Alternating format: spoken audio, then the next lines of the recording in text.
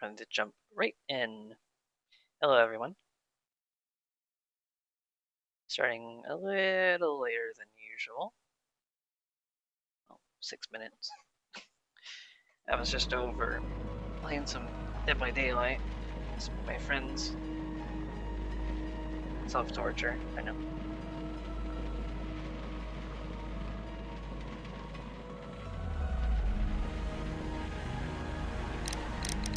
We are going into the 5th and the final mystery tonight. So just continue.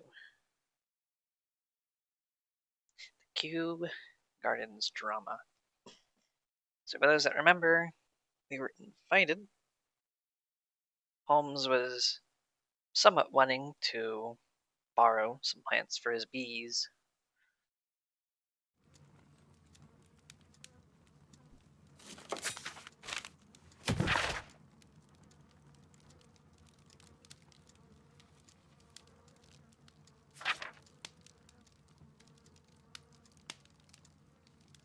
Mary Blackenstall.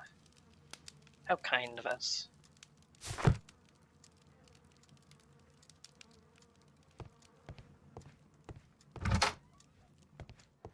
Should I have been nicer to the other people? Maybe.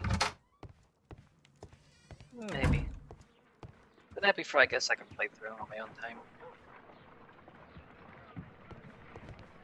Oh dear, Toby. I wasn't aware that you were Watson's new literary agent. Well, I'll admit that I'd far rather accompany you than remain alone here with these workers of yours. Quite a few bees, aren't they? I'm all dressed and ready. I didn't see if I can put on the hat yet.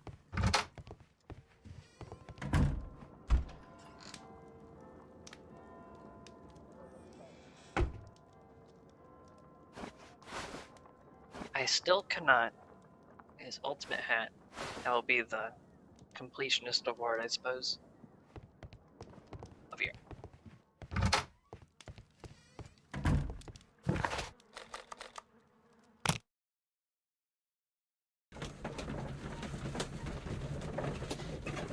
Let me go over to Discord real quick.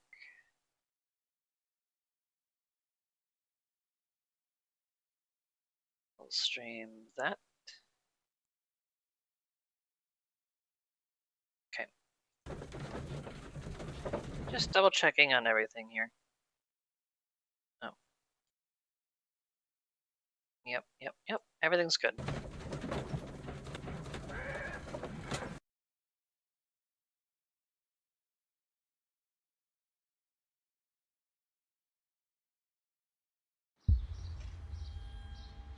Well, Holmes, here we are at the Royal Botanic Gardens.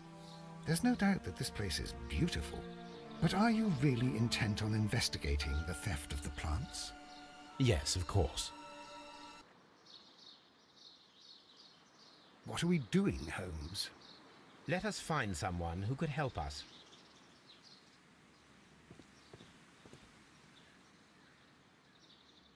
Don't touch anything else, is that clear? Just go and get a bucket of fertilizer, and without turning it over this time. Good day to you, gentlemen. How may I help you? If you are here for a visit, please do come back on Sunday. I am afraid that it cannot wait. My name is Sherlock Holmes, and this is my friend and colleague, Dr. Watson. We are investigating the theft of plants that took place here 5 days ago. A remarkable collection, I believe. So you're the one in charge, eh? A small favor for a friend. Now, to whom do I have the pleasure of speaking? I am Martin Hamish. I am the Deputy Director of Kew Gardens, and that fellow yonder is Albert. He works here. I am delighted to meet you. What can you tell us about the plants? They were rare and exceptional plants. We presented them at our last exhibition. We haven't removed the stand yet. It is still in the large glass house. We only learned of their disappearance the evening after the exhibition, and nobody saw anything. No doors were forced? No, but I would imagine that for a thief it would be fairly easy to gain entry, for there are no guards here. Well, if you don't mind, we will take a look. Now, you say that it is in the large glass house. Yes, the one just behind me. Just a second, since Albert has nothing else to do. Albert, show these gentlemen where the exhibition was held. How many people work here? Only myself, but occasionally 2 students, Albert, whom you have met, and Miss White.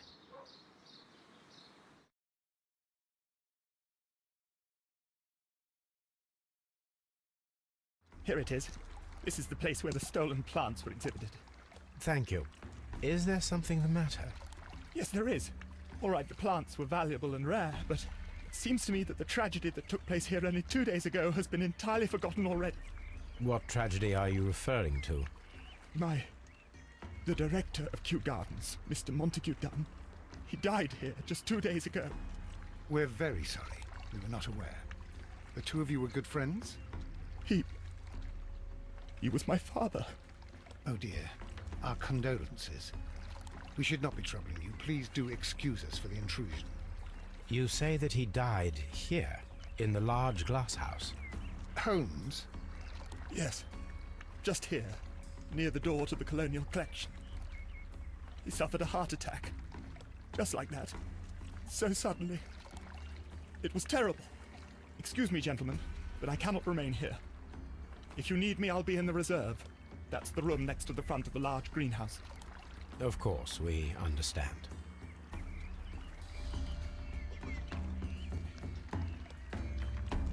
What should we do next, Holmes?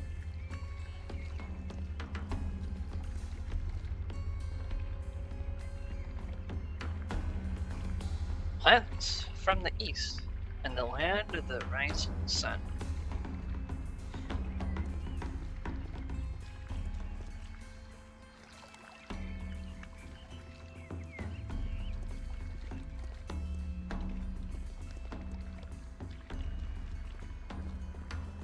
Some irrigation here. Watson. Yep. According to Albert, this is where his father, Montague Dunn, was found dead. This sign is broken. Something heavy was dropped upon it. Blood. Someone fell violently against this sign, and they were injured in the clash. Most likely a head wound.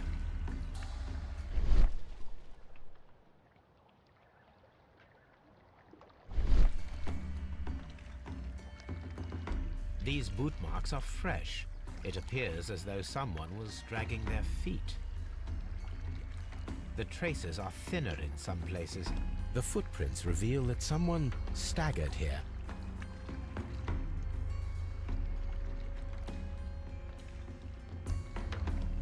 Fragments of a flower pot. It fell down here.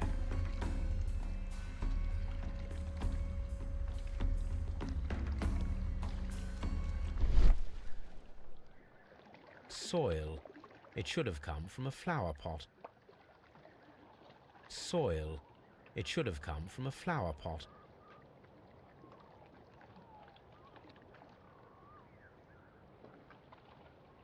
The door was smashed at shoulder height. This door handle is new. It was recently changed.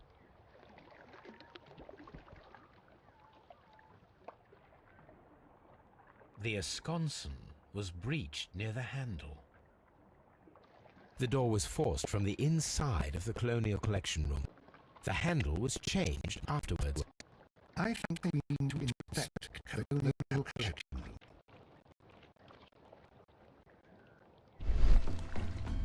Take a quick peek yonder. These trees, with their roots in water, must originate from Louisiana. Ah, yes, the bayou. I remember our visit in the case of the Awakened. There they said it, the Awakened. That's another of the Holmes games we'll be playing.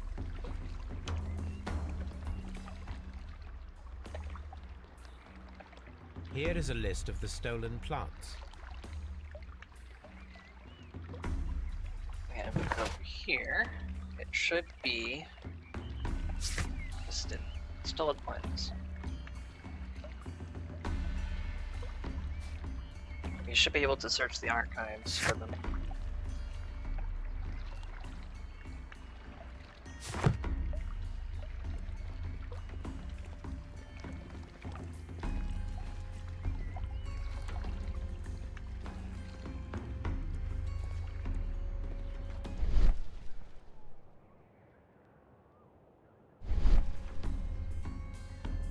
Very strange. Half of the colonial collection is absent. According to this, they have light and moisture control in some parts of the building. Moisture percentage, temperature, Celsius.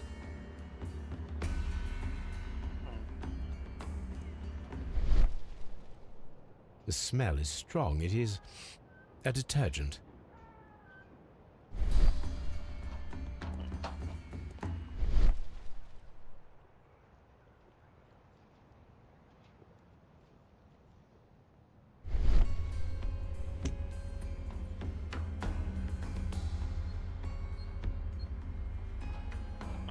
A fragment of marble, most likely chipped from a statue or sculpture.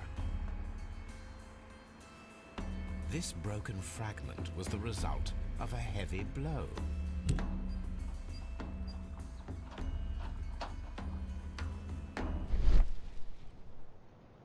These windows were perfectly cleaned. Part of this greenhouse was emptied and thoroughly cleaned.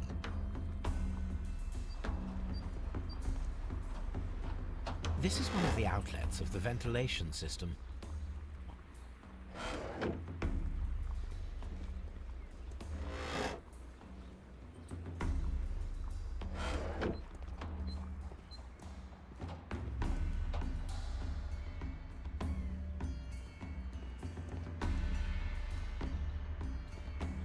Got Australia, Singapore, British India, New Zealand, Bengal, Sudan, Calcutta, Malacca, Honduras. These plants come from all the territories of the British Empire.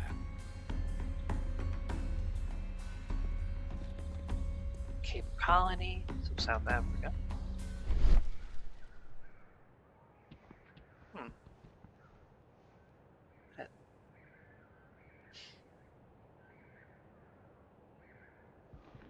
Nobody's unfortunate. Though I suppose maybe. No.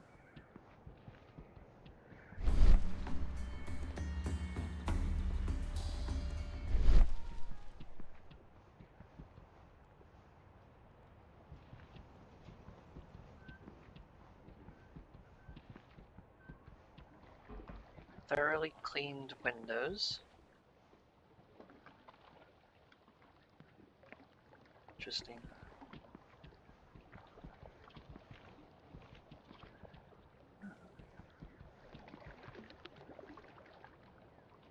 This pot was broken fairly recently. A flower pot recently fell down from these shelves and was misplaced. All the clues around here are quite suspicious. I need my imagination to make sense of it all.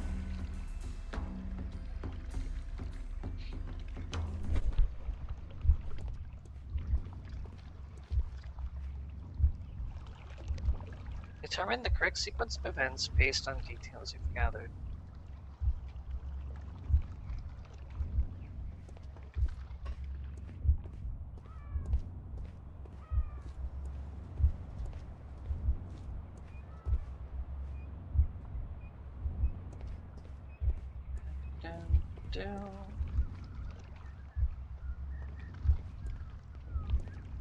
Okay, let's watch.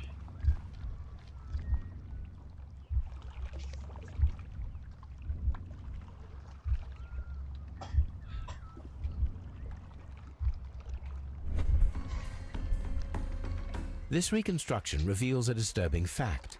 Montague Dunn damaged the door of the Colonial Collection Room.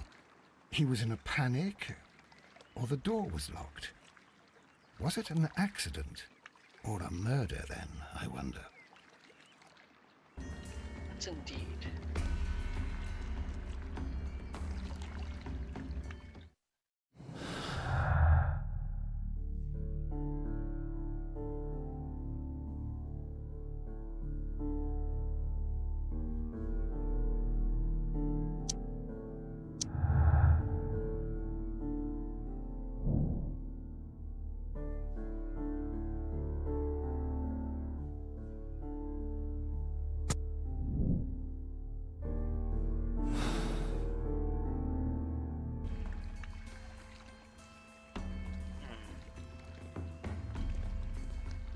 be time for an autopsy.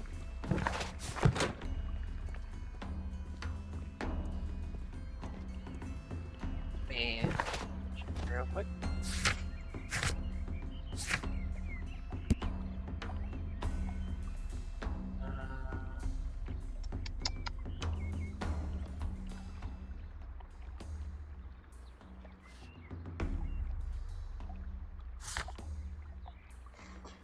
Need to find the stolen plants, but then also.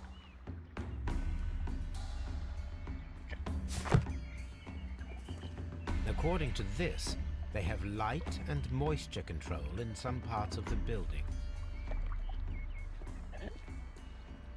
Hudson, I need to go past you. Wait. Holmes gonna walk forward. There we go. Yeah. What?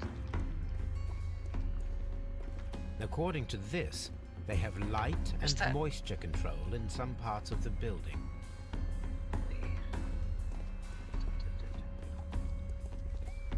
Try tropics. Okay.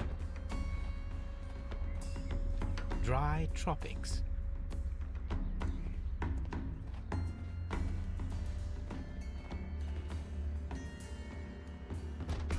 I'm on my way to get lost. These flower pots are beautiful. They are intended to be used for exhibition purposes. The symbol is not from Kew Gardens.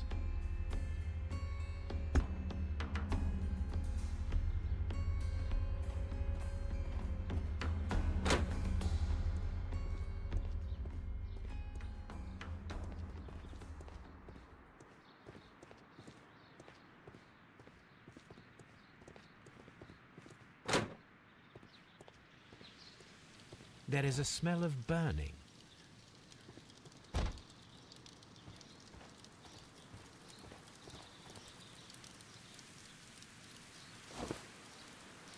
A protective mask.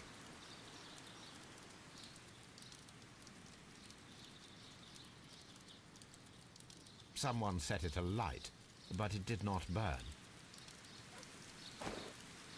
A door handle? Why would anyone throw such a thing in the fire? The door handle to the Colonial Collection and that of the fireplace are made of the same material. A broom handle was half burned.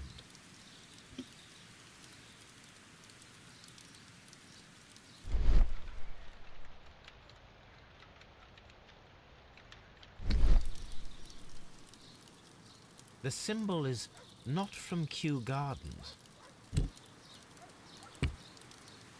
The plants were set alight fairly recently. Some have not completely burned.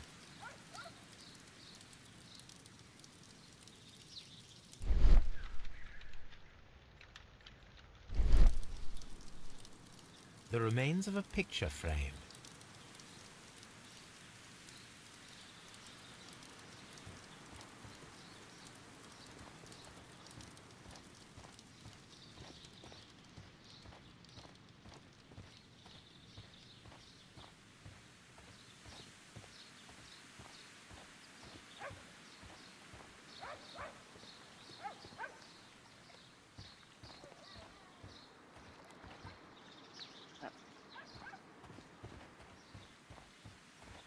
Anything there? No, can't go that way.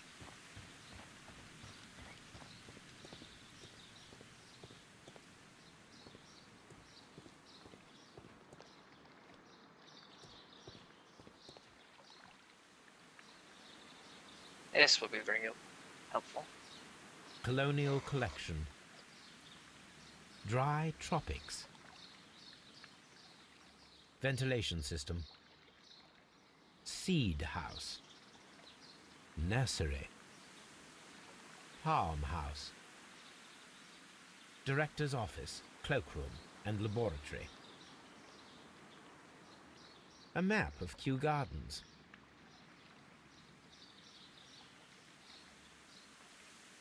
Water lily greenhouse.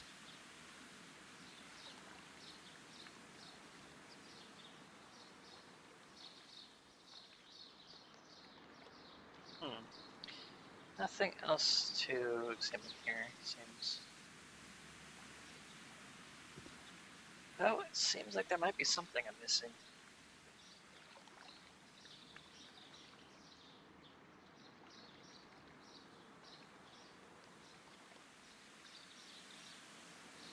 Reserve.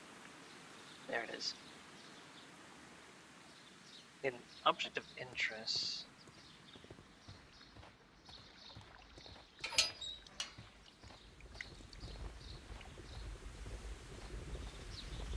A ventilation system. It should regulate the temperature of the staff buildings.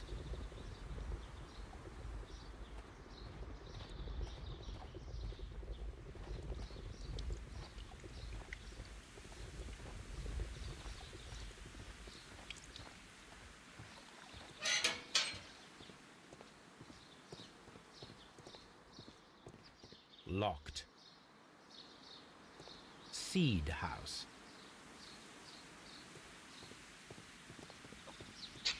Getting stuck on stuff.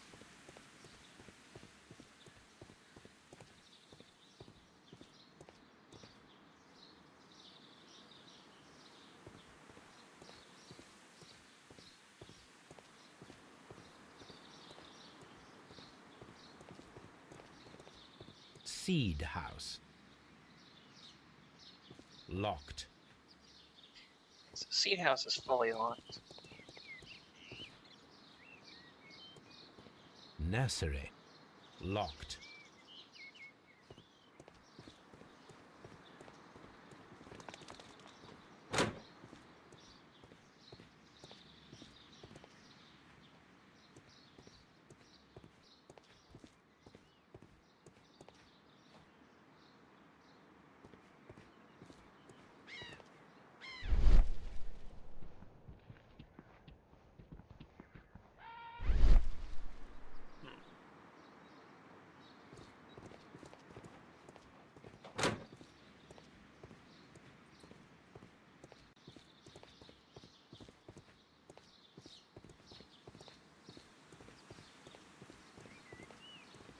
Nursery.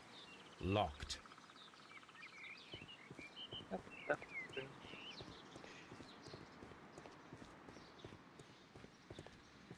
Locked.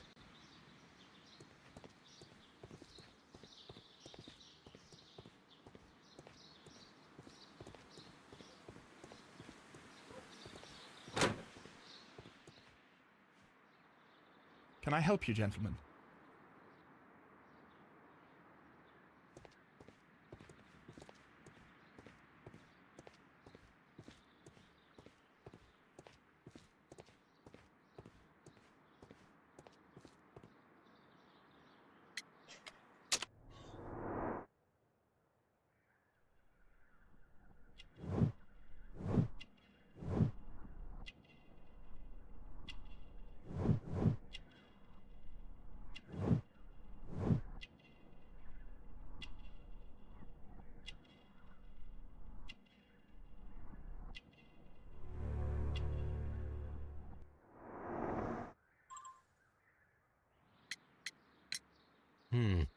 Do you work here?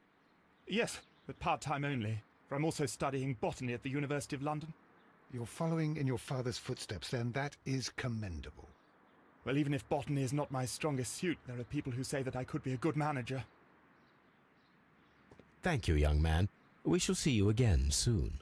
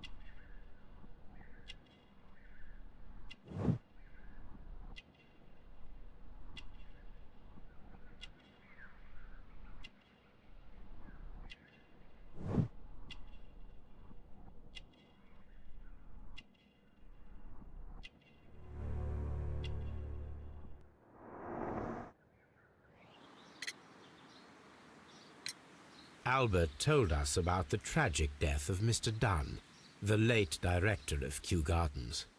Tragic indeed. His heart attack was quite unexpected. Would you unlock the doors for us? Do you expect to find the stolen plants there? I am sorry, but those rooms are private. Thank you, Mr. Hamish. We shall continue our investigation.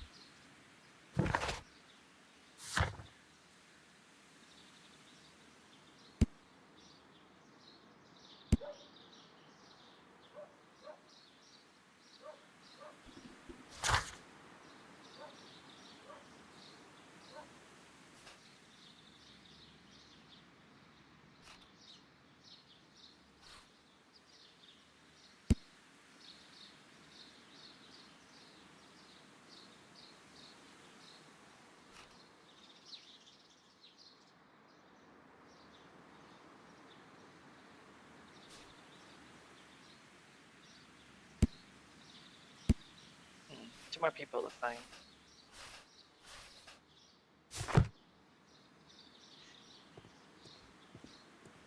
Not much research to be doing though.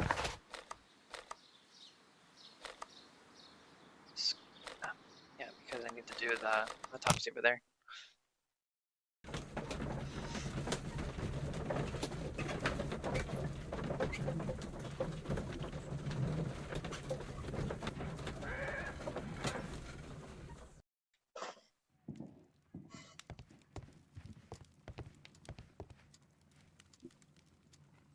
Rare plants, botany.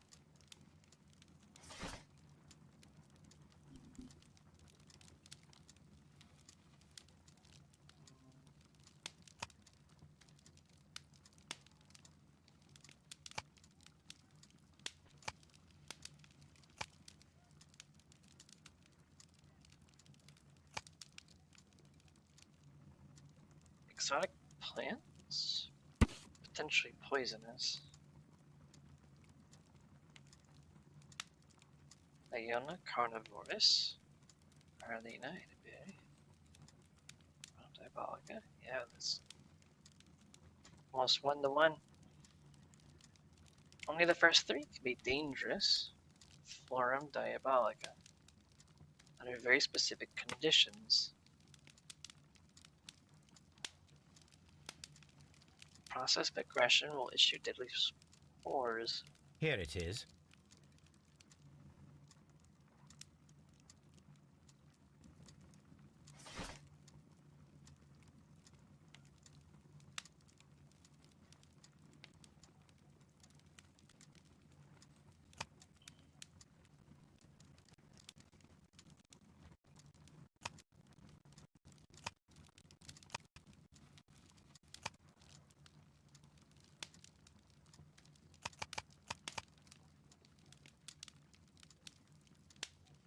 Don't think there.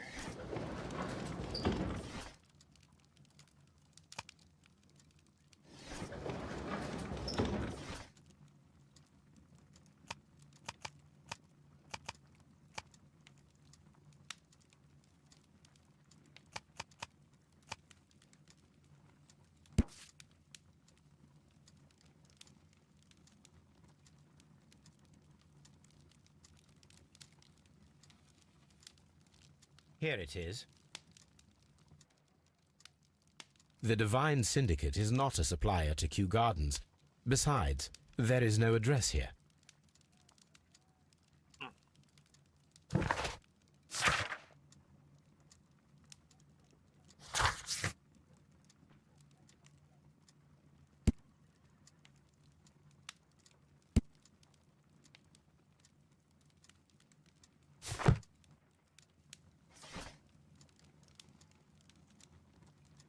Branded flower pots.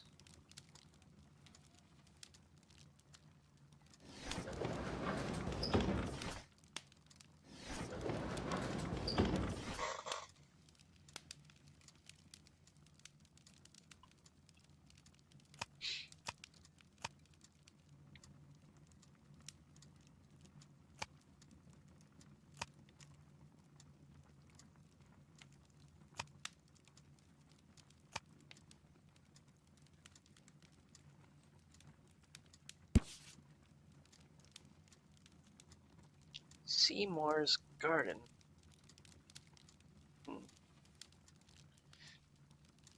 Here it is.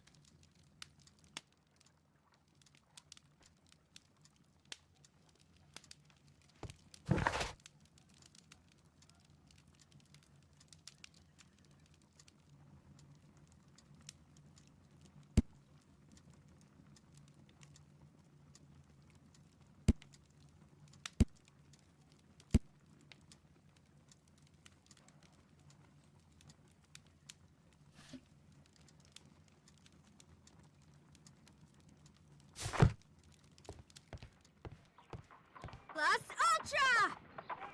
Hey there. Hey, I'm investigating a potential plant-related murder. Ain't that sound exciting? A map of London and the surrounding area. It could be useful.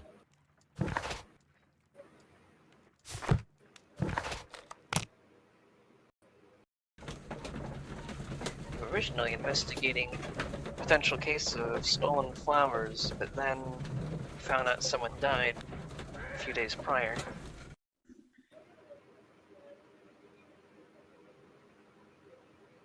I asked Inspector Lestrade to take Montague Dunn's body to Scotland Yard.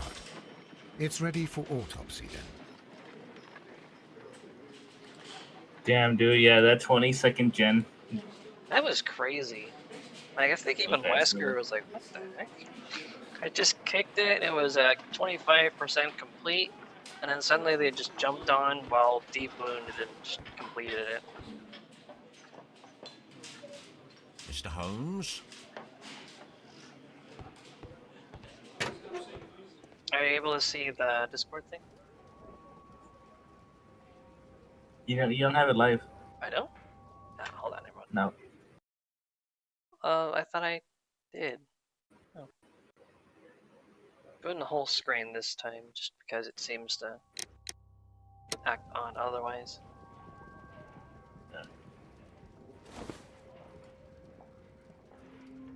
A membership card for the London Crest Club.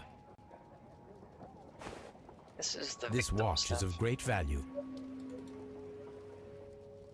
A beautiful feather pen of a good make.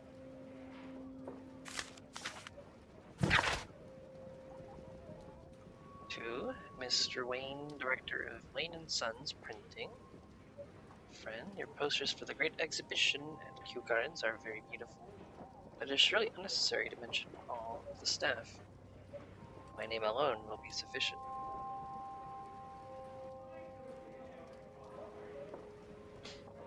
Not exactly eloquent complaint. Don't include the name of everyone working here, just mention me only. Okay.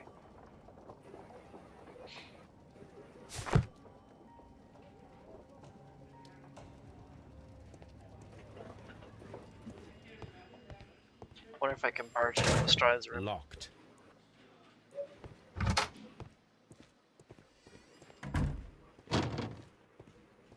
Alrighty then, dead body, here we go. First of all, let us carry out an external examination. There are no suspicious marks upon the chest. Let us finish our external examination, so that we can proceed with the autopsy.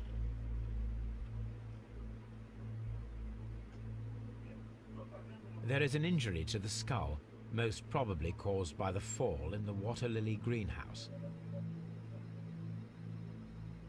The vessels and the pupil of the eye appear quite normal. The air from the lungs carries a faint floral aroma. It seems as though this man encountered the poisonous plants, and for some reason they were agitated on him while the circulation to the room was cut off. That's what I've gathered so far. No redness, stings, or bruises. Nothing suspicious here. Now, let us examine the internal organs.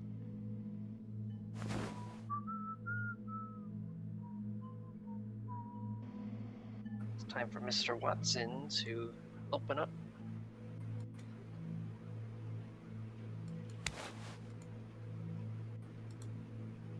Look at this, I got his old stomach out.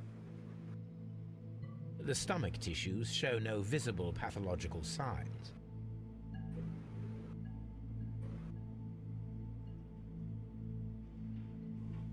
There is a small amount of content. It appears that he breakfasted lightly, only a short while before his death.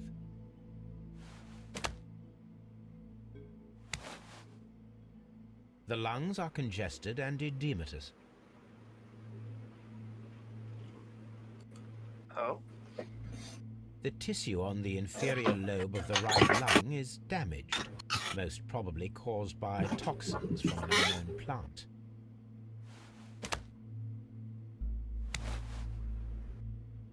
The heart's blood vessels show no pathological signs.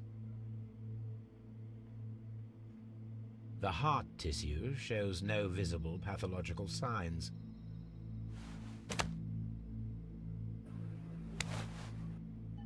The liver is enlarged. It would seem that he was suffering from an alcohol addiction. The liver tissue is brown. There are no visible pathological signs. My suspicions have been substantiated. Montague Dunn, the director of Kew Gardens, died from poisoning. Plant poisoning, to be more exact. You mean Plant poisoning. Yes, it is murder. we should inform the Murder. steward? I mean, iconic. Yes, but do remember, Watson, that I discovered the murder. The challenge is mine. The challenge, Holmes? We need to locate that deadly plant. Such a perfect murder appeals to me. Murder of any kind appeals to you. Is that all we need to do? No. We also have the people working at Kew Gardens. Martin Hamish and the son of the victim, Albert Dunn. And also Miss White, of whom we spoke with Mr. Hamish. Should we bring them all here for interrogation? No. A few innocuous questions at Kew will suffice, as well as a discreet delve into their personal affairs. Yes, Watson. It is time now to open the doors. Even those in the Open the staff gate, building. bitch. I suppose that is necessary. We should also be concerned with the victim himself. After all, we don't know very much about Montague Dunn. You're enjoying this already, aren't you? More than a little.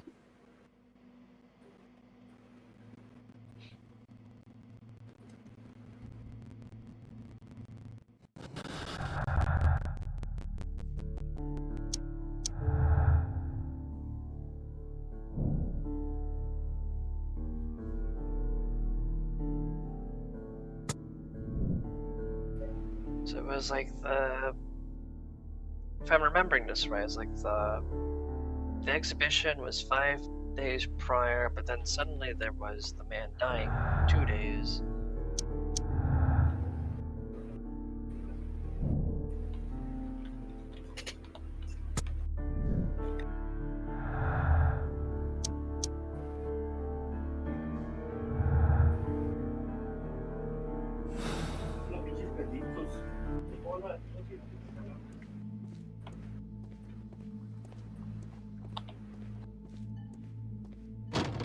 Alright, I've done some investigating with the materials, and I've done the autopsy, so now I can go back to the garden for a more informed investigation.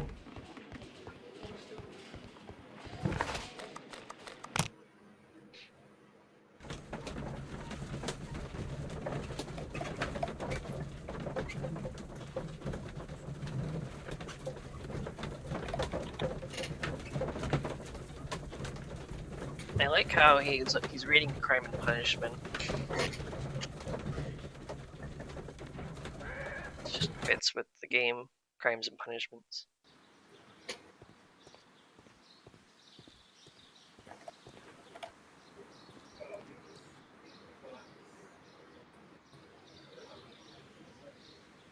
Now look at all these, I have lots and lots of options to talk about. Mr. Hamish, Can you explain to us what happened to the colonial collection? It seems somewhat depleted.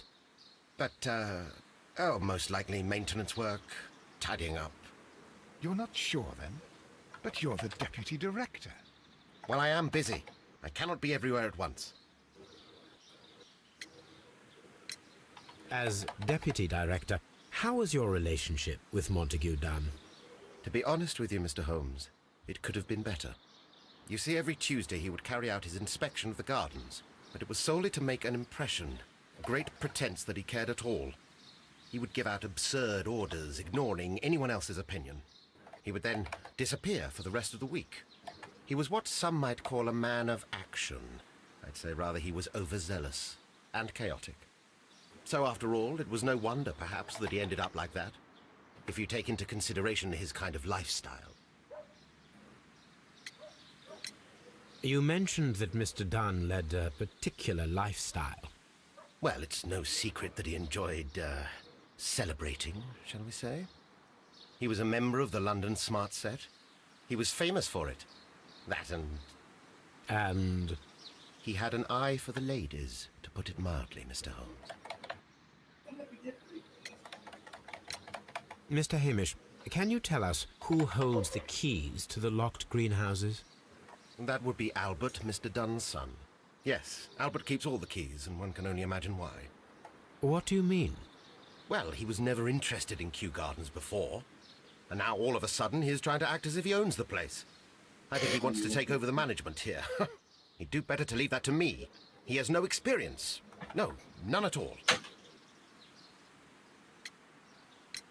What is your opinion of Albert as a student of botany? He's useless.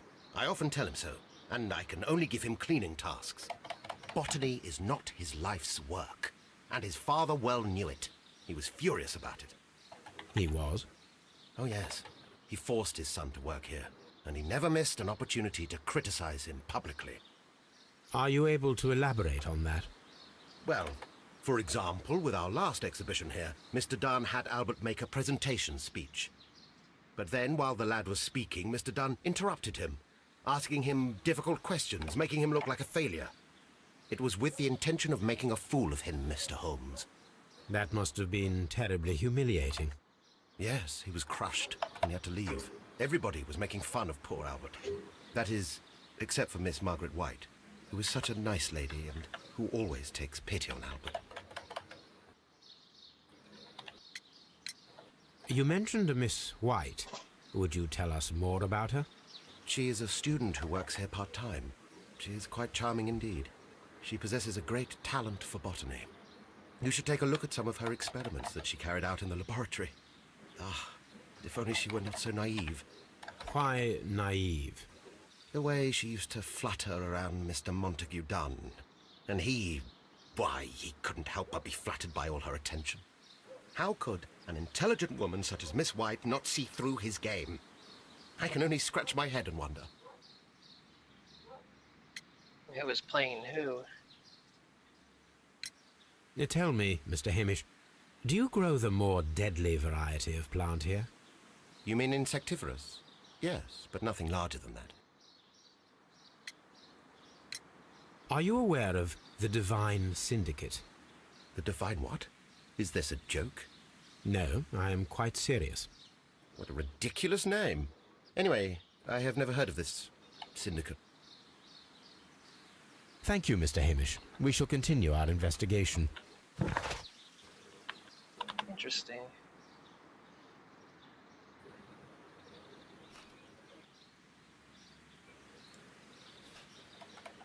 So Tuesday mornings he would carry out his inspection.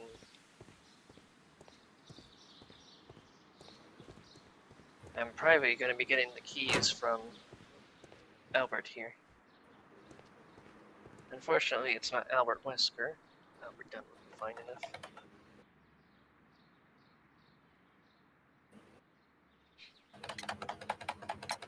Who is Miss Margaret White? Ah, she is the young lady who studies with me. She visits here sometimes to help out with the greenhouses. In fact, she should be here today. She wanted to work at the seed house. That's the small greenhouse across from the large glass house. We noticed that a part of the colonial collection has been cleared. Ah. At the moment, I'm just dealing with the storage room. I don't know much about the other rooms. I imagine that your relationship with your father may have been a strained one. Yes.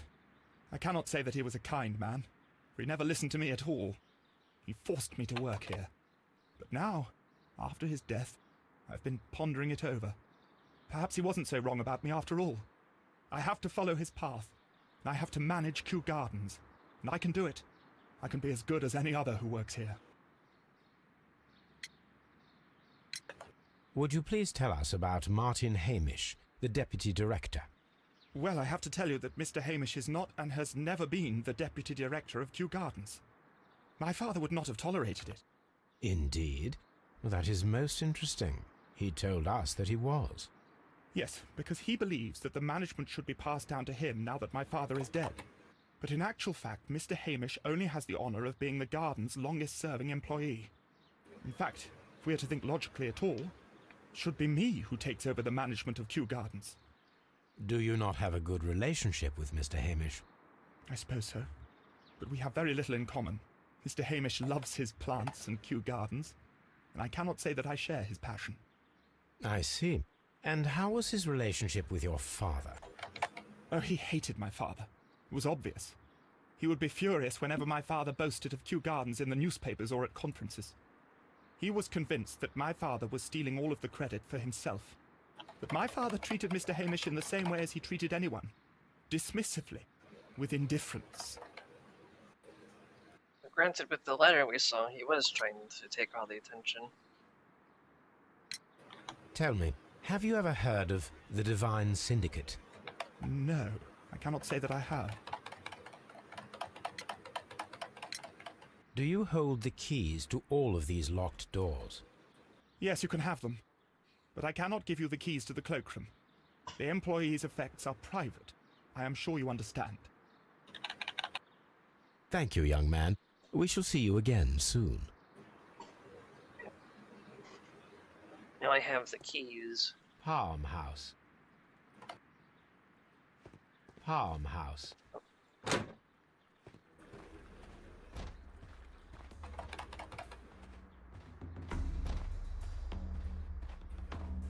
I've been in some really nice greenhouses, kind of like this, where they had bananas growing in there, organic ones, like real ones, so they were not as big. They were quite tasty.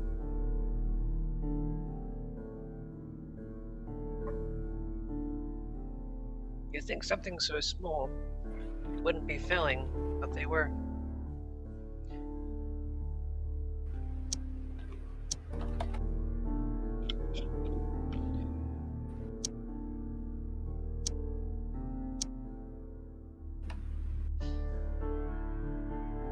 Albert's definitely ambitious.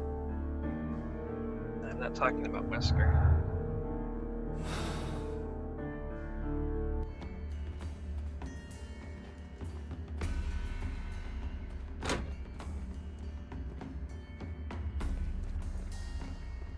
According to this, they have light and moisture control in some parts of the building.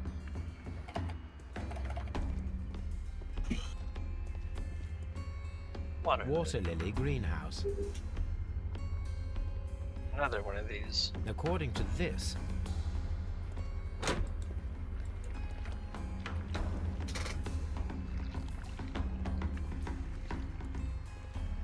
if there's anything new in here. This thing here, though, has my attention. Just say what happened if someone hid poisonous plants in a ventilation grid. Could potentially go to a locked room.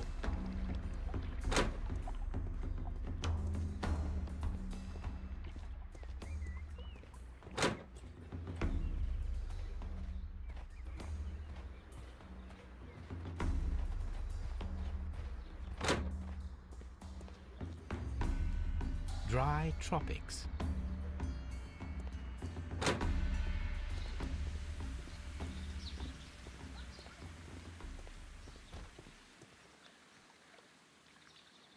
Look, Holmes, this charming lady must be Miss White. She's entering the seed house. And there it goes. See, ventilation plates all the way over here.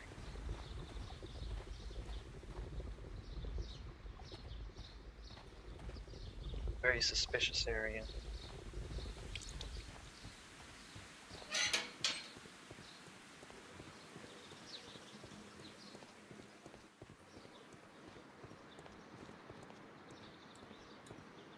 Nursery. Seasons. Open.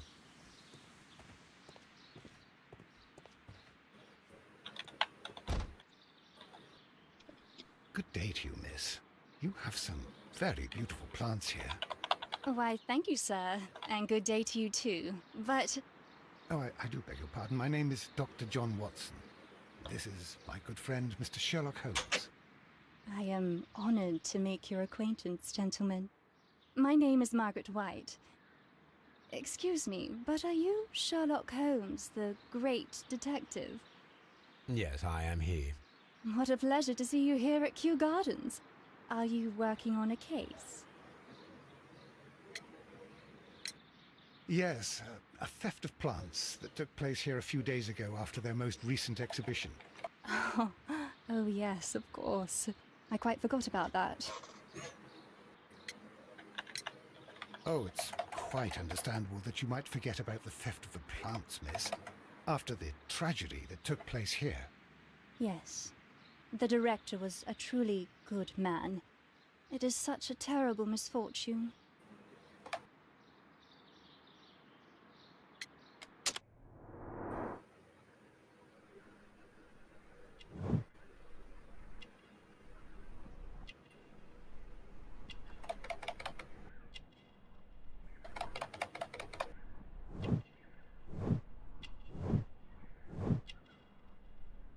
Asia.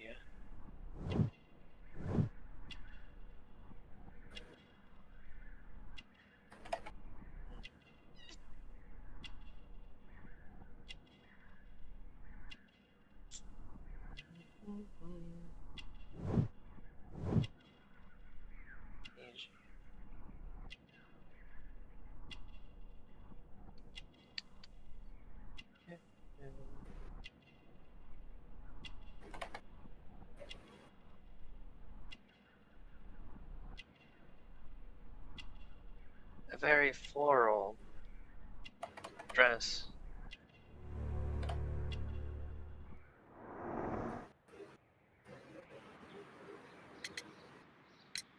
Would you happen to know why part of the colonial collection was cleared? No, I have never been there. Do you work here? Part-time only. I am a biology student at the London University. I attend the same classes as the son of Mr. Montague Dunn. That is how I found my chance to work here for part of my thesis, you see. It is a great honor.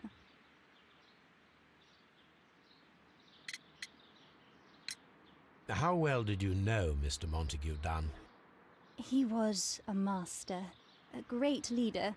I saw him almost as a spiritual father. He had an exceptional nature? Oh yes, indeed. He was always so active and so optimistic and very nice to me. Although he could behave harshly towards his son. Why so? He loved his son dearly and wanted the very best for him. It made him extremely demanding. Albert, who is naturally shy, suffered because of it. The Divine Syndicate. Does that name mean anything to you, by any chance? Not at all. But it is a very pretty name. Most of the doors in Kew Gardens are locked. Damn. Do you have a key to this room? Oh, yes. Albert gave me a set of duplicate keys. He agreed I might carry out my studies without disturbing him. It is only temporary. Thank you, miss. So None there's of the three people who work at Kew Gardens know why half of the colonial collection was cleared. So, someone is lying. It is obvious.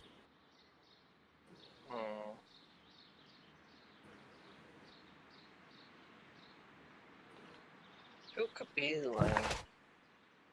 Indeed. Find a use. Set of keys open all the doors at Kew Gardens except the one to the cloakroom. A marble fragmentation.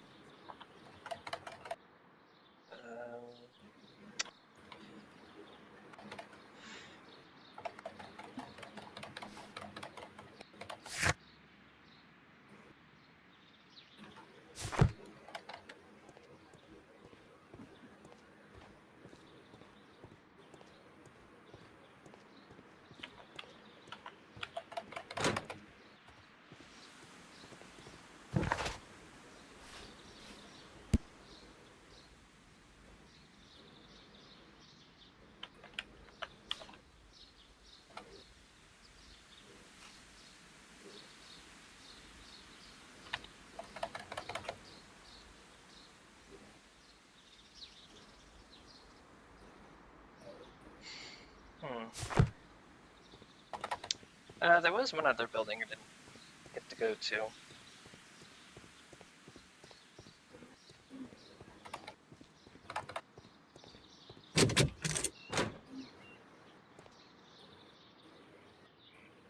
In here. 1 second.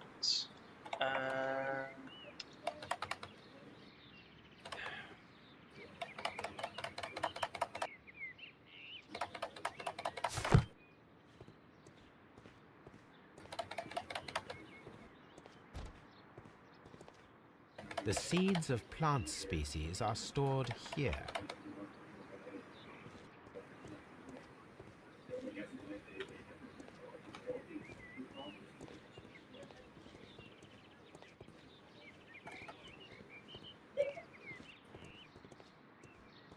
Really doesn't seem to be anything that new, besides just the center.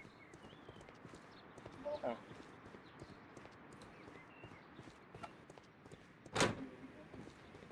Oh.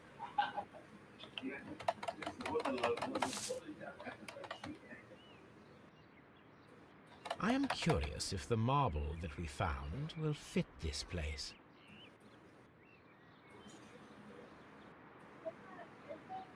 Interesting. Here it is. The marble fragment that we found in the Colonial Collection Room is what they have in common.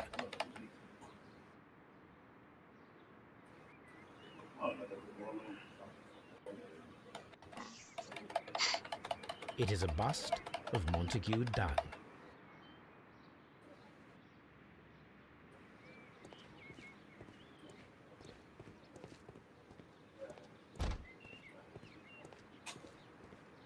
So why was the bust of Montague done?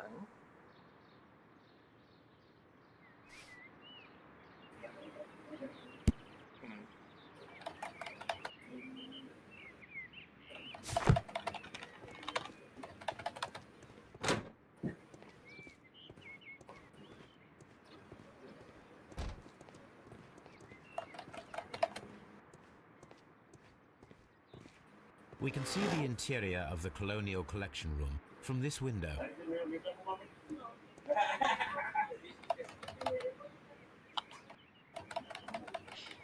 So a person could potentially watch as a certain someone enters.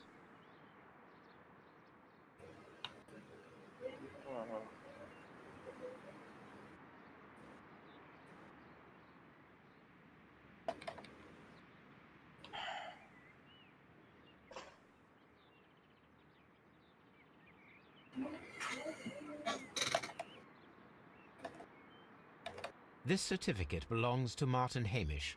He won a horticultural competition. This poster is for an exhibition that Martin Hamish was directing, but it had nothing to do with Kew Gardens.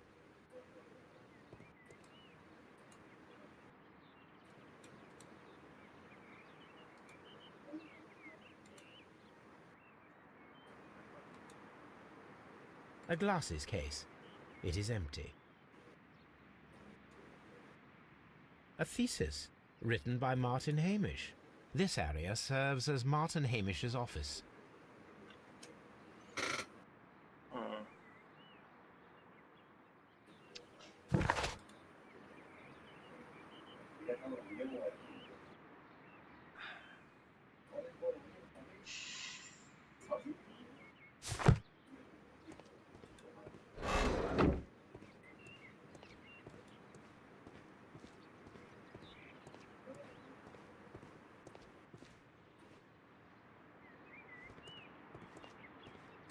Locked. No. Not so unlocked now.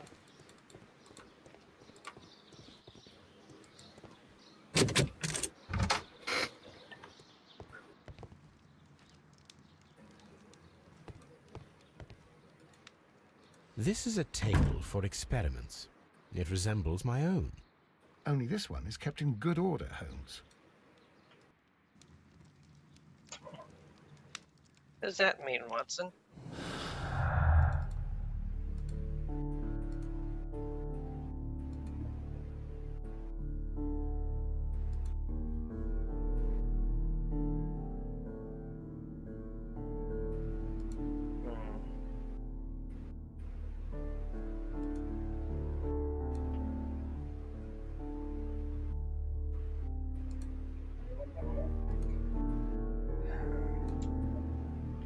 I sworn I added something here. Apparently not.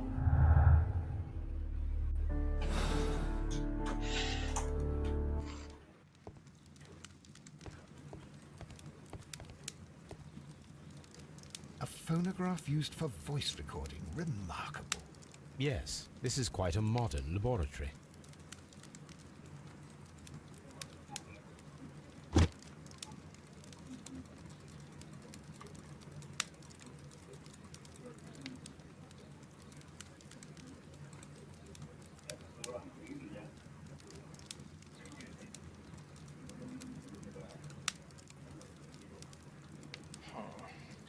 Trying to. I don't hear anything. I put the cylinder in there. Then. Martin Hamish's perception of plants. The notion of communication in the plant world has long been considered marginal, yet I remain convinced that some plants do indeed transmit chemical signals in the event of attack. A study report by Martin Hamish.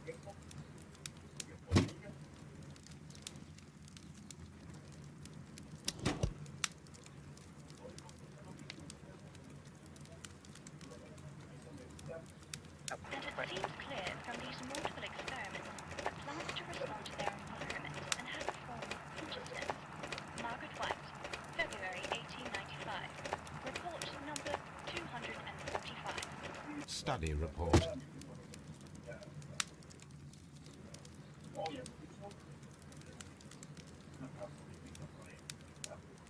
So they're working on stimuli plants. Stimuli for plants. Well, not that kind of thing, but like responding to their environment. Chemicals. A sufficient quantity for some serious experiments.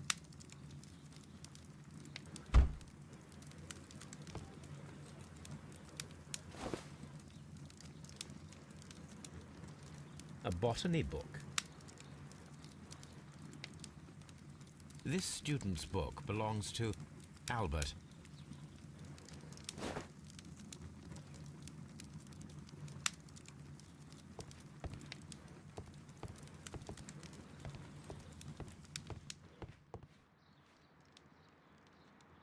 It appears as though the protective equipment is missing from here.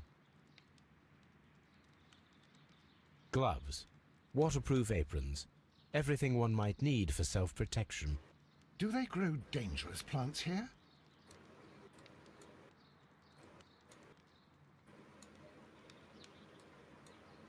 I believe we already know the answer to that.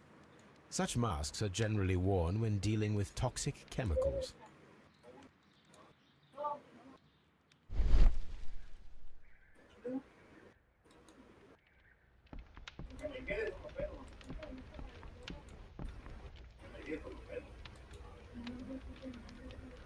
There was a bottle here. It left behind a trace of the substance that pervaded the laboratory. Several drops of the substance were spilled. Someone carried this bottle around. Several drops of the substance were spilled. Someone carried this bottle around. Gold dust? Good heavens. What's it doing here? The gold is almost immune to chemical attacks, so it may be a valuable auxiliary for various experiments. But why would anyone perform such experiments in a botanical garden? The bottle is no longer here, but it is possible to detect a faint scent. We need a good nose. Oh, it's Toby's time to shine again. Locked. Holmes, Albert Dunn didn't give us the key to this door. It does not matter. We will open it.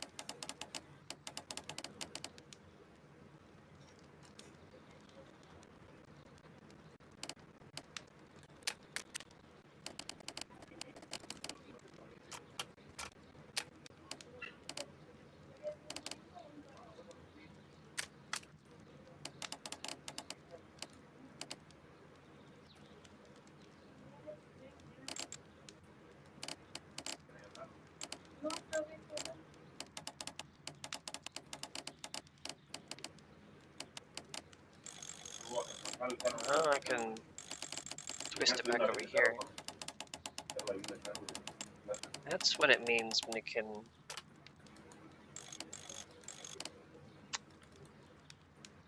Now that explains a lot.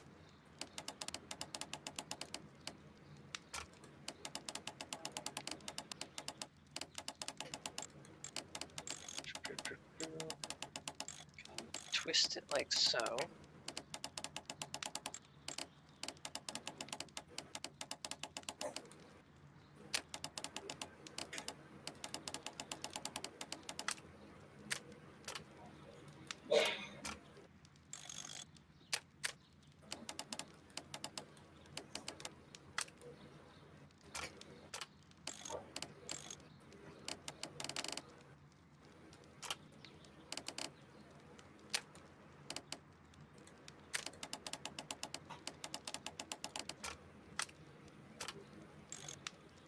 How does that look?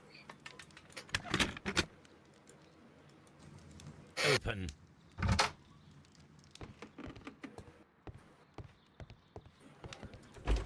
Albert's locker. A rejection letter from the British Royal Naval College.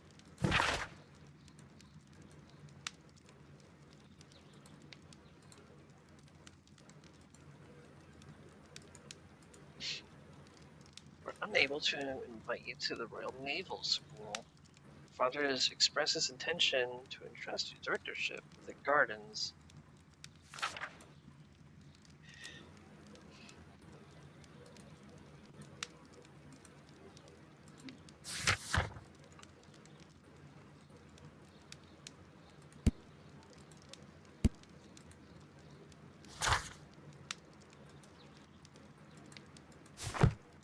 specialist articles on shipyards and ship construction. Albert Dunn has a great passion for shipbuilding and the sea.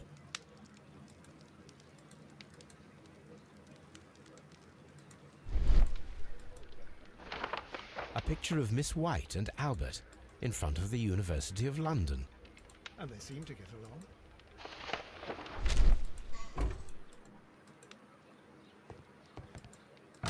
Oops.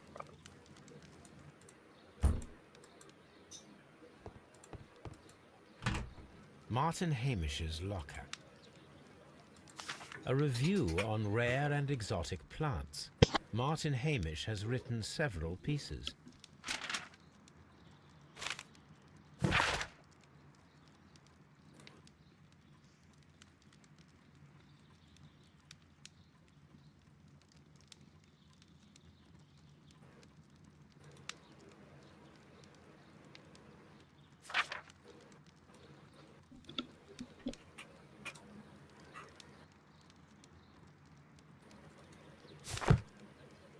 Martin Hamish studied chemistry. Interesting.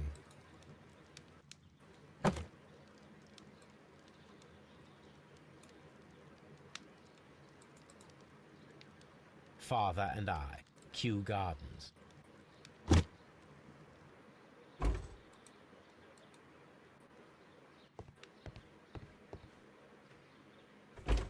Miss White's locker. A draft of the letter that Miss White sent to her parents.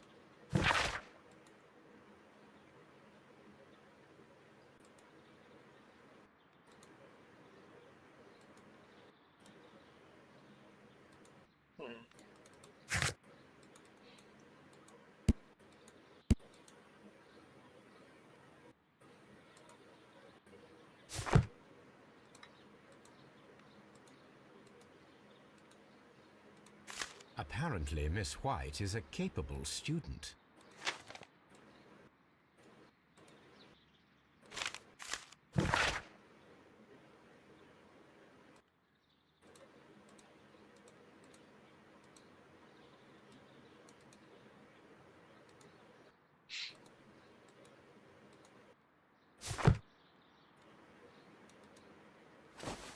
A vanity purse. It is of high quality.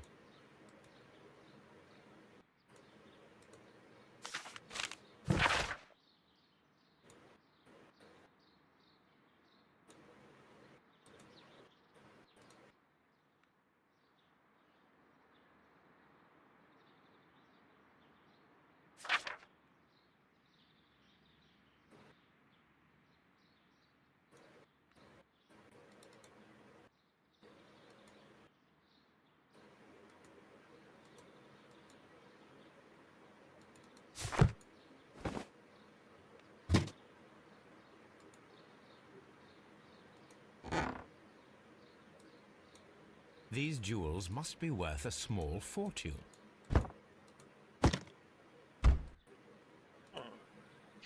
Small fortune on someone who's had a rough financial situation.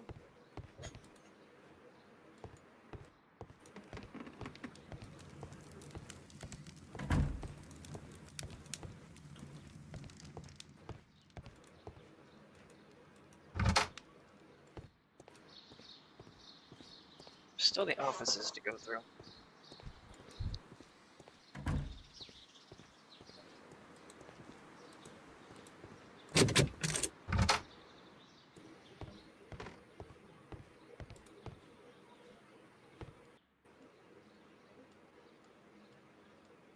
Newspapers discussing Kew Gardens.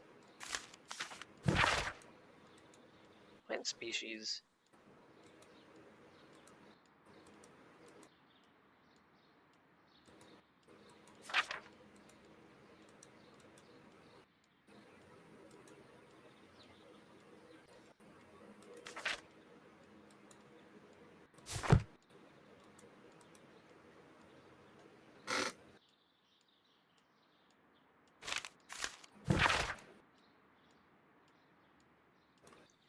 Vacate your position, Margaret.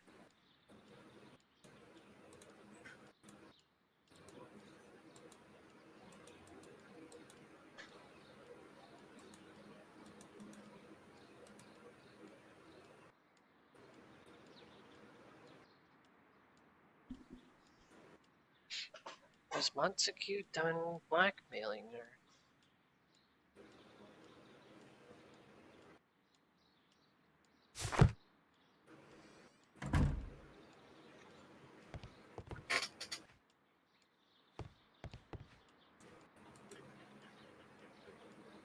A photograph of Montague Dunn and Reynold Hamish.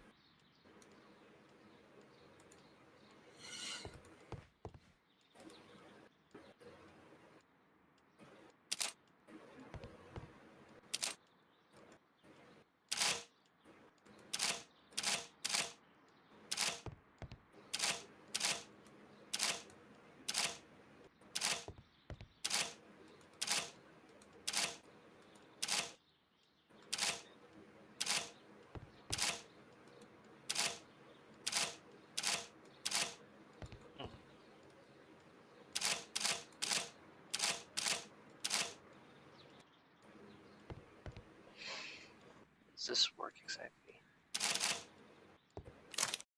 Oh.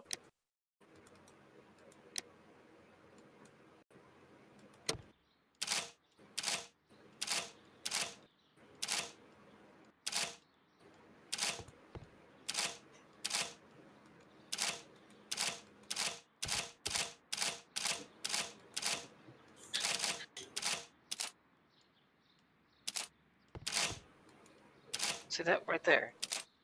It lifts up. Now what?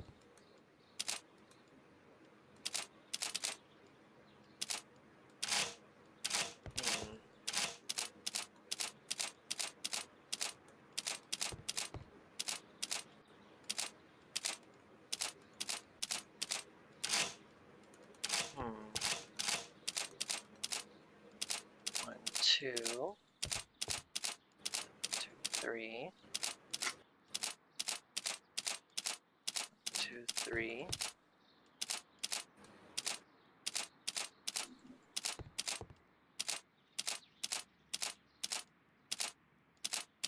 More.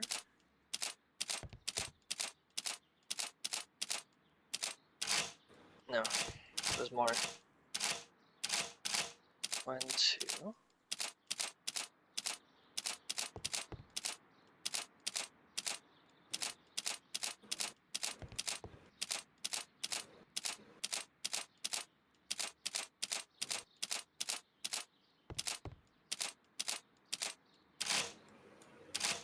Five.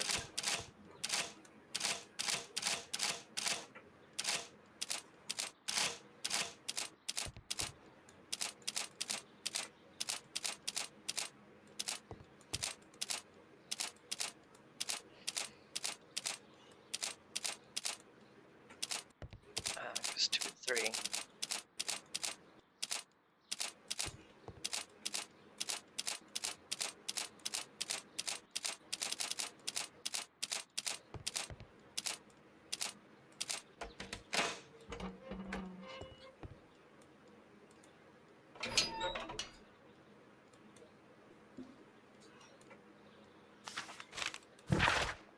Mr. Doon, asked you last time for the return of our dear sisters.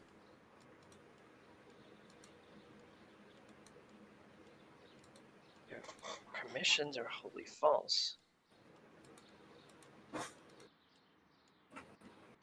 Case of June 14th, 1889. It seems the syndicate was going after Mr. Doon.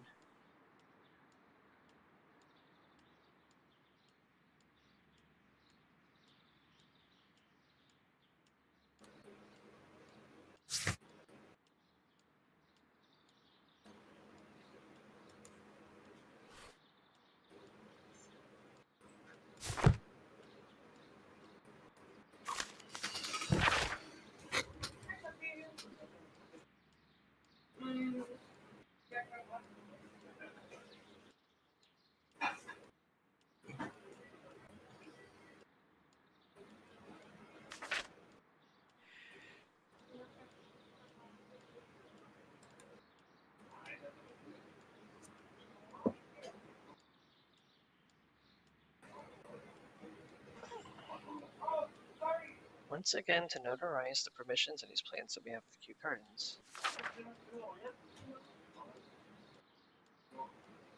Documents are sent to you on Monday. See you in Boodles on Tuesday. As always, once you're done.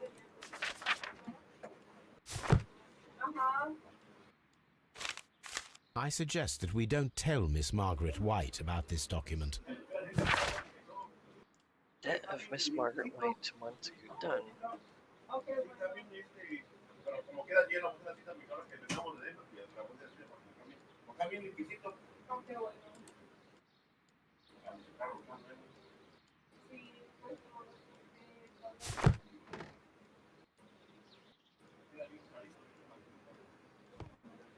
Yeah, she was taking a bit of a debt on her name.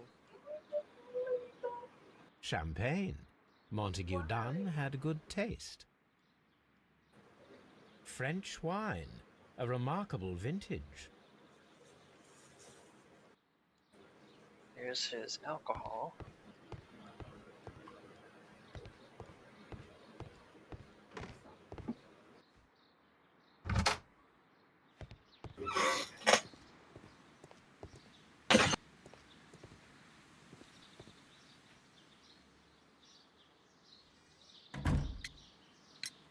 Mr. Hamish, was someone from your family connected with Kew Gardens? Family? No. I'm the only one with a passion for botany.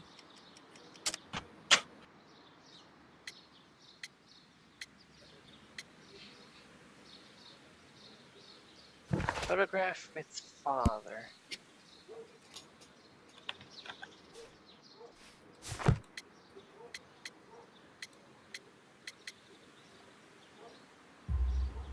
I do not think so. This photograph of you and your father at Kew Gardens suggests the opposite. But you have no right to. Do tell us more about your father. He was, indeed, the greatest botanist of his time in the British Empire. He worked together with Montague Dunn until the end of his life. He brought me in at the age of 12. Did he get on well with Mr. Dunn? No, I couldn't say that. They expanded Kew Gardens together, that was all. And it was all my father's work, for Dunn always lived the high life. So Mr. Dunn was not helping your father? Oh, yes, he provided the financial support. And as far as he was concerned, that fulfilled his role. But the worst of it was, he declared himself as the master of Kew Gardens. Fame meant nothing to my father, so it was easy for Mr. Dunn to take all the credit.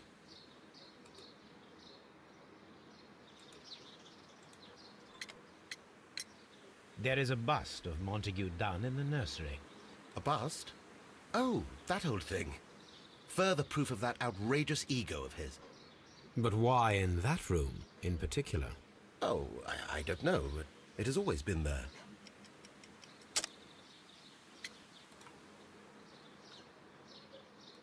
Always been there, huh? It is strange, because I recovered a fragment of the bust inside the Colonial Collection Room. Really? Oh, well, so I am mistaken. It ought to have been removed during the cleanup. This room is so small. Do you know who moved it? I have no idea. Surely Mr. Dunn requested it. Do you have any more questions like this? Because fragments of rock are not my responsibility. Evidently. Thank you, Mr. Hamish. We shall continue our investigation.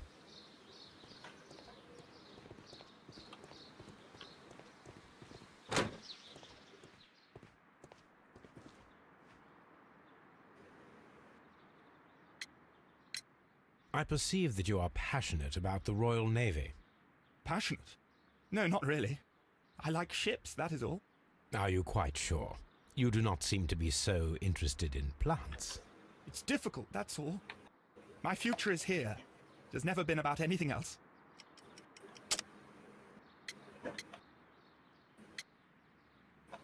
Albert's hopes.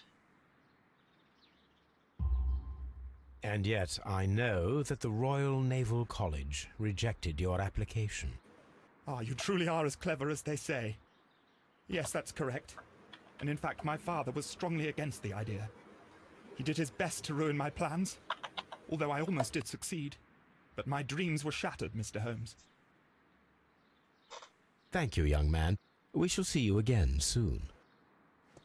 You just show up, introduce him to some more of his trauma, leave.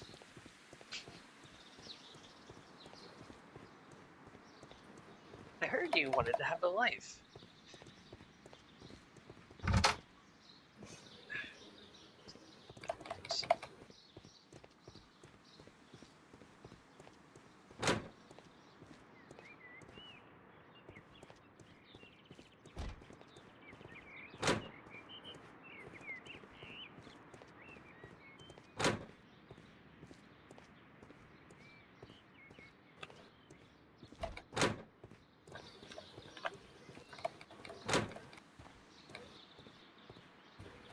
Poor Mr. Montague Dunn. It is so awful.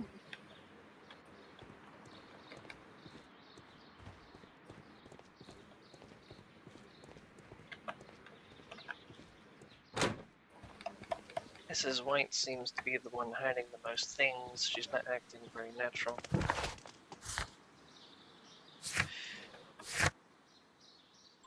Yeah, search the archives for this case, and I'll bring Toby along.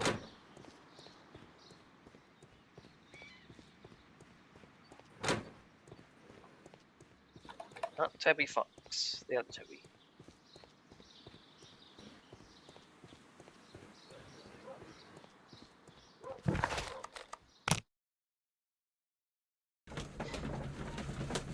I am also seeing there was an update on that Shadows Fire Emblem game.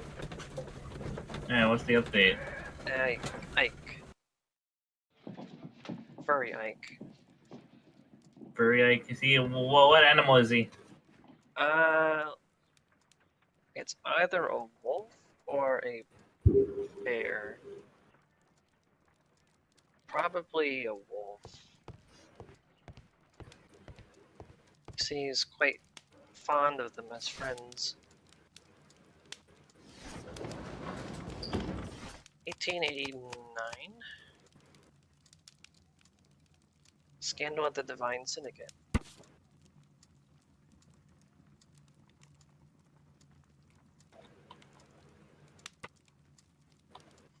Financial malfeasance.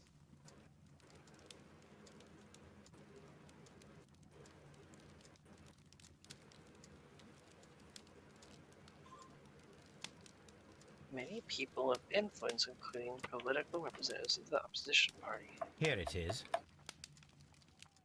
And here is the Divine Syndicate's address. Perfect. It is time to find out what they have against Montague Dunn.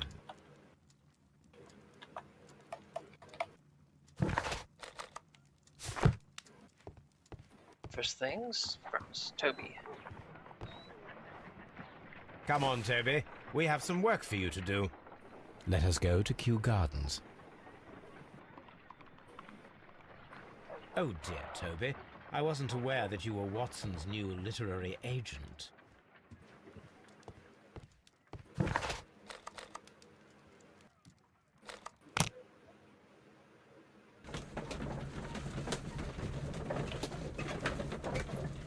Good old Toby.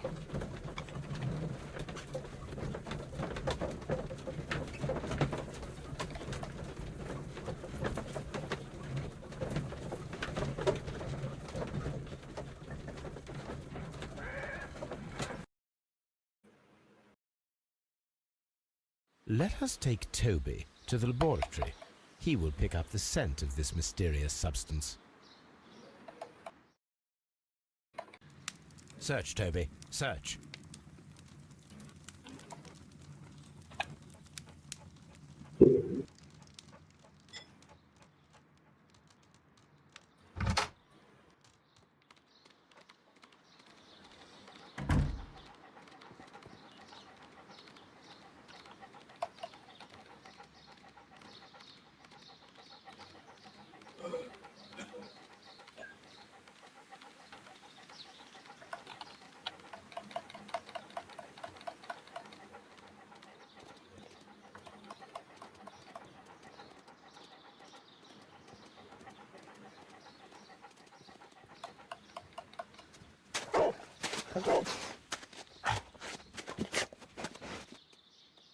Congratulations, Toby.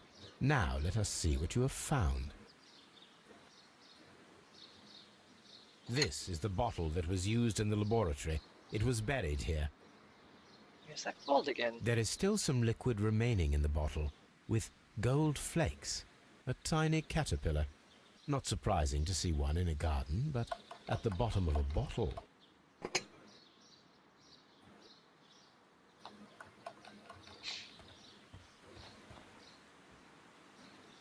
Brave Toby. The best nose in the British Empire.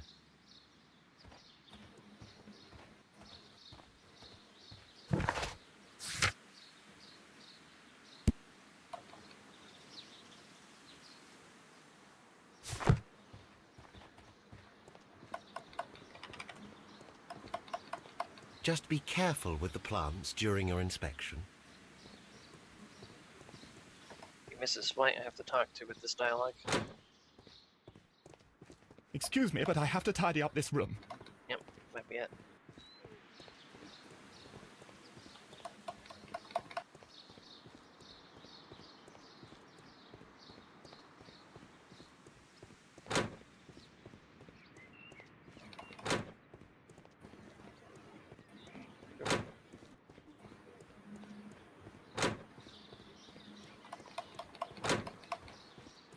Kew Gardens is such an exciting place. Wouldn't you agree? Okay, maybe I'm just going to go over to the syndicates.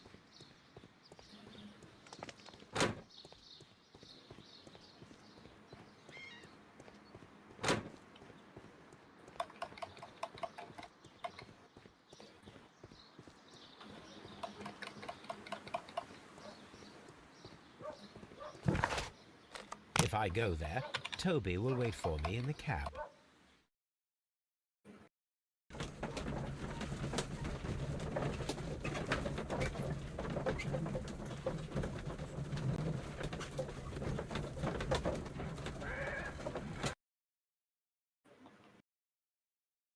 This place is beautiful, Holmes.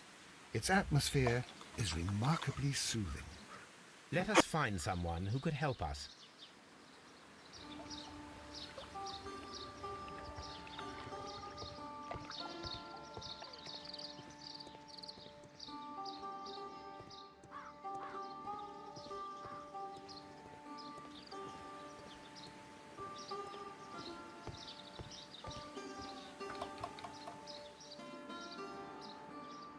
Good day to you, sir.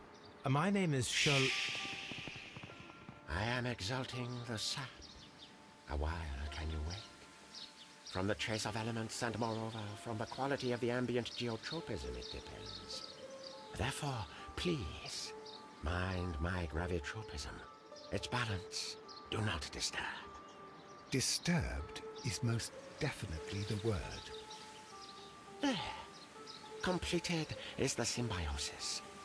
Welcome you are. To introduce myself I shall. I am the Green Grand Mystic. The Green Grand Mystic? Himself? This is me.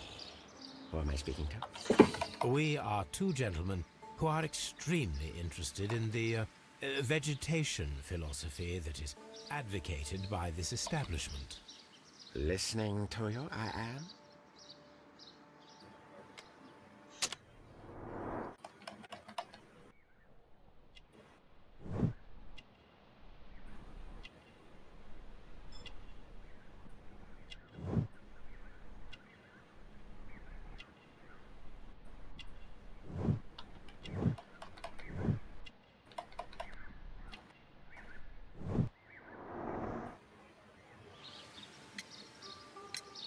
We should like to take a look around, to immerse ourselves in the wisdom that emanates from here.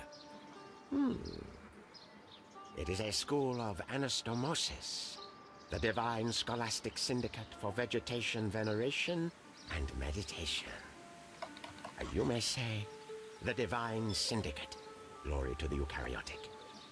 Only true devotees, those whose hearts are ready to spermatophize in sharing of knowledge, are permitted to physically enter our vegetable kingdom and its wisdom. And to be permitted, you must earn it. Yes.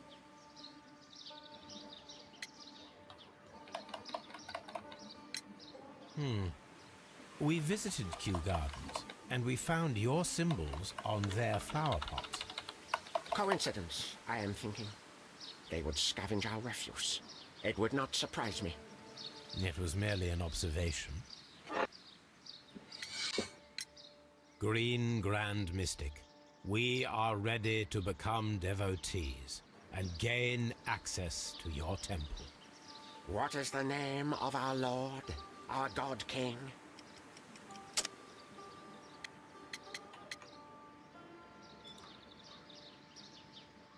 Traywan, right?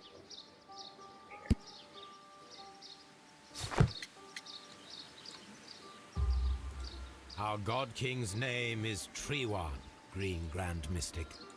Oh la, good, good, I like you.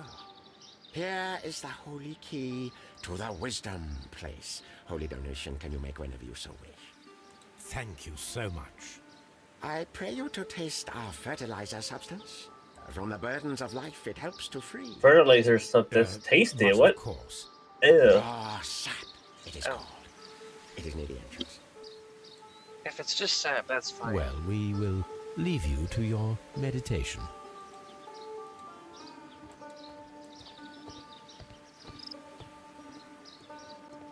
Thanks. Just kind of walk over here.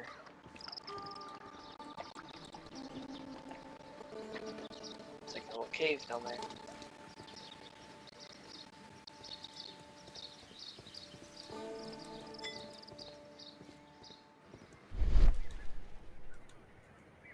What's this?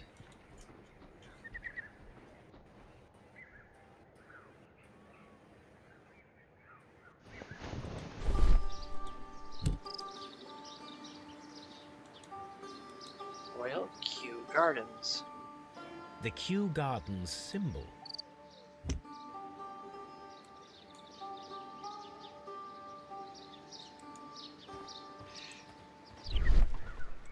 A fragment of a flower pot. Fragments of a flower pot. It fell down here. It fell down here. They have the Kew Garden flower pots here, while the Kew Garden has syndicate pots over there.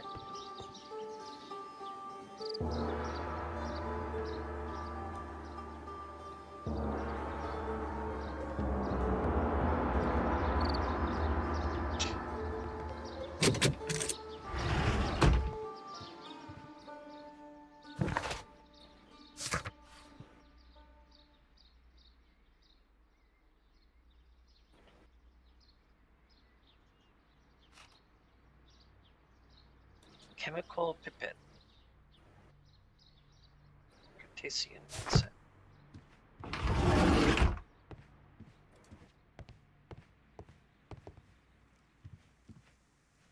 Osmosis and photosynthesis. Praise the grand tree, praise it! Osmosis and photosynthesis. This must be Treewan, the Divine Syndicate's god.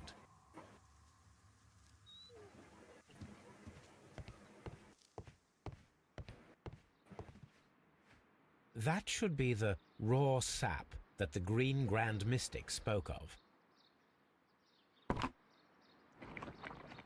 It is rather delicious, and of an excellent quality.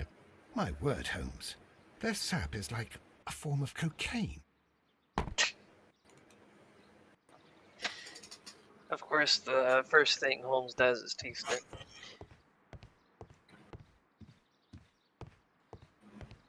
Very much of a Sherlock thing to do.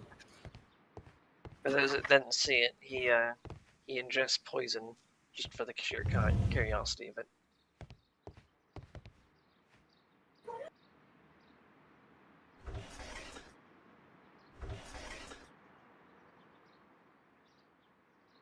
Caterpillars. They are raised as food for certain plants. Let's take them.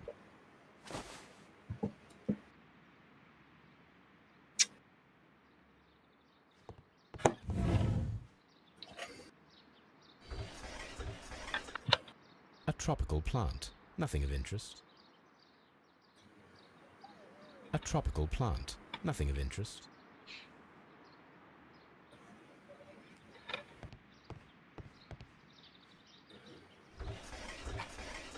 A tropical plant. Nothing of interest.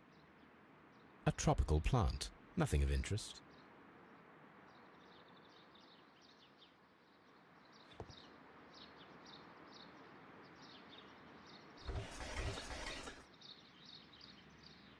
A tropical plant. Nothing of interest. Amphilophus Italius. A tropical plant. Nothing of interest. Oof.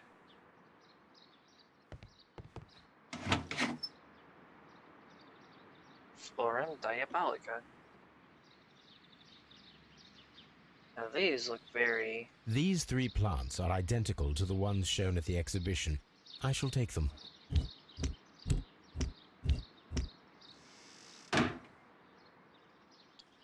Yeah, we're solving a case of robbery by robbing the syndicate.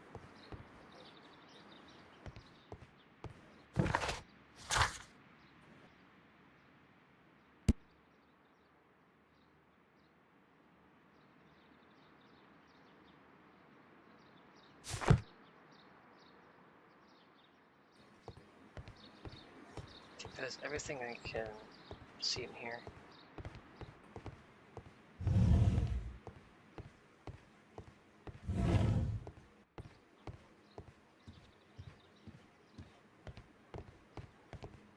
This door is locked, but I can try to open it.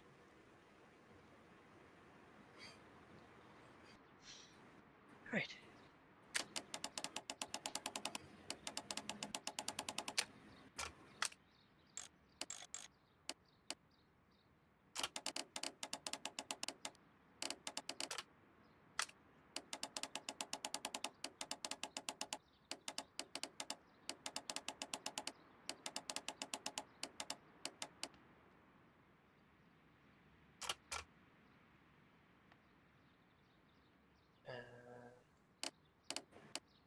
This one I can't move.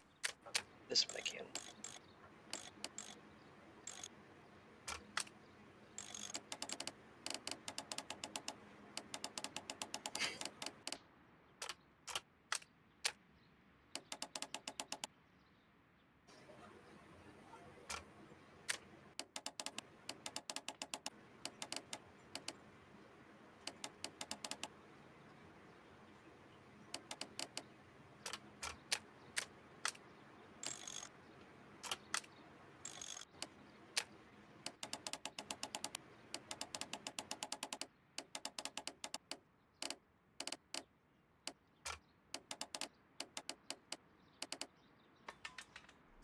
Got it.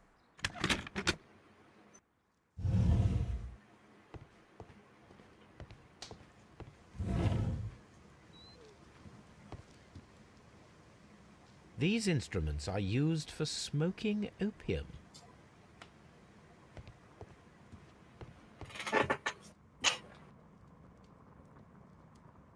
This cabinet is full of chemicals. They are the same as the ones we found in the laboratory at Kew Gardens. That would be enough to perform the most difficult of chemical experiments.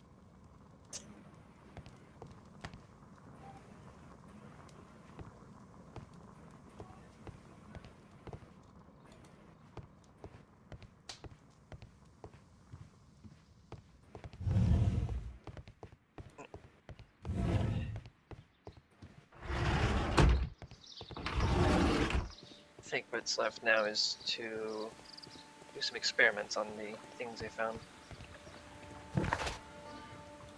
Actually, I can now go ask the Green Mystic.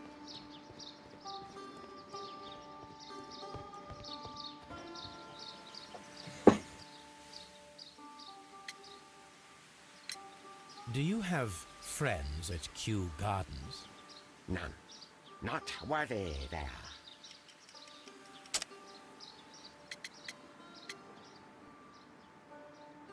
Kew Gardens, that's what I should say.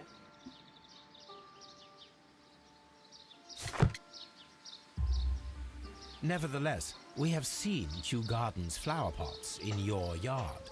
How could they happen to be there? What? Our sacred place you permitted yourself to search? Sacrilege. No, really now. There was a theft of plants at Kew Gardens a matter of days ago, and we believe the pots we found here may be connected with it. Please tell us, were you involved? No. Those plants were ours. They had stolen them from us. How so? Their director, Dump, I believe. Done. Yes, that's what I said. He borrowed from us 3 of our sisters for the exhibition at his green-fly-infested gardens. But he never gave them back to us. Excuses and imbecility. So we went in and saved them. I see. So, if you stole those rare plants from them, then it means... Ah, I get it. Bravo, Holmes. I think the case is solved. No, we did not steal. We saved. Well, as a matter of fact, we were unable to find our 3 plants. I beg your pardon. And yet, you took all of the exotic plants from the stand. They had disappeared. It was the least we could do. They stole our sisters, and so we stole theirs. Well, we will leave you to your meditation.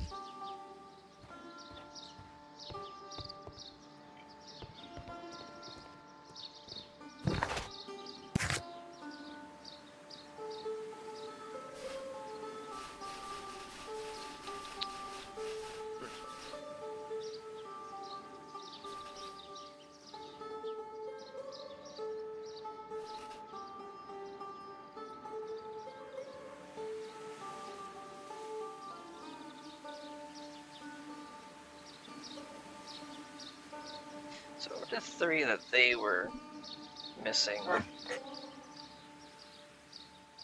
they were unable to find their 3 plants, they took the others.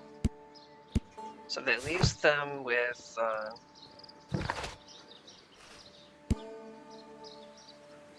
there were 10 plants here, they didn't find the 3 that they had.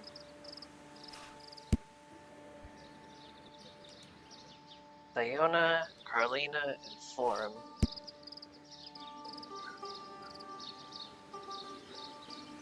So only the first 3 here were the ones we found.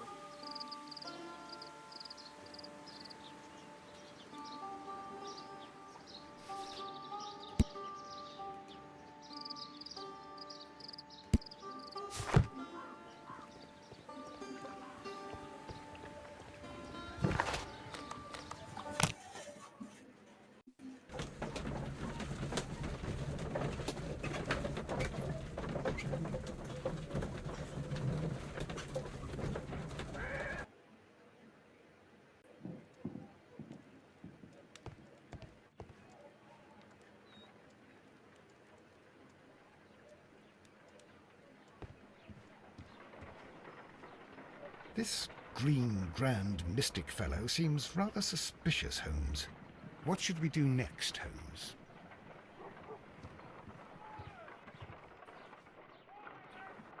Let us determine just what we have found here. Let us pour liquid from the bottle into a test tube to perform an analysis. This is the bottle that we found hidden at Kew Gardens. Let us use a pipette to take a sample of the liquid and fill a test tube.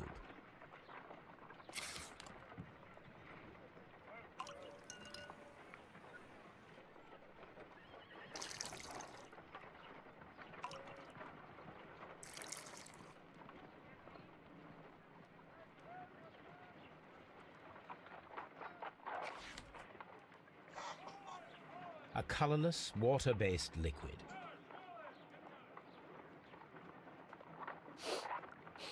Quite a strong floral aroma. Holmes? What are you doing? It has a bitter taste. What if it's poisonous? Did you ever see poison stored in enormous jars like that? Anyway, there is a doctor nearby. So what do you think it is? It is some kind of organic compound. Let us vaporize the liquid and see what happens.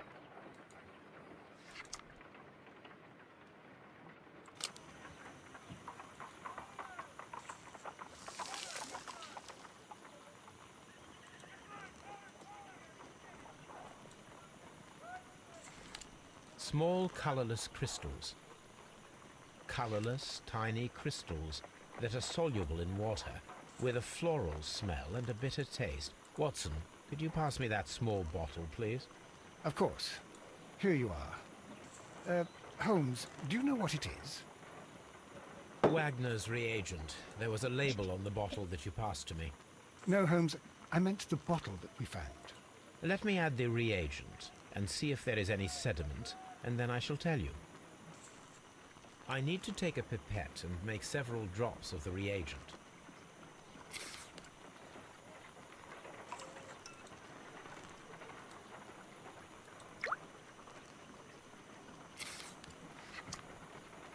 Red sediment, just as I suspected. This liquid is of organic origin. It contains some alkaloid. Most likely it is unstable, and that is why there is a quantity of gold dust to prevent contamination. This mixture is probably a fertilizer. Someone was carrying out unusual experiments in the garden's laboratory.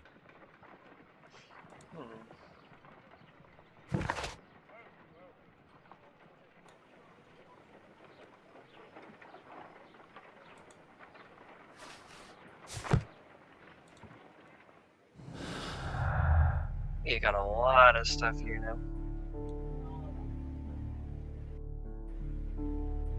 Albert's humiliation, the ambition.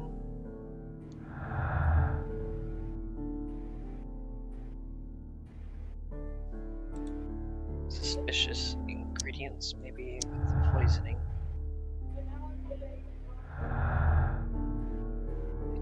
Probably like do this stuff while I'm here. Motive: kill his father. Killed his dad. He dead?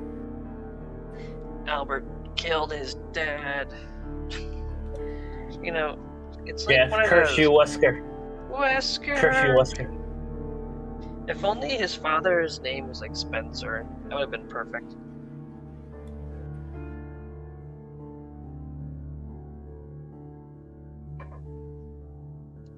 Or Oswald. Oswald D. Spencer.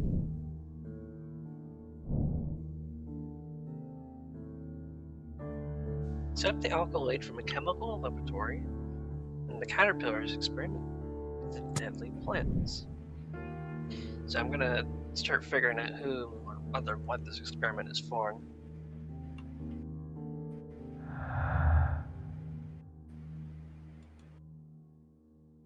The plants were stolen. Syndicate thieves. Sect stole everything, including the deadly ones. Well, there was like the three things. Because it looked like they were even saying like, well, we only actually found part of our plants. We didn't actually see ours, so we just kind of stole the others.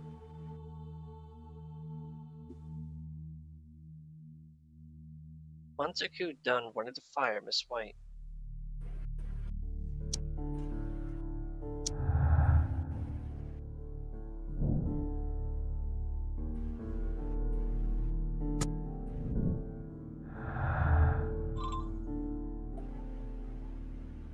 Miss White's family was quite...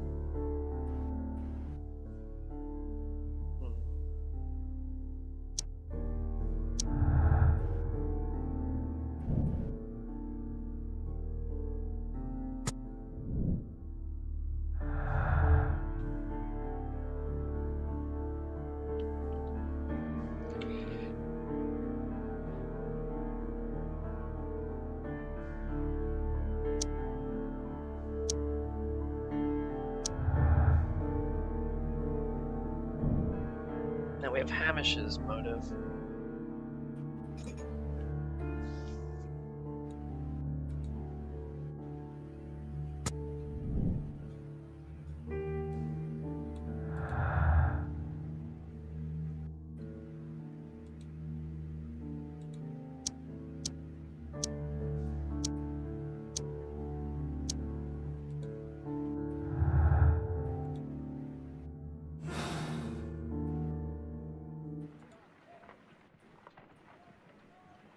According to the deadly plants information, in order to perform our experiment, we will need fertilizer and food.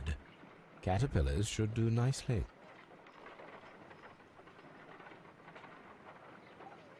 According to the deadly plants information, in order to perform our experiment, we will need fertilizer and food.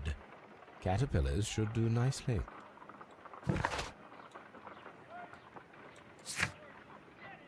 So I need to find fertilizer.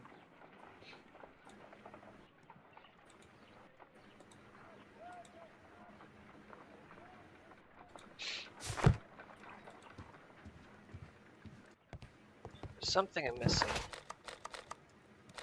To the Kew Gardens. Maybe I'll find the stuff there.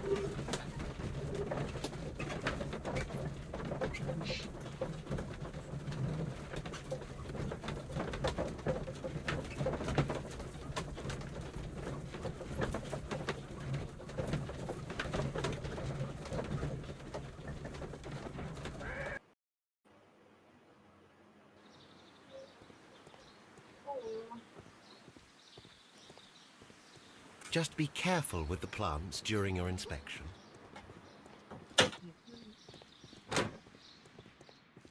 Excuse me, but I have to tidy up this room.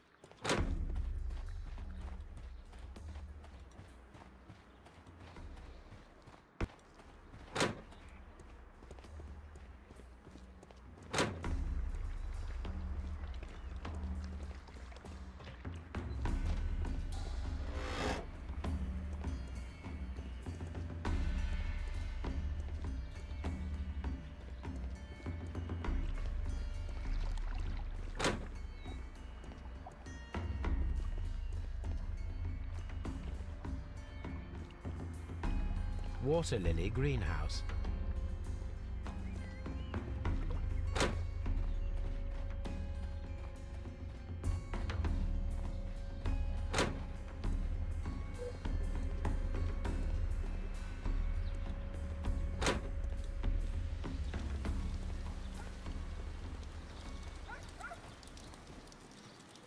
Fire still be burning.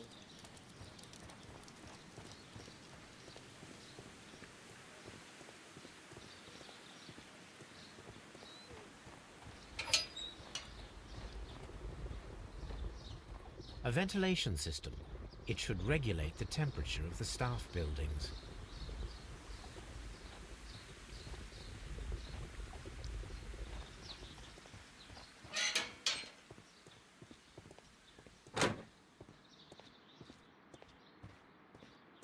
Kew Gardens is such an exciting place. Wouldn't you agree? From here, we are unable to see the interior of the Colonial Collection Room.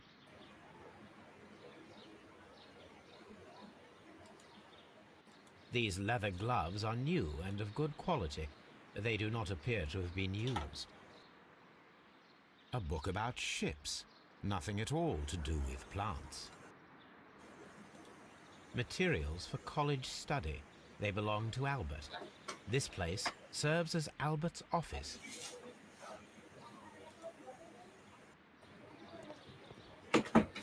God damn it. What's up? Damn it, Sasha.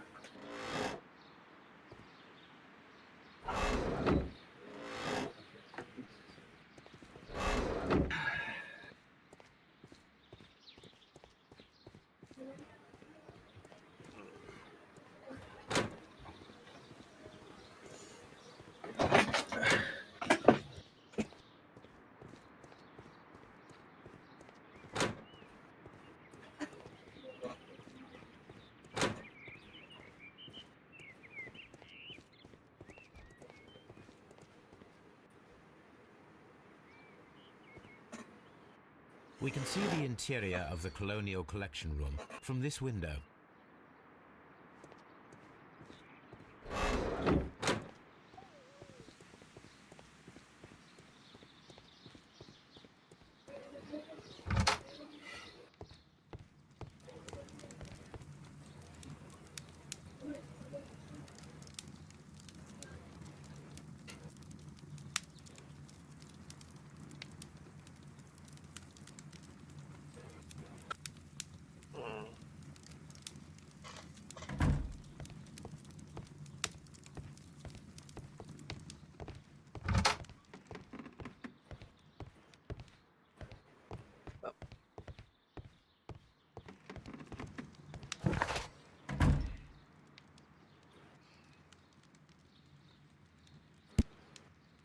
have the caterpillars.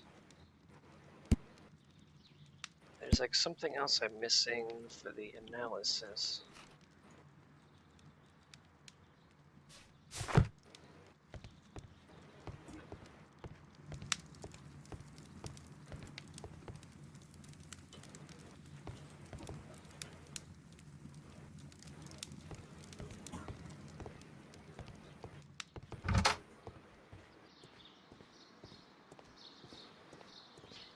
Could be more at the syndicate that I just did not see first.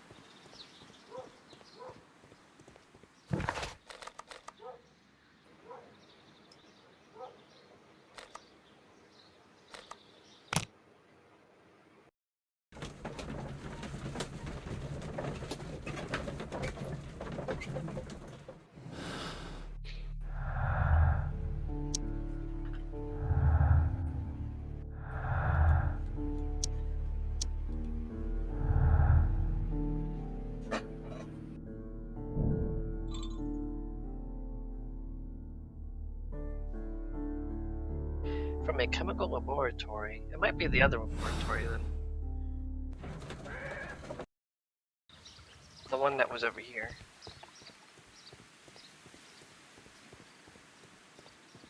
I'll use their materials.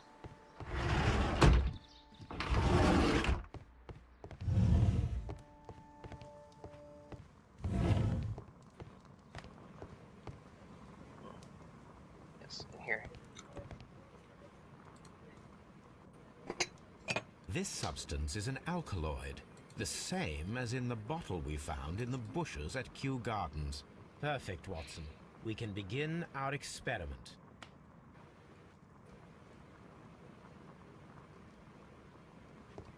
Alright, now that we've robbed the syndicate again, we're gonna go experiment.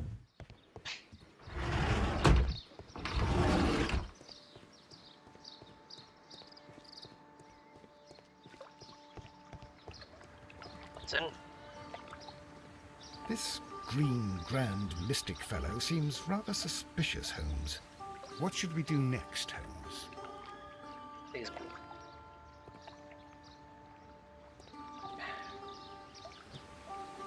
Here goes the note. Travel alone.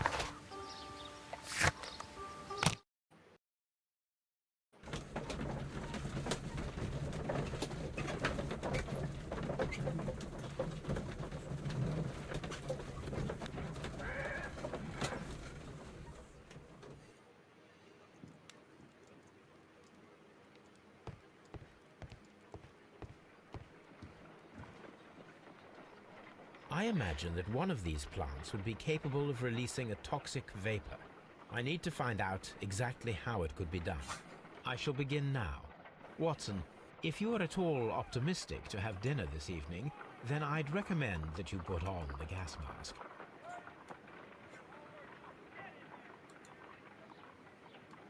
Start from the left.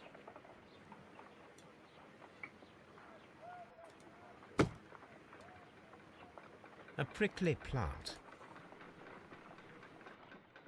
A carnivorous plant. This is a strange and unusual plant.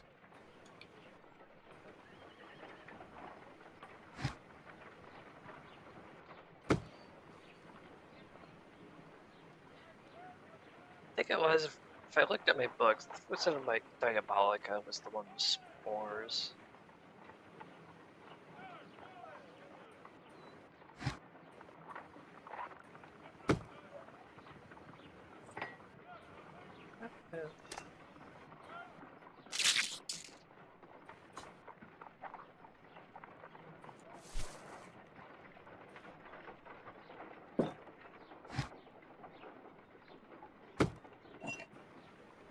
This plant seems to have had no reaction from the caterpillars.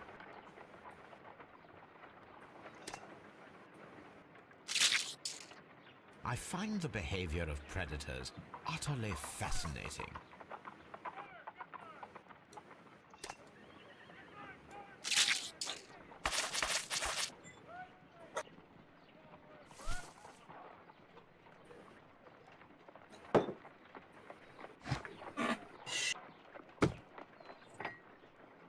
This plant seems to have had no reaction from the caterpillars.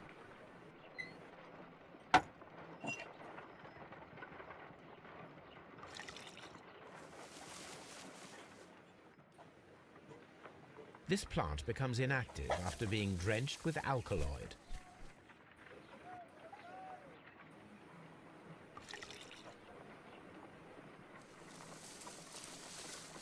It appears to open after being soaked with alkaloid.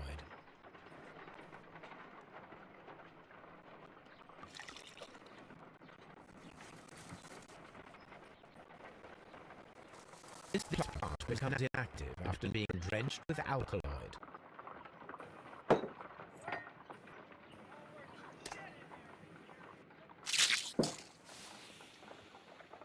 It closed again.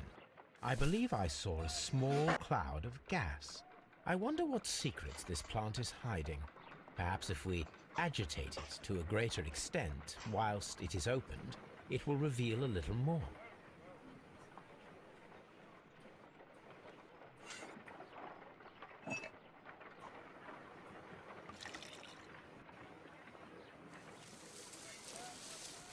It appears to open after being soaked with alkaloid. No reaction.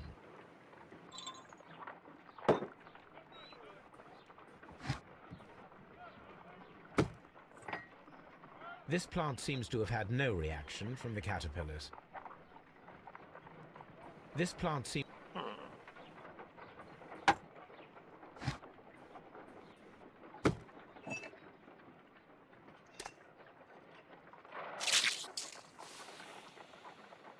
It closed again. I believe I saw a small cloud of gas. I wonder what secrets this plant is hiding. Perhaps if we agitate it to a greater extent whilst it is opened, it will reveal a little more. I do have a pin. Maybe that's what it was.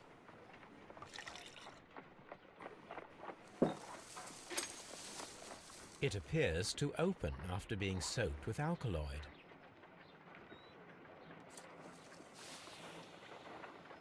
It closed again. I believe I saw a small cloud of gas. I wonder what secrets this plant is hiding. Perhaps if we agitate it to a greater extent whilst it is opened, it will reveal a little more.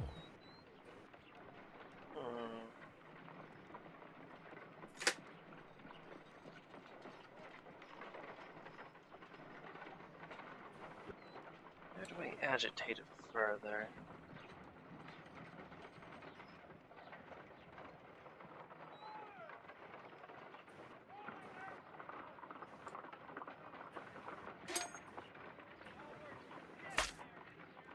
My word! It shot a spike at me after I stabbed it with a pin. I imagined that its reaction would be ferocious if I increased the strength of my attack. G. No reaction.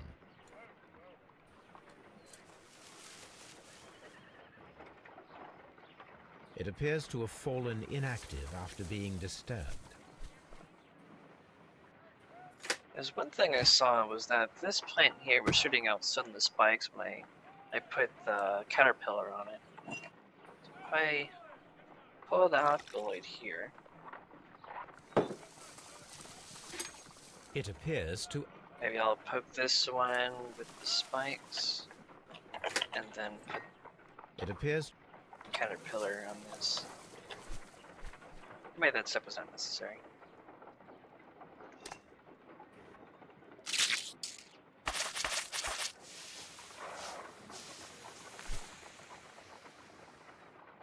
Toxic gas with spores. Extraordinary. There we go.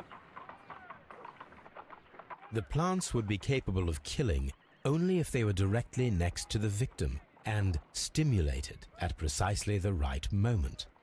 Let us take our caterpillars to the Colonial Collection Room. We may see things more clearly there. It is too early, Watson. Our suspects will be there. Let us investigate Kew Gardens one more time and ask some questions.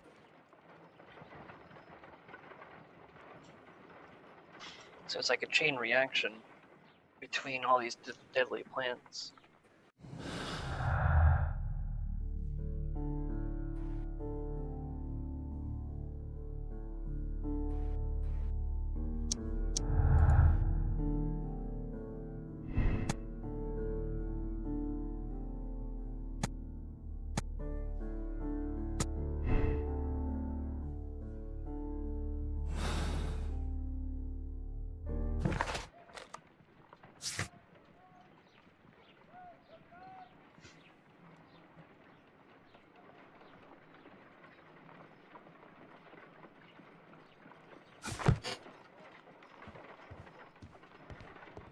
Oh dear, Toby.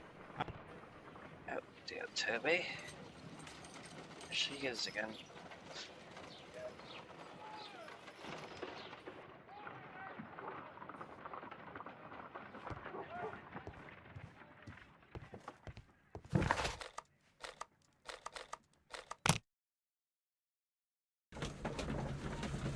I think this case is about solved.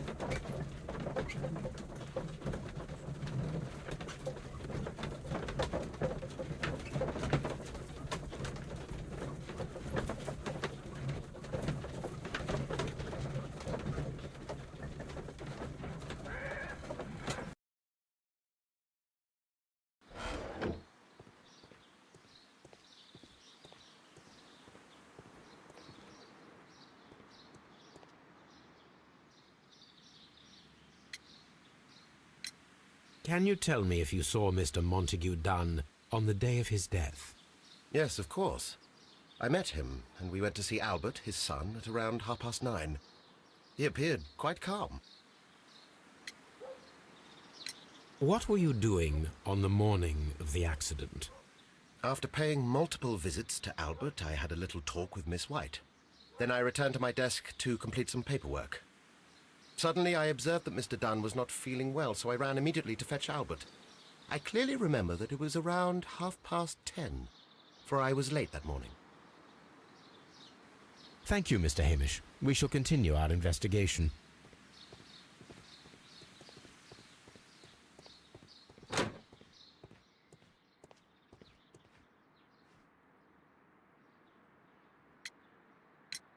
Your father's death does seem highly suspicious. What were your movements here on that day? Suspicious? Well, I was working in the seed house, taking care of Lysa something, or Lear Pontus, or... No, wait. Ah, these Latin names. And I spent so many hours trying to memorize them. Did you see your father that day? Yeah, this is why you don't Yes. study Latin. He came here with Mr. Hamish for his weekly visit. There was nothing unusual about that. And then? Nothing. They stepped out to the backyard. It was This is why you never study Latin. 20 minutes Latin's before 10 fucking o'clock. disappointed bullshit. And about 10 minutes later, I saw my father heading for the dry tropics room while Mr. Hamish returned here. And Mr. Hamish and Miss White, what were they both doing that morning? Mr. Hamish visited me a couple of times. I also saw him returning from talking with Miss White, and that was at 10 minutes past 10. But then he ran back here to me to tell me that my father was feeling unwell. We hurried across to the water lily room and found my father lying dead on the floor. Oh my God. Thank you, young man. We shall see you again soon.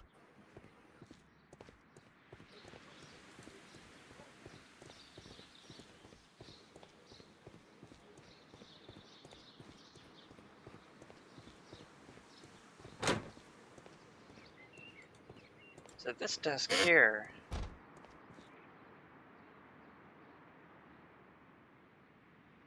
A thesis written by Martin Hamish.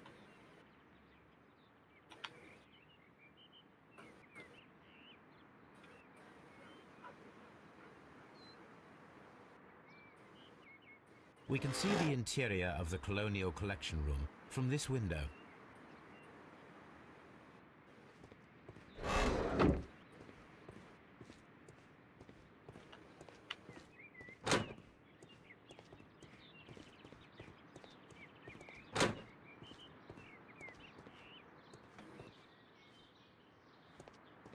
No window there.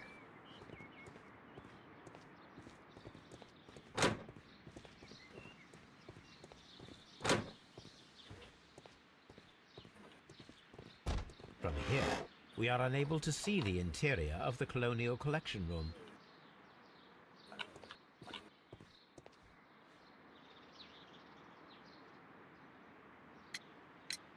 Can you tell me what Mr. Dunn was doing upon the day of his death? I can, but there is nothing very special to say. I was in the laboratory when I saw Mr. Dunn heading towards me. Tuesday is the day of his weekly visit. It was supposed to be at 9, but he was 10 minutes late, as usual. And then? Well, he came in to say good morning. Then I saw him spend 2 or 3 minutes by the plants outside the laboratory. After that, he ran out in the direction of the nursery, where Mr. Hamish was working. He was always in a rush during the inspection, you see. I would pity anyone who stood in his way. And that was the last time you saw him? Yes. I stayed in the laboratory until 20 minutes to 11, when I heard the cries of Albert and Mr. Hamish from the large glass house. I joined them as soon as I could, for I knew that something must be very wrong. What exactly were you doing in the laboratory? I was recording an experiment for my thesis. I only stopped my work once when Mr. Hamish visited me briefly around 10 o'clock.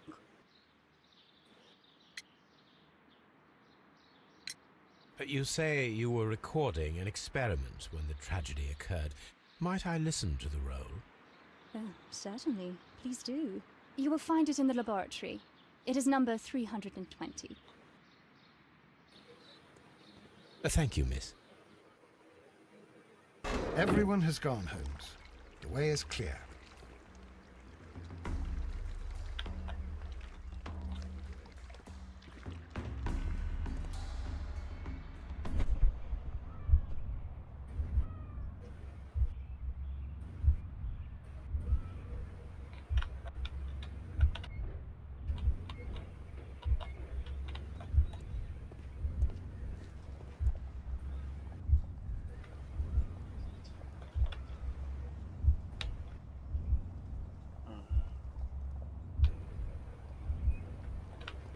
Inhaled pores, escaped from the room.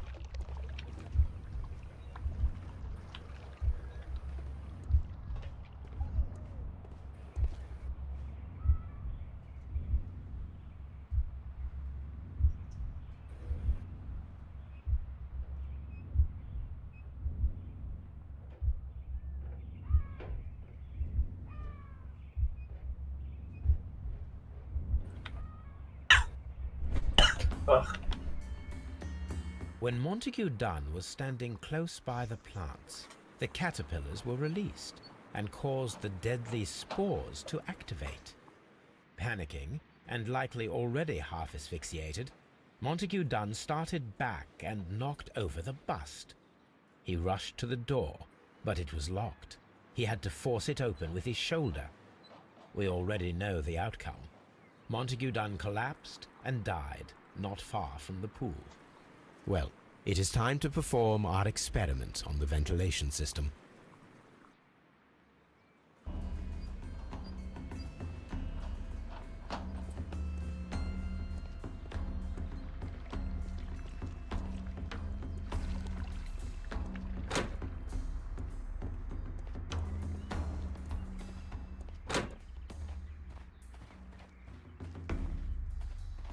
This is a very elaborate murder.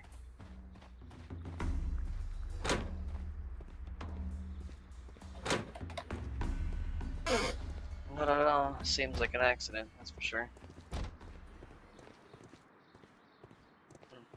Went the wrong way. Oops.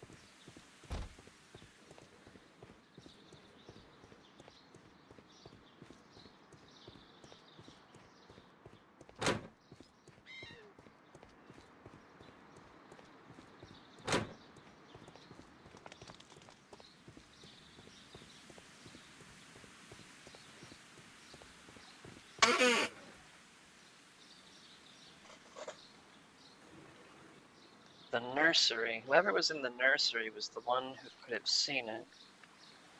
But the ventilation room was the one who could have...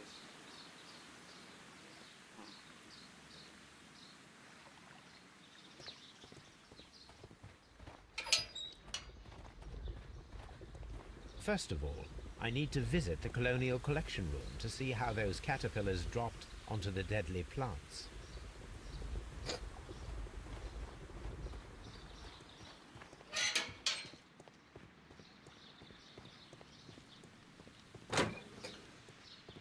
Dry. Tropics.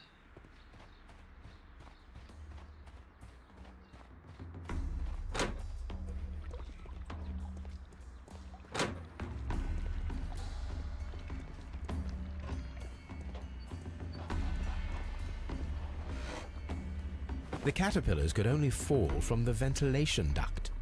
Our caterpillars are in place. I'll activate the ventilation system so that they fall down. Watson, stay here and observe. All right, Holmes.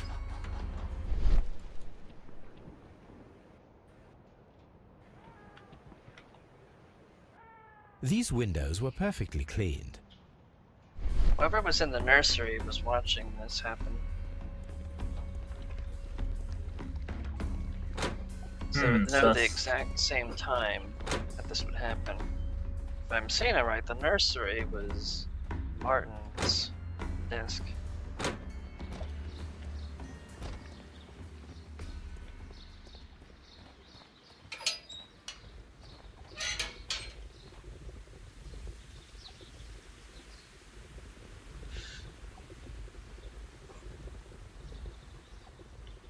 Transmission starter power. Before starting the engine, I need to enable the power supply. Before starting the engine, the power is on. The engine has started.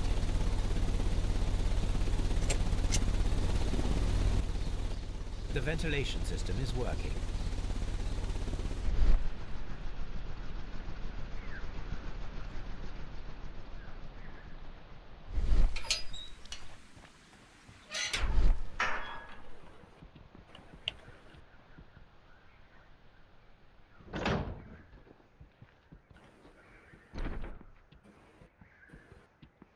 Oh, what do we got here?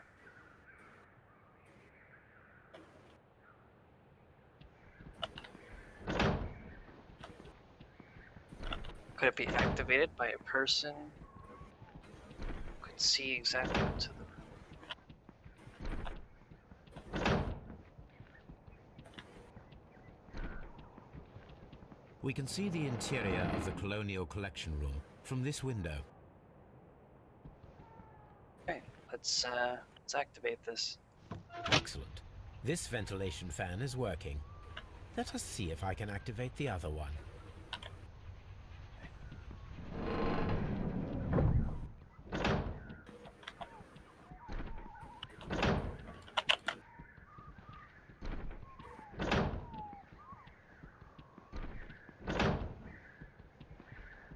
From here, we are unable to see the interior of the Colonial Collection Room.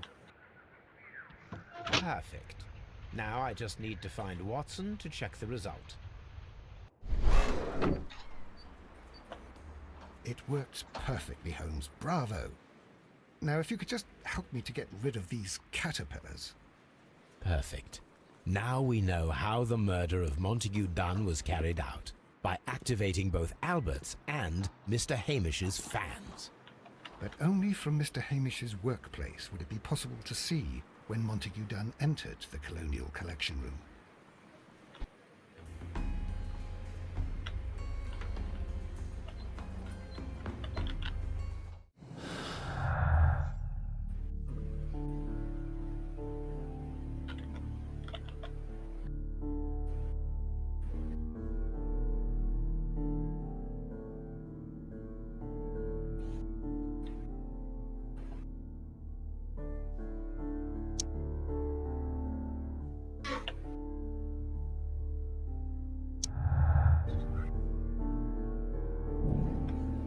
Hamish's opportunity.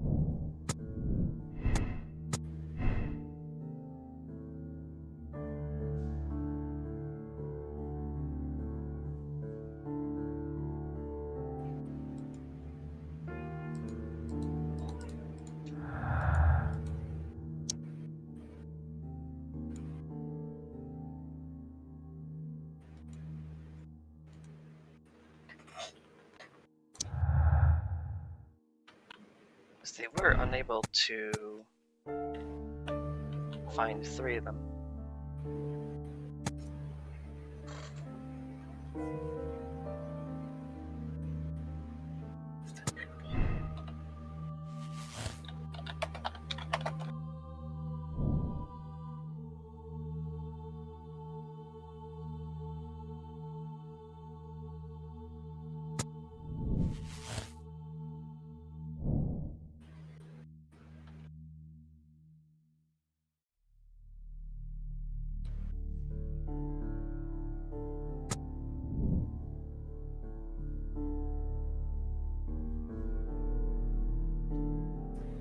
Yeah, I can just arrest him, I guess.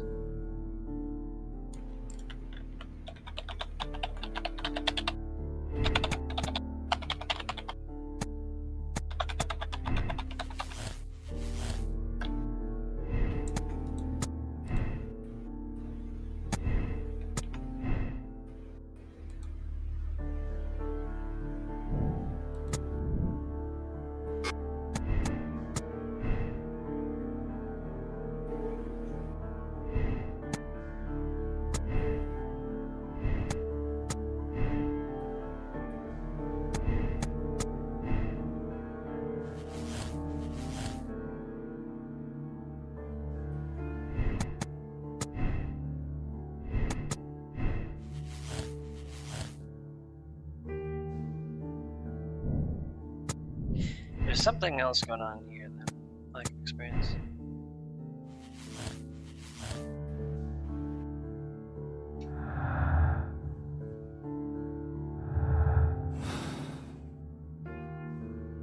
Let's go to Scotland Yard.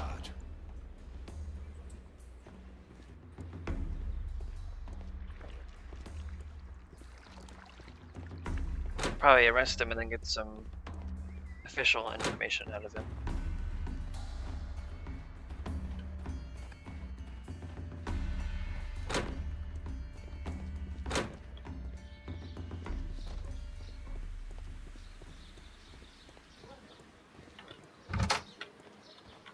I think there's anything left for me to find in here.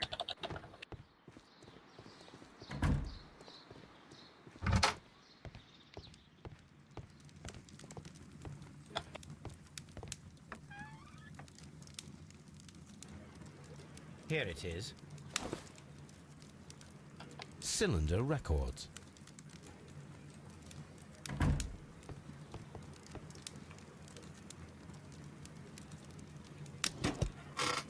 These plants, classified as shrubs or grasses, have adapted to their arid environment due to a system of underground roots.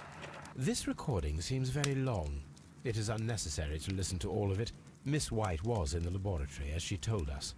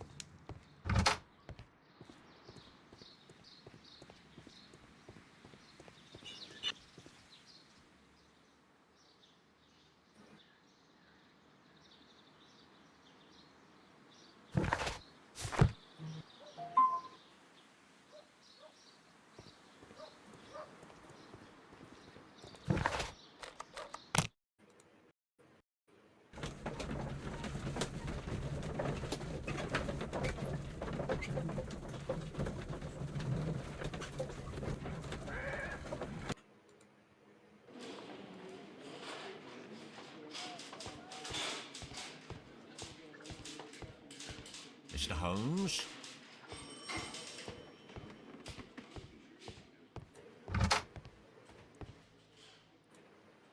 Inspector, I believe that Martin Hamish is guilty of the murder of Montague Dunn.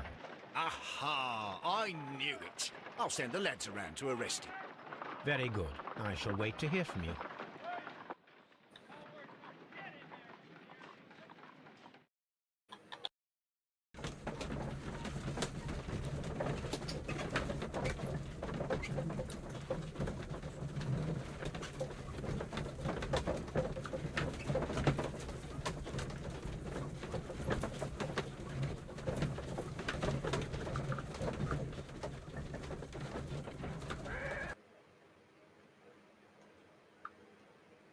Inspector, I came here as quickly as I could. Martin Hamish is in the large glass house. There's no need to hurry.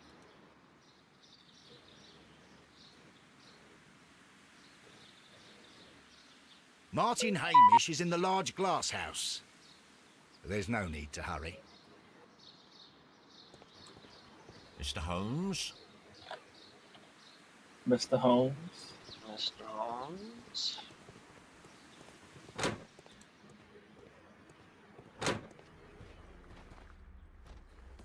Holmes, my God!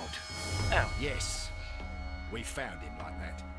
Our messing around with the ventilation system didn't go unnoticed. Mr. Hamish realized that we knew. Inspector, could you arrange the body, please? I should like to examine it.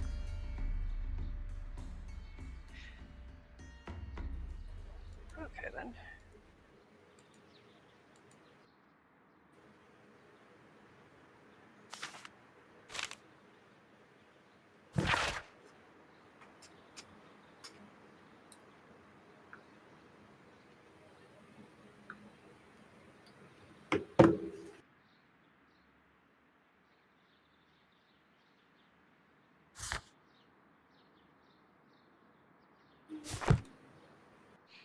Suicide letter, huh? Holmes, his left shoe is unique. This anomaly is often a characteristic of... A club foot. Bravo, Watson. That is the key element of this case. The mark around the neck is very visible. He died instantly.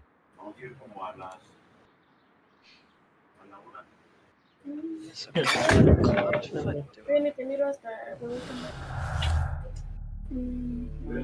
Sunday, yo creo. Next Sunday? Cuida la casa, amigo. Empezamos el domingo otra vez. Okay.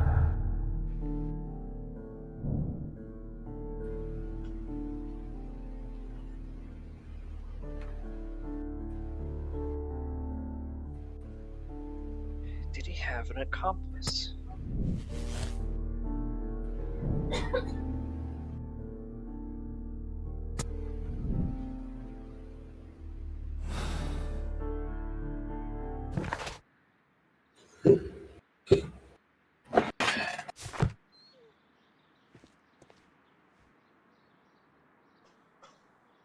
Something about this rings very oddly.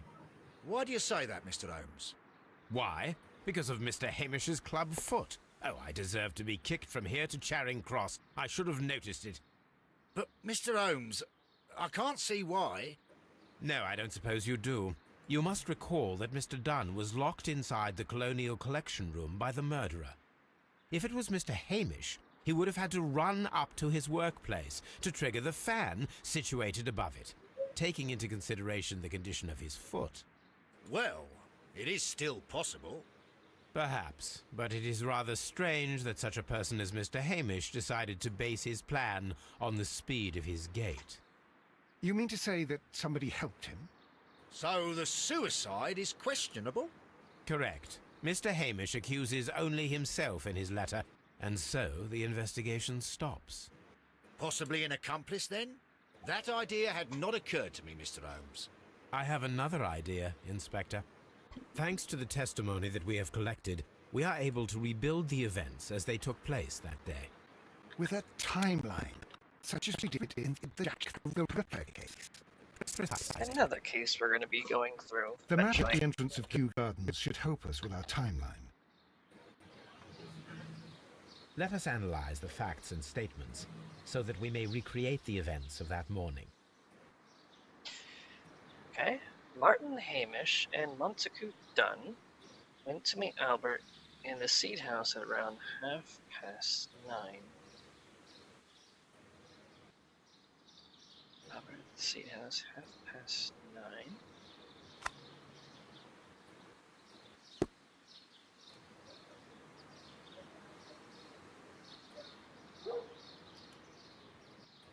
Around 20 minutes to 10, when Hamish and Montague Dunn went to the backyard. After 10 minutes, Dunn recommended his inspection. commenced his inspection and entered the dry tropics room. Hamish returned to the seed house.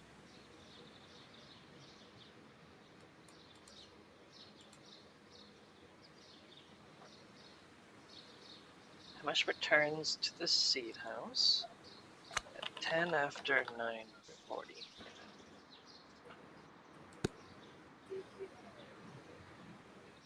They went to the backyard, 9:40.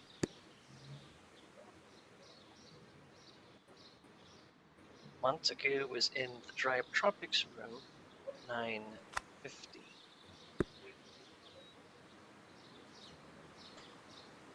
Martin Hamish had a conversation with Miss White at 10 o'clock. Miss White was in the laboratory until 10:40. She saw Hamish and Albert in the water lily greenhouse and joined them there.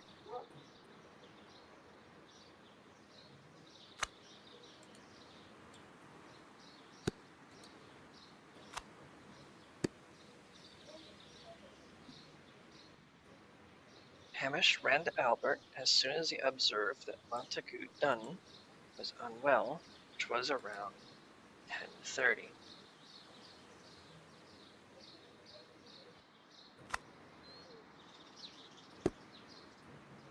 Albert was in the seed house the entire morning. He observed Hamish returning from visiting Miss White at 10 minutes past 10.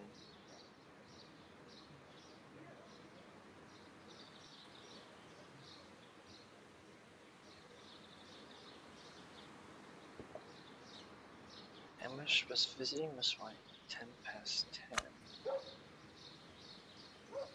Here.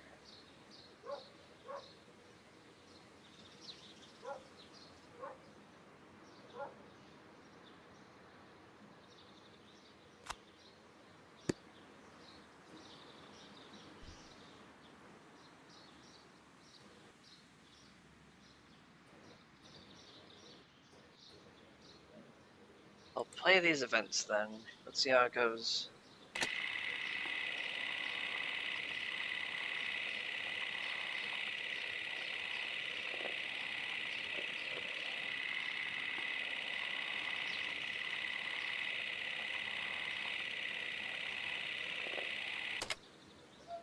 Let us summarize. Montague Dunn was poisoned inside the Colonial Collection Room. He forced open the door, which means that someone locked him inside there at 10:20. Martin Hamish was last seen at 10:10.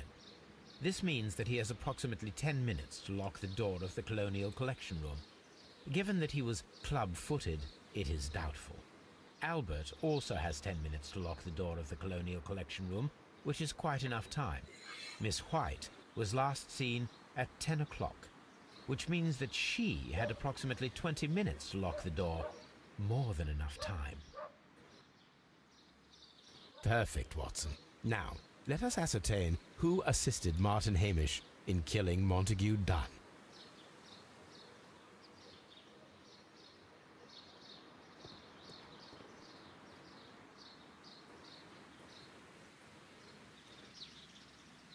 Martin Hamish's murder timeline.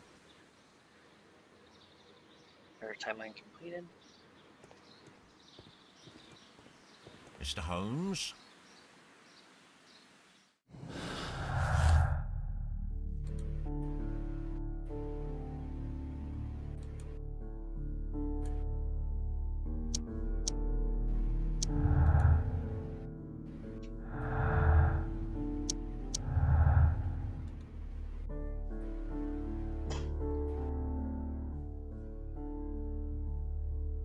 I wonder if there's something over here that I could like accuse the sect for something.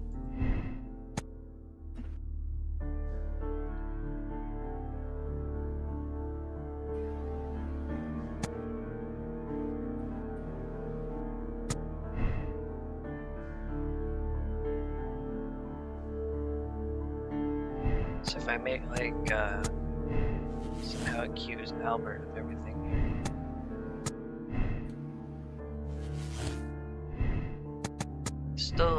sleeping.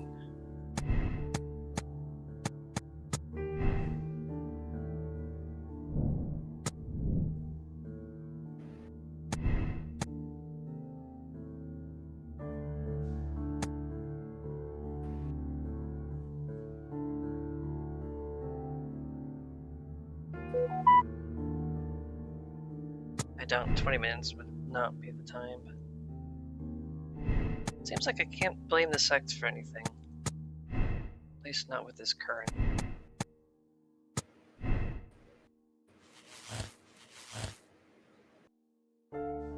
Albert is an accomplice.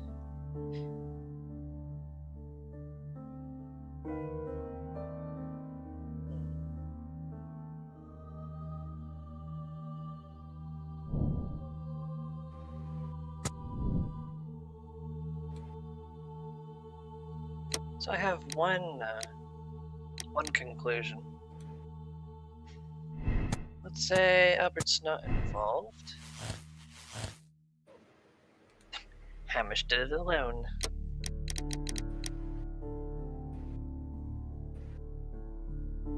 But if I go over here,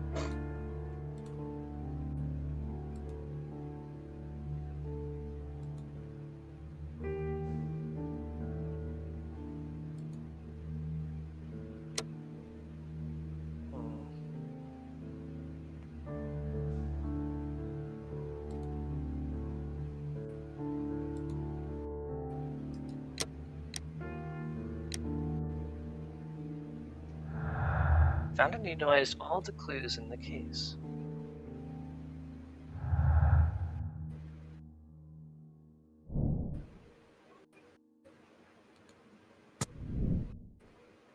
It would appear that no matter what I do, I cannot blame the sect for anything. Like, this sect stole everything. They could have done it. He's like nothing experience, life experience. But then the Hamish's opportunity here, like they couldn't have been involved.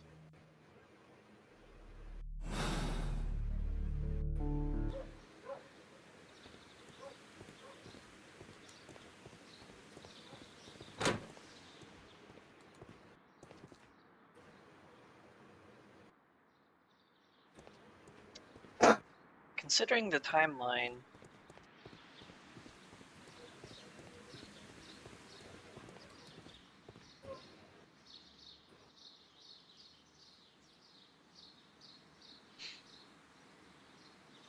he was over here.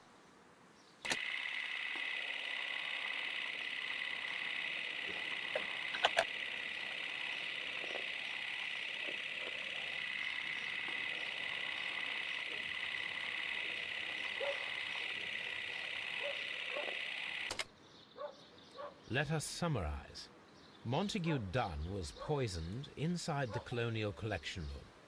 He forced open the door, which means that someone locked him inside there at 10:20. Martin Hamish was last seen at 10:10.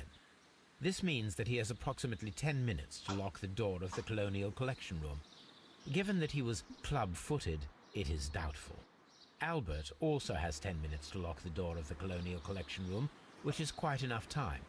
Miss White was last seen at 10 o'clock, which means that she had approximately 20 minutes to lock the door, more than enough time.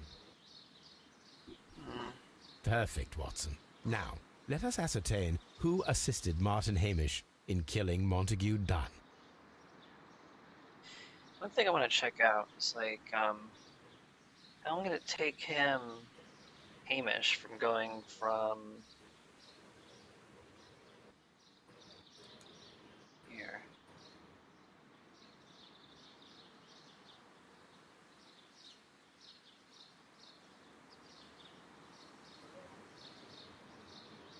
Miss White. 30.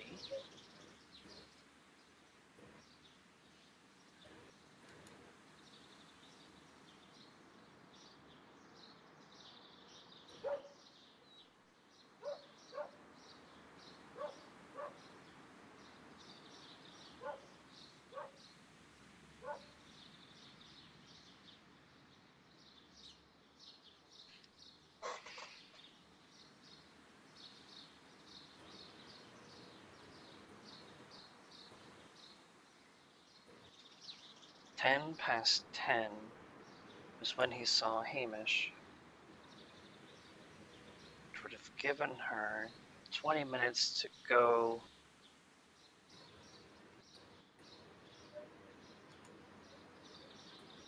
This is the one thing that's very suspicious, I would say.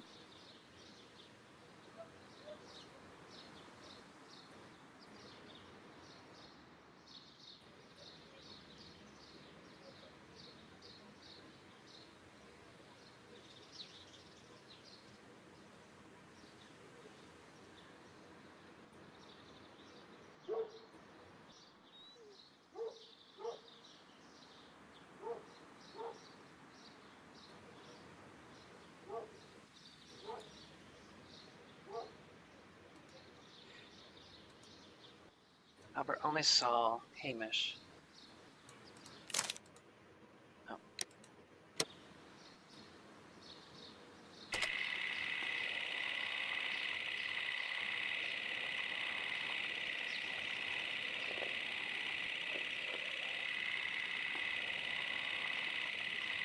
Like, there's like the blank spot. Let us summarize. Montague Dunn was poisoned. Perfect, Watson.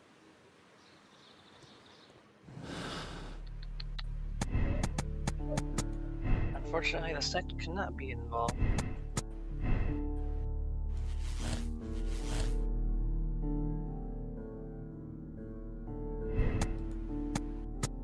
Albert studies.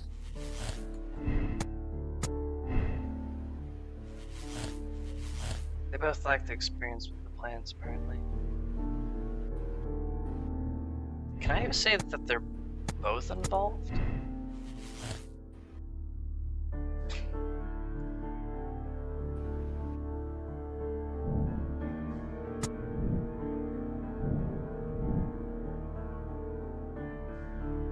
No, apparently I can only blame one of them.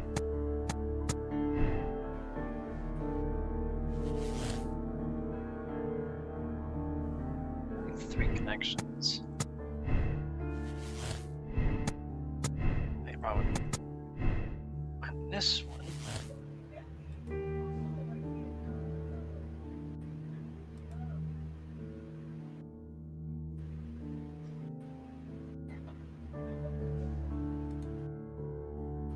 I think that White is the accomplice. This seems to connect more of the dots.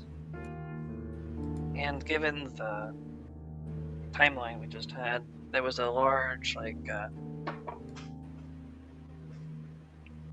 alibi going on here. Margaret White was Martin Hamish's accomplice, killing Montague Dunn. Professional ambition, personal situation, but damaged by the break of Dune.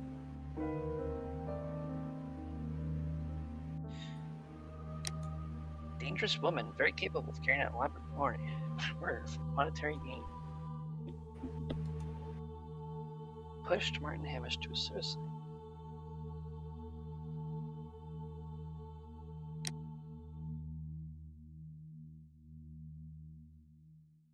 Hamish tried to save her. She deserves a second chance.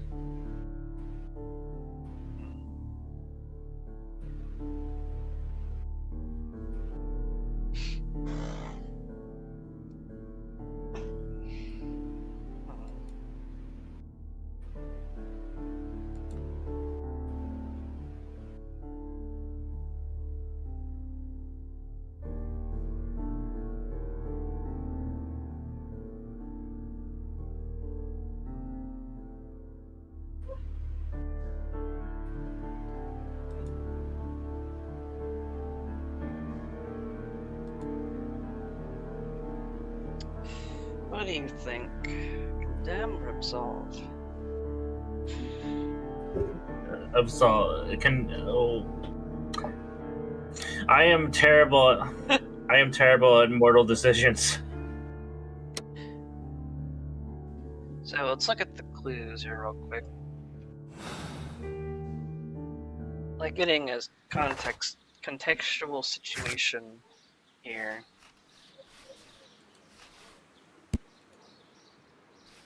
So where is it? It was a letter from. Is it this?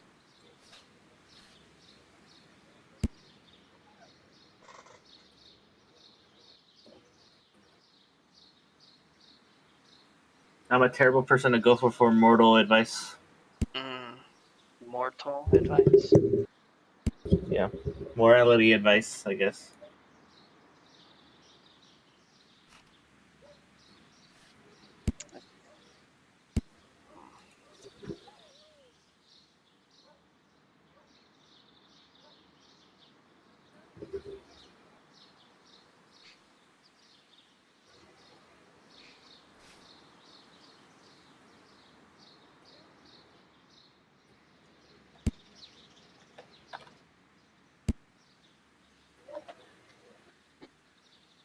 So the thing is that she remains in the laboratory, which is where we found the chemical reagent which was used to prime the whole thing to begin with. It sounds like the kind of knowledge that Hamish needed. As for like the situation itself, there was the documentation here where Dune was essentially putting a modern day student loan on her head, like threatening her entire livelihood here.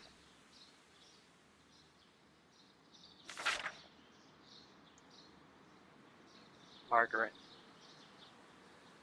And he was threatening her right here. No longer need of my support. Able to quite snap yourself. I'll give back your freedom. Wish you nothing but good luck. So essentially he's throwing her out when she needed this. So it's like, oh, you don't want me to blackmail you? Then I'll just blackmail you.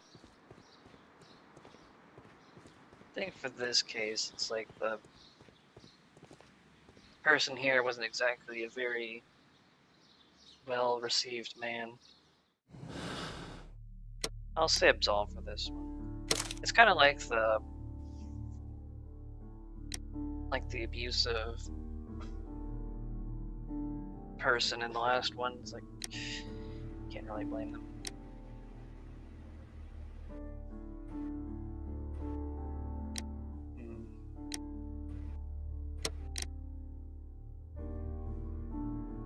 Like trying to fire someone because you want to levy control over their life, it's not exactly something that's gonna go well.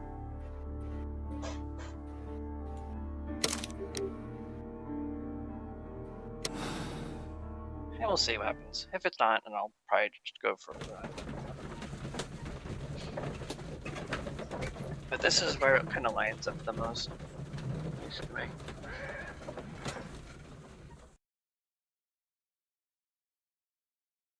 But Holmes, how can you be certain that we'll find Miss White here? It is obvious, Watson. Because Just she use your needed brain. money. I am using it. I do use it. Now that the rope has tightened around Martin Hamish, Miss White must act to erase all traces of her implication.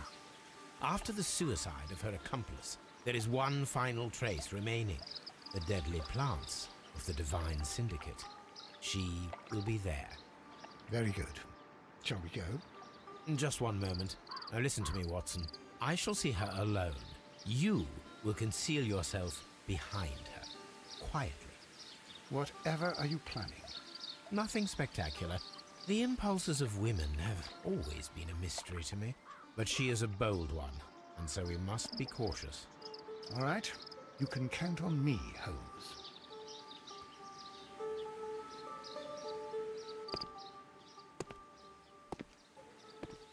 Mr. Holmes, good day to you. You do not seem surprised, Miss White. Well, I was expecting you. Not for too long, I believe. So please tell me, as it is still unclear, who planned the murder? Was it you? You were wrong, Mr. Holmes. It was Martin Hamish, then. You managed to convince him to take on a more prominent role. You could not be further from the truth. You think that you can fool me?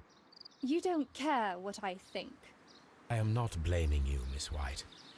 You are a young and brilliant woman, trapped in a dull and hostile world.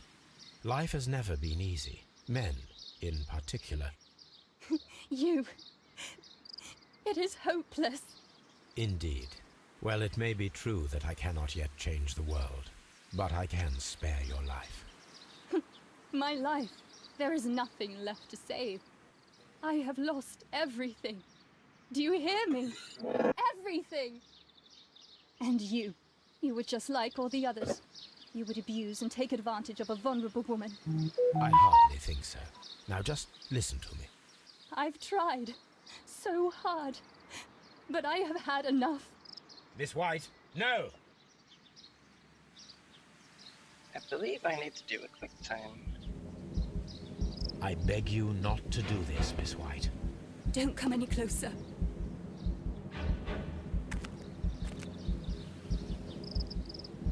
Please remain calm. We can help you. Not one step further. Don't try to stop me. Stop this foolishness.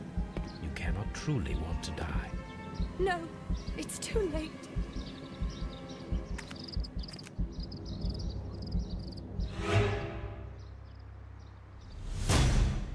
I think I'm colorblind. This is tragic, Holmes. Are you able to do anything? I'm afraid not. I was looking for the has red, been but I could fulgurating. not see Her heart it. stopped instantly, poor child. I am completely blind. Like, what the heck?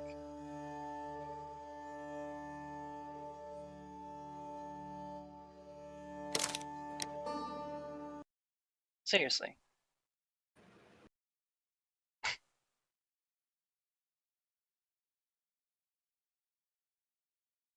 I cannot see that type of red so easily.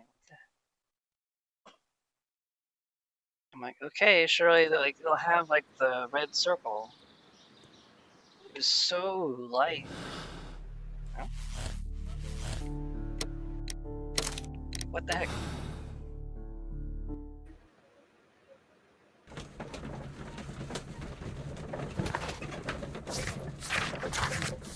Hey, I guess we get to see what happens when she poisons herself. But Holmes, how can you be certain that we'll find Miss White here? It is obvious, Watson. Just use your brain. I am using it. I do use it. Now that the rope has tightened around Martin Hamish, Miss White must act to erase all traces of her implication. After the suicide of her accomplice, there is one final trace remaining. The deadly plants of the Divine Syndicate. She will be there. Very good. Shall we go? Just one moment. Now listen to me, Watson. I shall see her alone. You will conceal yourself behind her, quietly. Whatever are you planning? Nothing spectacular. The impulses of women have always been a mystery to me. But she is a bold one, and so we must be cautious. All right. You can count on me, Holmes.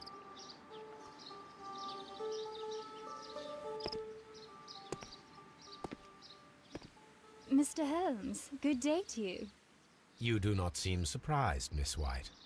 Well, I was expecting you. Not for too long, I believe. So please tell me, as it is still unclear, who planned the murder? Was it you? You were wrong, Mr. Holmes. It was Martin Hamish, then. You managed to convince him to take on a more prominent role.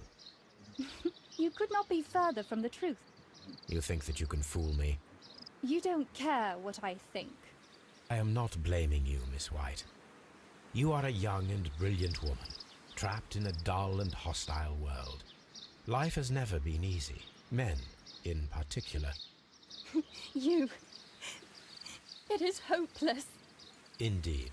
Well, it may be true that I cannot yet change the world, but I can spare your life. My life. There is nothing left to save. I have lost everything. Do you hear me? Everything! And you were just like all the others. You would abuse and take advantage of a vulnerable woman. I hardly think so. Now just listen to me. I've tried so hard, but I have had enough. Miss White, no!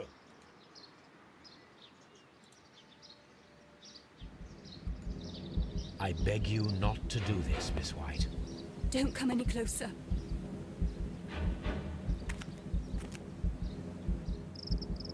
Please remain calm. We can help you. Not one step further. Don't try to stop me. Stop this foolishness. You cannot truly want to die. No, it's too late. No, I need to stop being blind here and actually see. There. Like, that was so light. Can you actually see that? Well done, Watson. She was not faking. Miss White, you have no right to take your own life. Dr. Watson? Did you just save me? Or worse? I didn't want to be saved. I just saved your life. I didn't want to be saved. I saved your life. I didn't want to be I saved. didn't want to be saved.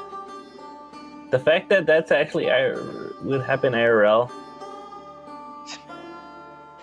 That would actually happen. Like, someone would sue you for saving their life. How dare you? It's like, damn, bro. Well, that's the last time I saved someone's life. Well, if you didn't want to be saved, kill yourself then. Wait. Oh, whoa, bro, that was... Damn, that's morbid as fuck. It's like, wait a second, I just stopped you from doing that great thing. Irony.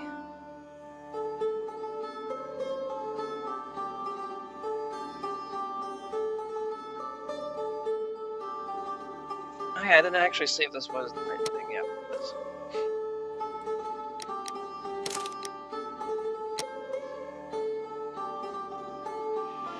I can't see this because apparently there's no server thing for it.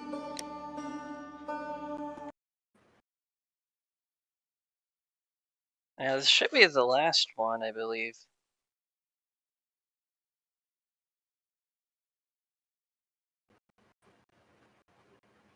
Half Moon Walk. Where are you going, Holmes? Have you been invited somewhere? We have been invited, Watson. We have? Where to? To the Baker Street Irregulars' annual dinner. They sent us an invitation. It is on the table. A dinner? How could those street urchins afford anything like that? I can't understand your interest in them, Holmes. They're dirty. They wouldn't hesitate to steal your wallet. They... Watson, you should be excited. It is a secret dinner. Its location changes every year. Read the menu. Sounds mouth-watering. All right. We, the secret police of Baker Street, invite you, Sherlock Holmes, and Dr. Watson to our annual dinner. Menu, entree, frozen rat head salad. Is this a joke? Not at all. Pray continue. Main course, sow's udder in Danny Nutcracker's way. Ah, sounds disgusting, Holmes. Hedgehog goulash. Street turnips in homemade juice. And it goes on. Ah, I can hear them on the stairs now. Oh, we can't go there. We can't eat that. Watson, you'll hurt the feelings of those poor children. We have to go. Oh, Mr. Holmes. It is fine, Mrs. Hudson. Mr. Holmes! Wiggins, Dr. Watson is getting ready. He will be delighted to join us. You don't look well, my young man. Is there something wrong? Don't tell me the dinner is cancelled. Mr. Holmes, it's my brother Leighton. He's in a prison cell. They say he's killed 2 men. You have to help us, Mr. Holmes, because I know he didn't do it. Where is he now? From what I've heard, they took him to the yard. And they gave him a good beating already. You know what they're like. They'll hang him. They won't look any further. Holmes, we have to help him. Well, and forget about the dinner. Wiggins, I'll take the case. You're fantastic, Mr. Holmes. I'll be waiting for you at the crime scene. You'll be there, right? It's on Half Moon Street in Whitechapel. Very well.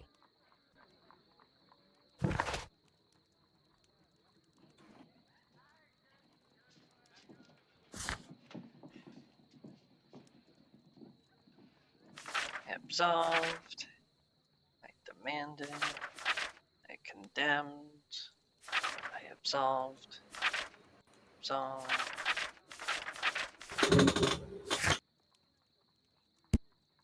I get a Dead Day Plan as my collection.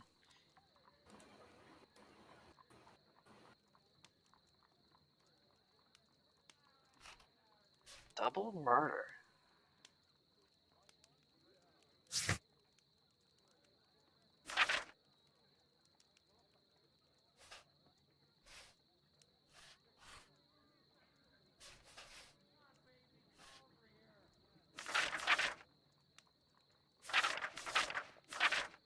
Quite a few cases. Well, wait a minute. There's my Toby. Hello, Toby. All you need now is a shawl and a mop cap, and you could be Mrs. Hudson's younger sister.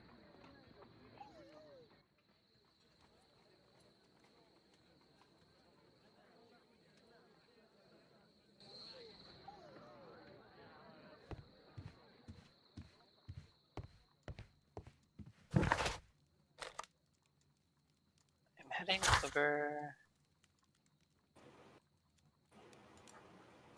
Might as well go to Scotland Yard first. Get his perspectives on things before heading to the crime scene. And to make sure the police aren't doing too much to him.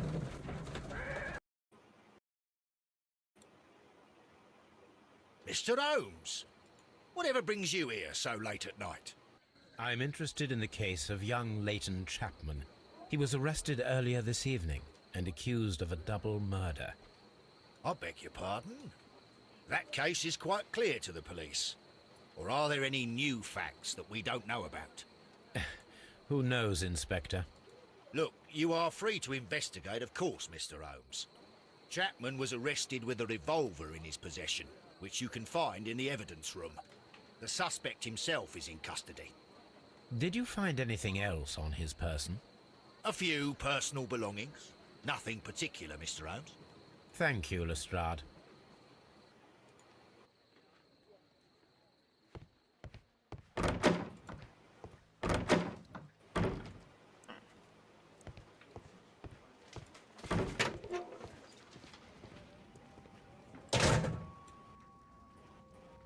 A cheap watch, bought with his own money, no doubt. These cigarettes are filled with cheap tobacco, nothing interesting. So this is the gun that Leighton was holding when he was caught by the police. It is a Webley revolver, a reliable weapon. It seems as though the shells were not removed from the cylinder. There is one expended. Two. 2 out of the 6 shells have been fired. There were 2 shots.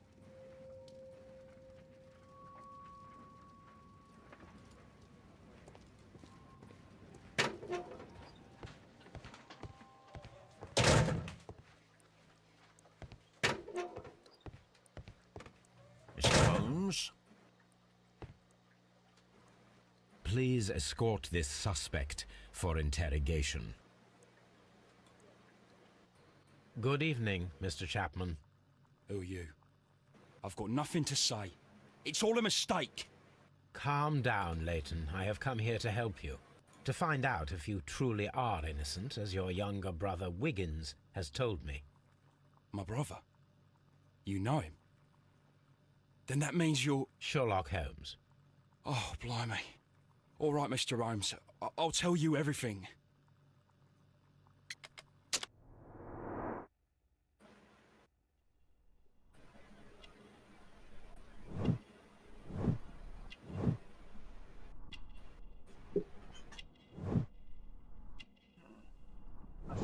closed.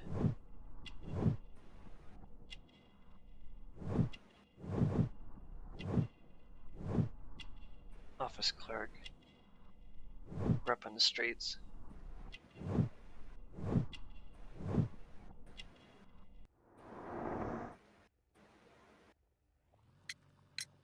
Good. Tell me your account of what happened. I left my work, and I hurried up to see the fireworks in Whitechapel. I was late, so I decided to cut through Half Moon Street. I saw the first fireworks light up in the sky. I bumped into a constable on a corner before entering Half Moon. Then suddenly, what with all the firework flare... Get my rewards from saw two Arena men. and shit. They were both lying flat in the middle of the street. Heroes! I stopped where I was. I thought about turning back to the police, but as I was thinking of that, I saw a third person. He was leaning over the body that was furthest from me. The second I saw him, he raised his head, and he stared at me. In a flash, I saw his gun, but he made a dash for it instead, and he escaped through Whitechapel Street.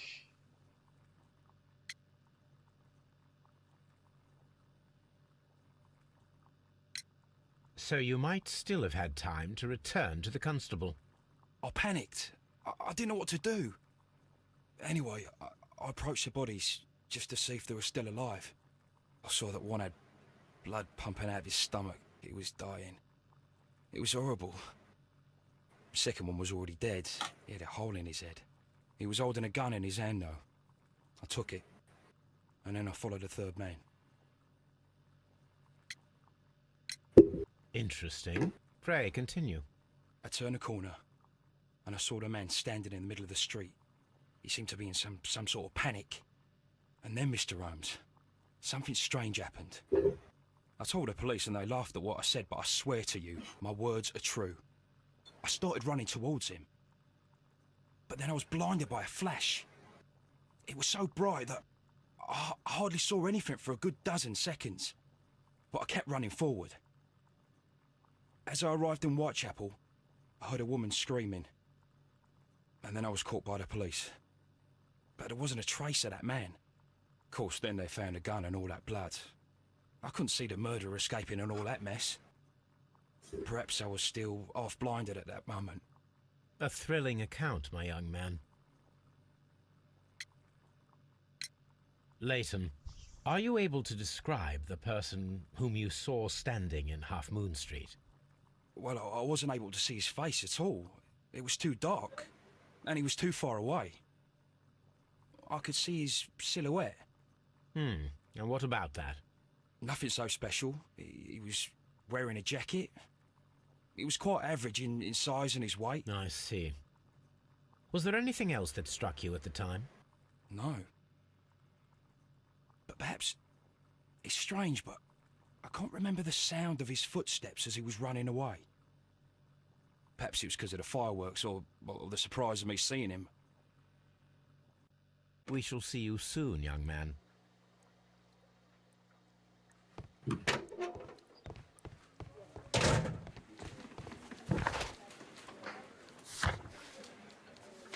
Leighton Chapman.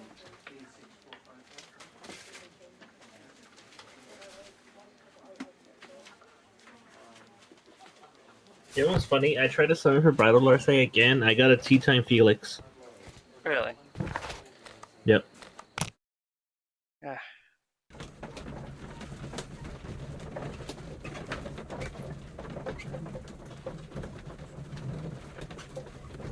Man, I can never have shit. I can never have anything good. Yeah, this game. How many orbs do you have now? 23. Oh dear. I dare say it, but I don't think you should continue.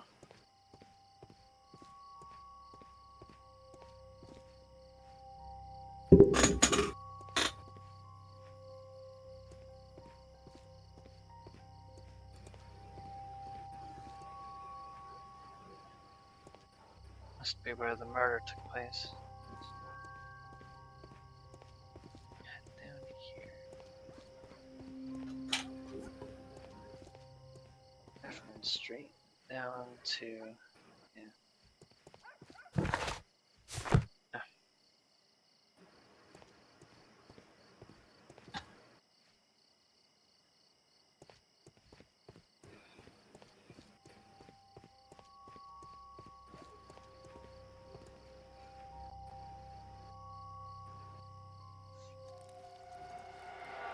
Please, gentlemen, leave the scene now.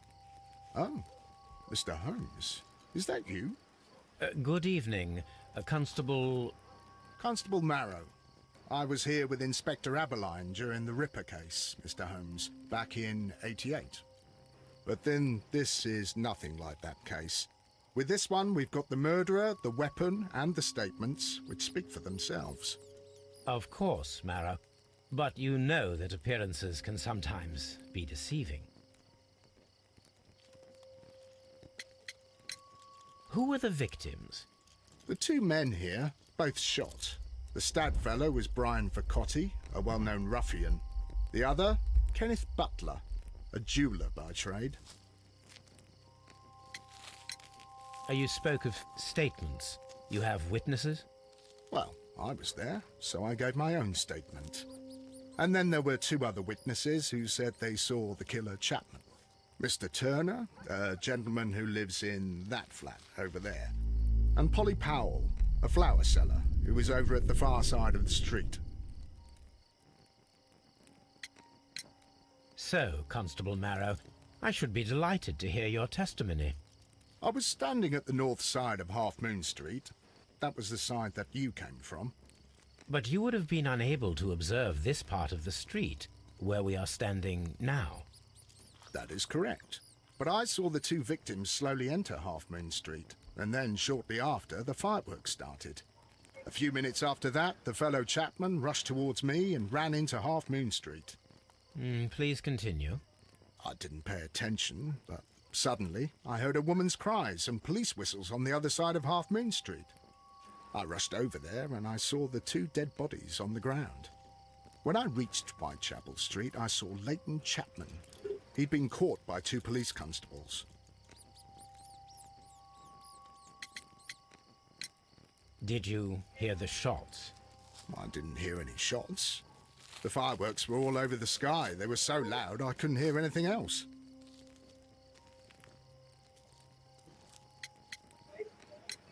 What were the fireworks in honor of, Constable? Well, today's Queen Victoria's birthday, Mr. Holmes. Yes, I appear to have lost track of the days. It is May now, of course. Constable Marrow, what else caught your attention while you were running through Half Moon Street? I saw nothing but rats, and I took the time to light every corner with my lamp.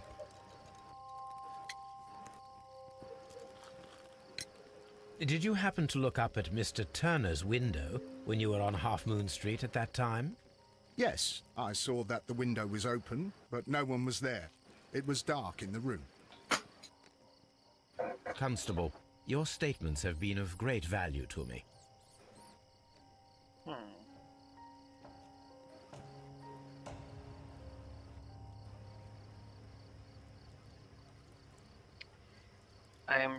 Yeah. He certainly looks dead. He did. He tried to stop the bleeding with his hand. Death was not instant. The bullet penetrated his stomach, a dreadful wound. A stomach wound is very agonizing. Tis but a scratch. A tattoo Tis but a scratch. from Westgate Prison. Vercotti must Oh have my done god, some your time arm. there. It is like, tis but a Brian scratch. Vercotti and Leighton Chapman both have identical That's a Westgate Prison scratch. tattoos. Is any arms They off? were most likely acquainted. That? Just a flesh wound. Brian Vercotti suffered greatly. What a terrible way to die.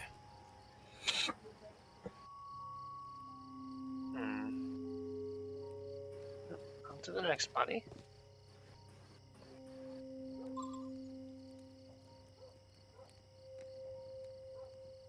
Something like right there.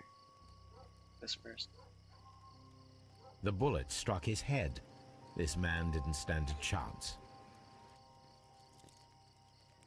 Sign your hands. This is an ordinary key. I wonder what kind of door it opens.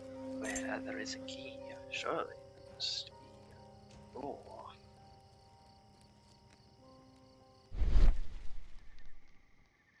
It's stuck object. A piece of wood that has stuck between the cobblestones. Let us take a closer look.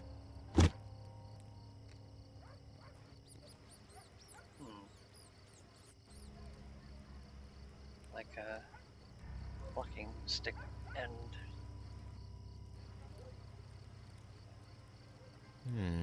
This shard of wood is quite new.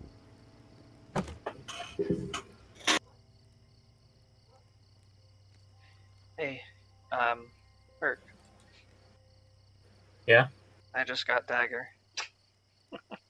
Nice. I was just like, I'll just have this on my phone. Might as well do this on the side. I'm like, yeah, I'm just listening. I look down, suddenly there's a 5-star. How did that happen?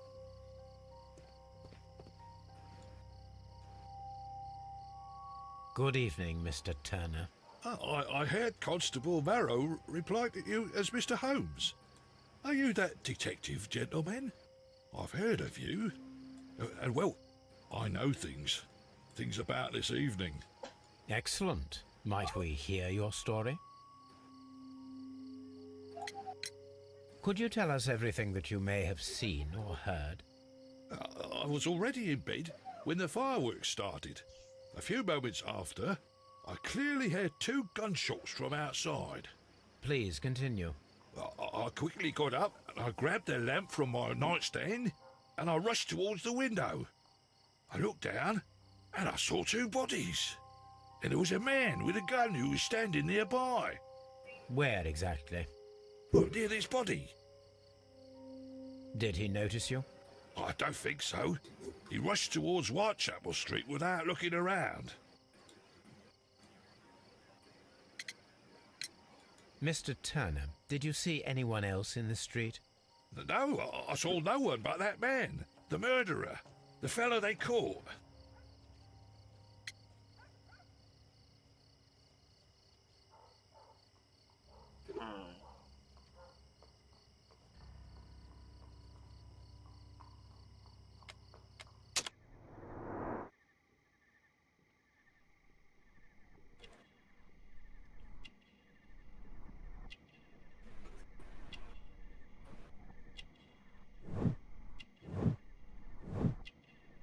He was a Crimean War veteran.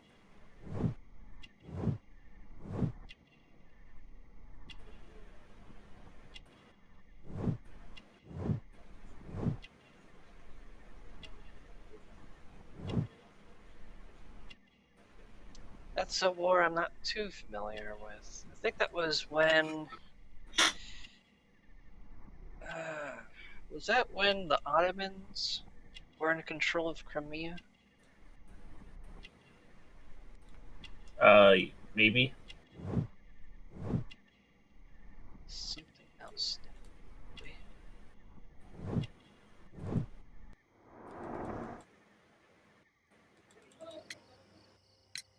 Were the 2 shots you heard consecutive?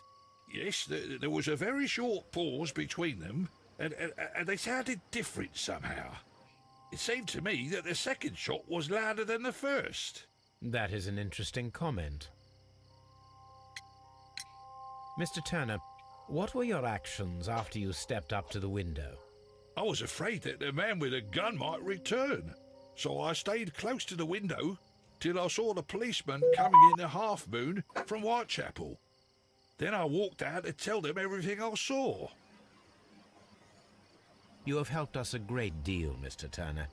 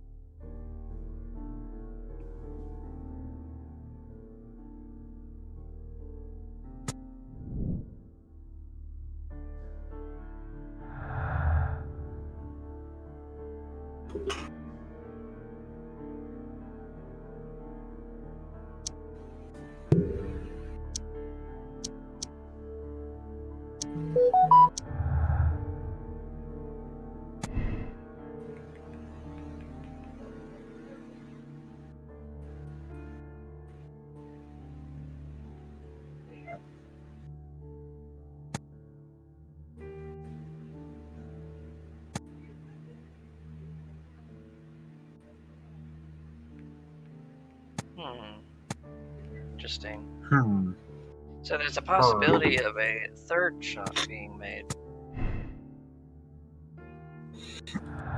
That was me. I did it. I did it. I made the like third shot. this. But And why? I did it like this. That was Because I can. Because you're fat. Yes, it was me. What? It was you? Yes, it was me, and I did it like this. Bang, I did it bang, like this. bang.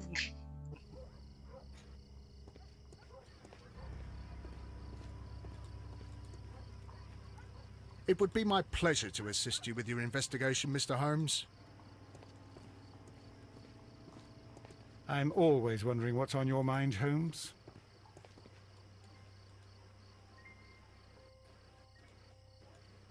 Yeah, there was a person down here.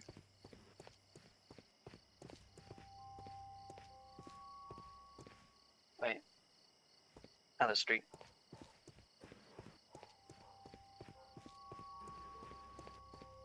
Past the dead bodies. I'll do anything to save my brother, Mr. Holmes. Why do I have the symbol here as though I can already...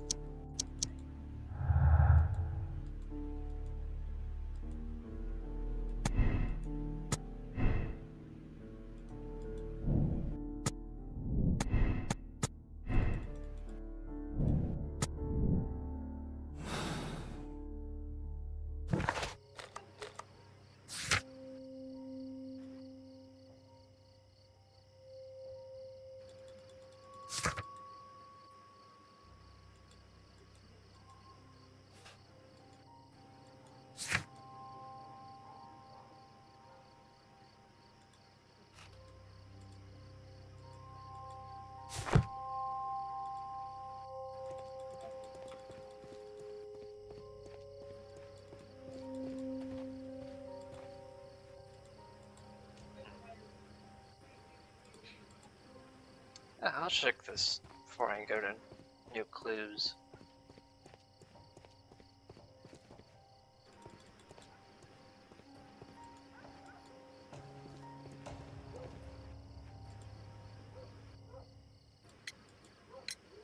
Mr. Turner, you have stated that you remained close by your window after the crime. Is that correct?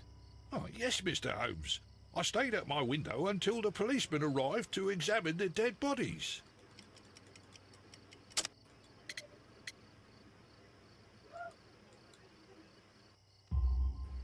That is very interesting, Mr. Turner.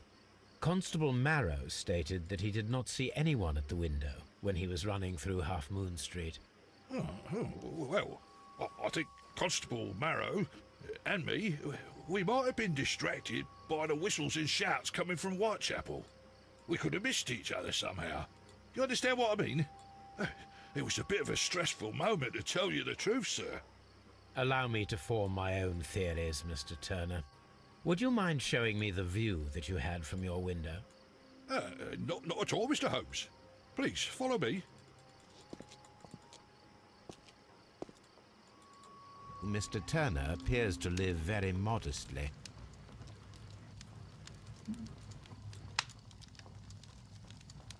This fire is dying out. It was last tended to over an hour ago.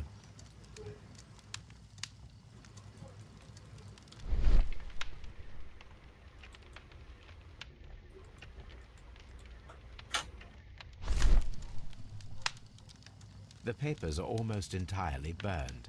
I am unable to see what's written here. These words are illegible. The papers were thrown into the fire just a short while ago.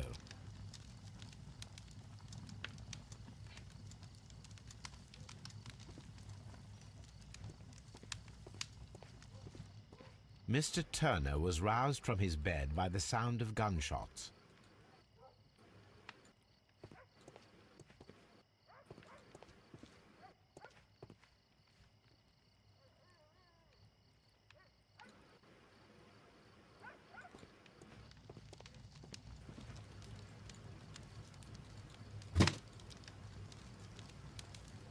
What have we here? A walking stick, piece missing. A perfect match. So, Mr. Turner broke his stick when it became stuck between the cobblestones. He did not mention that he was so near to the victims. Everyone would be like, wouldn't it be... Everyone all like, wouldn't it be so cool if the dinosaurs were back? And then I'm like, no. The books on this shelf are just a mess. No, It we looks as though died. Mr. Turner was We trying would to literally find something die in a because hurry those here, a motherfuckers are short huge. while ago.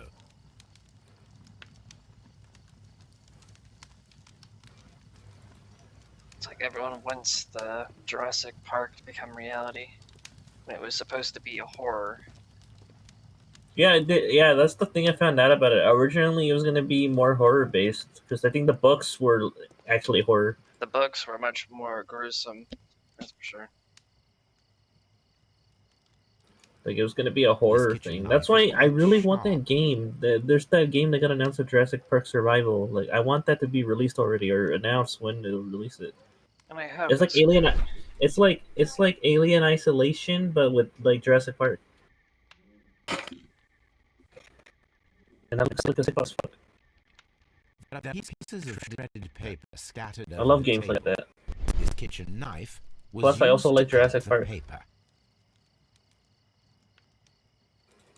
So, you know, I'm a Jurassic Park fan.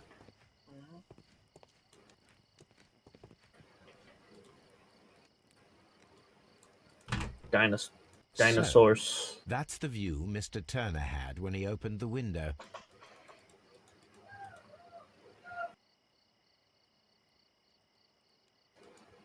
It's a very odd kind of direction here. Kenneth Butler was looking that way, and he was looking this way. He was the one shot in the head. Well, Kenneth... Was it Kenneth? Kenneth was shot in the head. Brian was shot in the stomach. Because he was the one that had an agonizing death.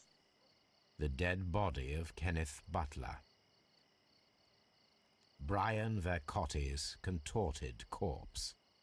Mr. Turner had a perfect view of the crime scene. He saw the bodies clearly, and Leighton Chapman standing over them.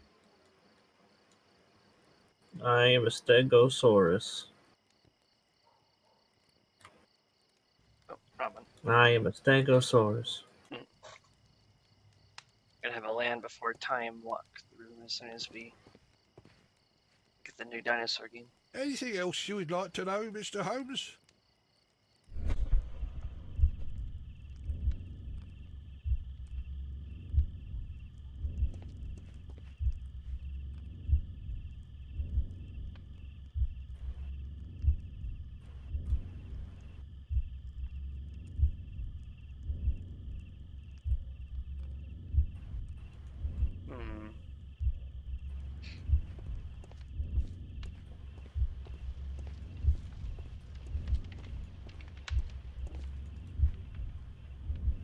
It would appear he got up from bed.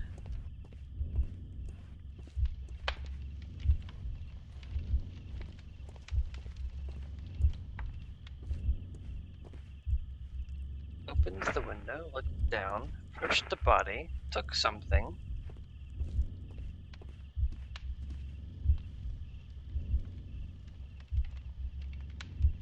Cut the papers with a knife and then threw something into the fire. Let's see this in sequence.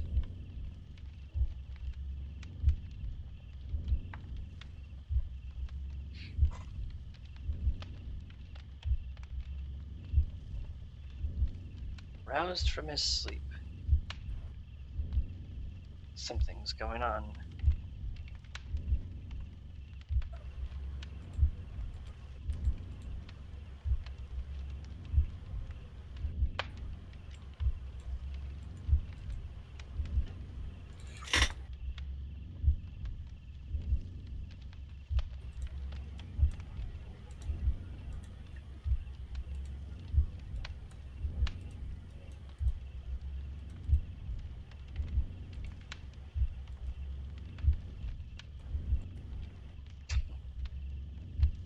Little wobble there.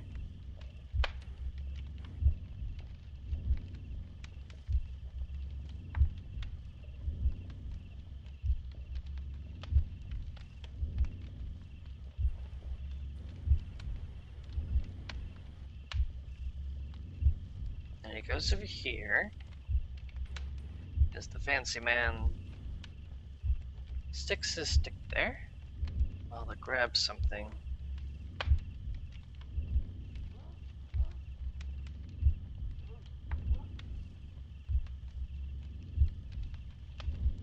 Then his stick broke.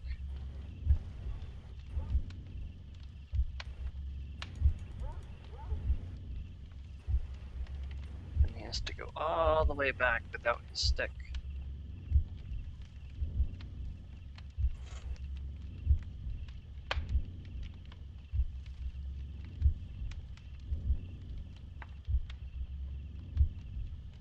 Which then he set down.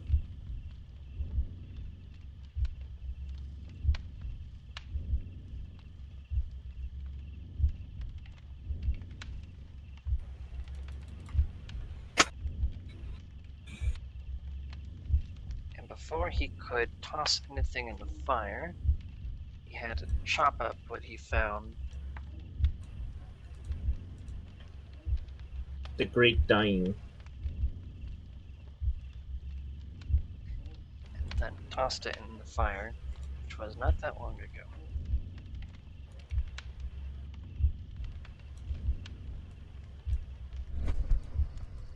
So Mr. Turner used a book to hide an object that he found on Kenneth Butler's body.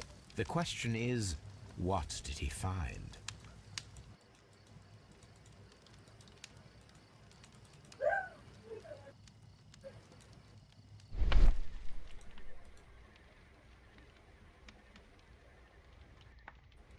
I can see prints from greasy fingers upon the cover of this book. Let us take a closer look. Moby Dick by Herman Melville.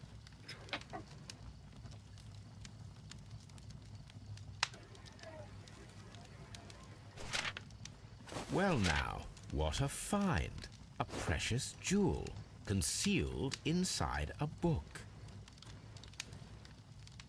A bracelet with a unique ram's head design, a distinctive feature of ancient Grecian artifacts, probably of the Hellenistic era.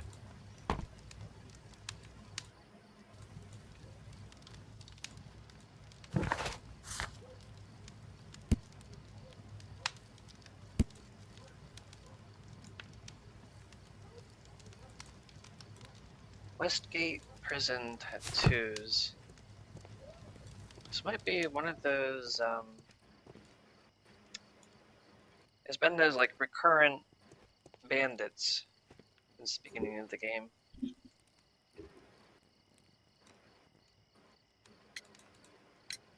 Mr. Turner, how would it be possible for a man of advanced years, such as yourself, to rush from his bed to the window in a matter of seconds, as you have stated?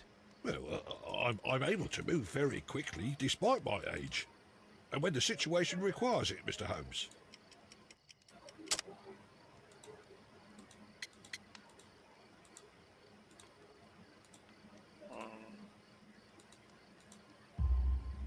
I highly doubt that, Mr. Turner.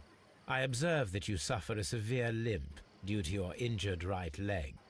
It would have taken at least 10 seconds for you to approach the window.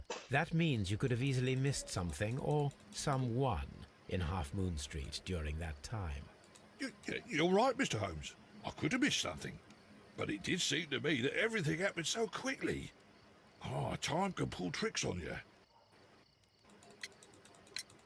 And what of everything else that you told us? Mr. Turner, it is vital that we have your complete and true statement.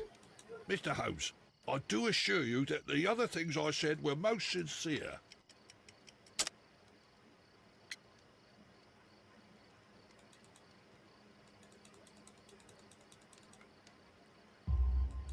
Mr. Turner, you were not sincere with me.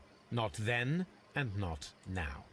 But Mr. Holmes... This, Mr. Turner, does not look like anything that a poor man might possess. It is worth more than the home that you live in. I can explain. No, merely correct me if I am wrong.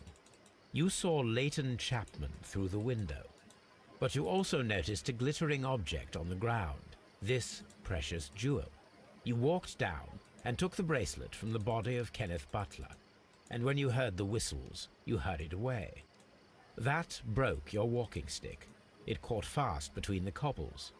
Constable Marrow was unable to see you in the window as you were climbing up the stairs on your way back to your flat. Upon returning home, you hid the precious jewel inside a book. Mr. Holmes, please don't send me to prison. I didn't do anything bad. I'm just a poor man.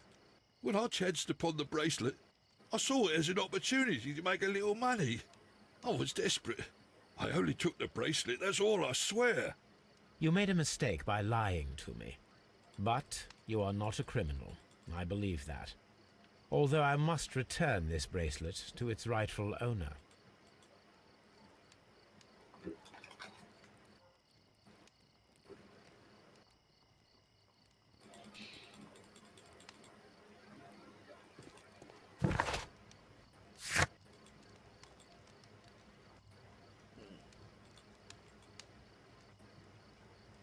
Let's see my potential crossfire. I have to search my archives for some info on this bracelet.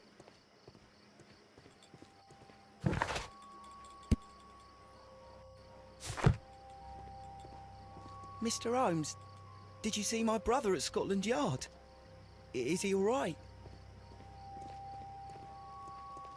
It would be my pleasure to assist you with your investigation, Mr. Holmes. I'm always wondering what's on your mind, Holmes.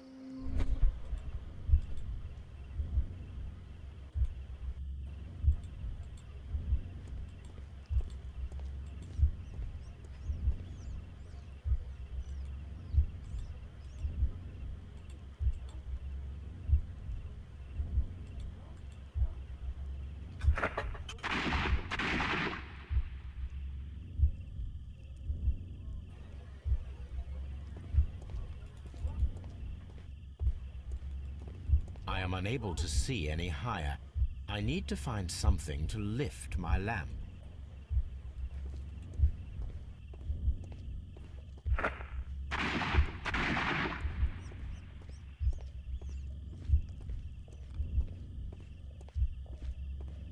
I am unable to see any higher. I need to find something to lift my lamp. Oh, we have a pole right here.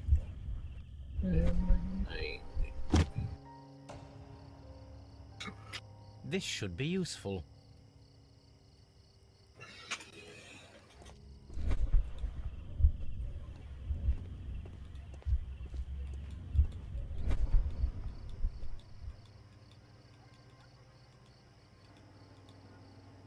This is most definitely a bullet hole. The brick cracks are fresh. Watson, there was a third shot fired in this street.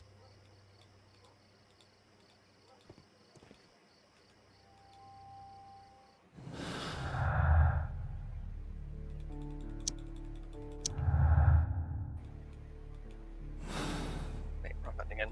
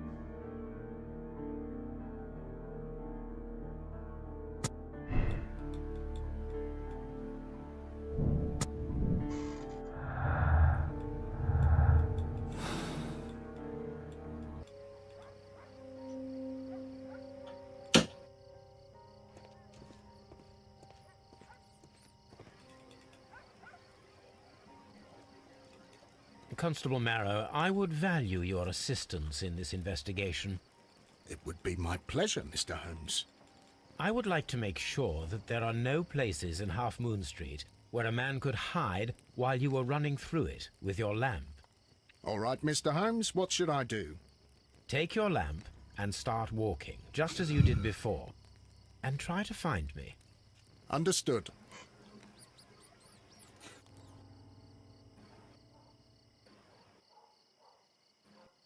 Oh, I'm now the constable.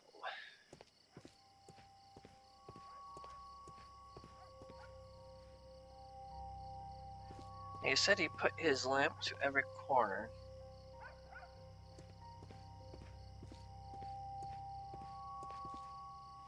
I can see you very well, Mr. Holmes. All right, Constable. Let's try again. I'll find another place to hide.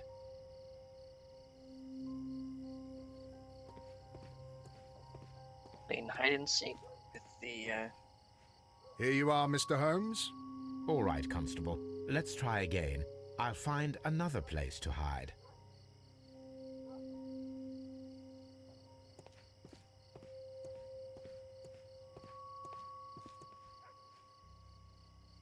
This is like a reverse stealth mission. Dun, dun, dun, dun, dun. The reverse. Dun, dun, dun, dun, dun, dun, dun, dun, dun, dun, dun.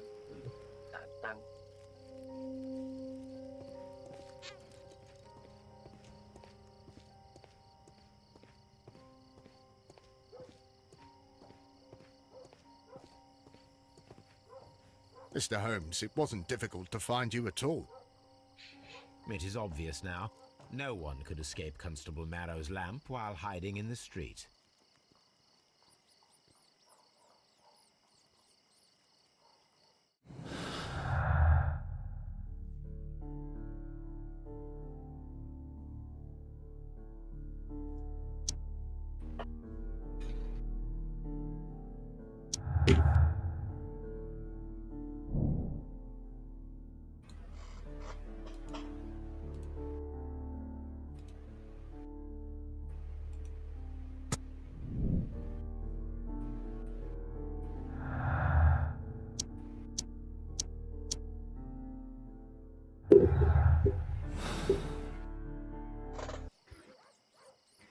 It would be my pleasure to assist you with your investigation, Mr. Holmes. I'm always wondering what's on your mind, Holmes.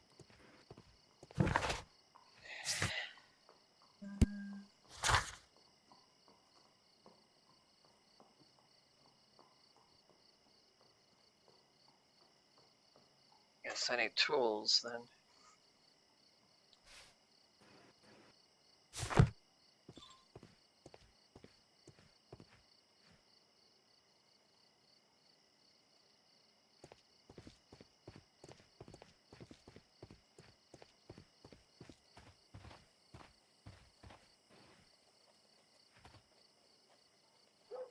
That's where I saw different prompts pop up. Apparently not. Mrs. Powell? What do you want? My name is Sherlock Holmes. I'm assisting the police with their investigation of the crime that took place this evening. Well, I've already gave my testimony, but very well. Could you tell us everything that you may have seen or heard? Yes. I was selling my flowers as usual, and then the fireworks began, in honour of Queen Victoria. I enjoyed those. But then, all of a sudden, a young lad ran out of Half Moon Street and stopped just by me.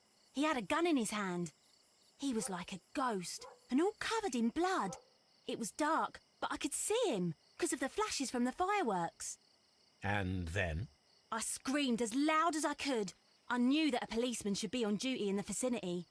He had no time to escape. 2 constables got him. Then another constable came out from the very same street, and I heard him talking of a horrible murder. Mrs. Powell, did you hear the gunshots? I'm not sure. You know, what with the fireworks? Did you see anyone else leaving Half Moon Street, prior to or at the time of the crime? No, sir, I did not. Even with all the fireworks, I was very attentive, as I'm always on the lookout for customers. My thanks to you, Mrs. Powell.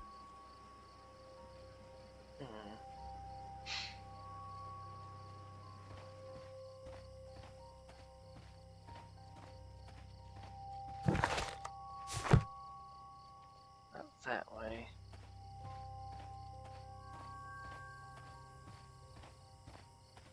Locked.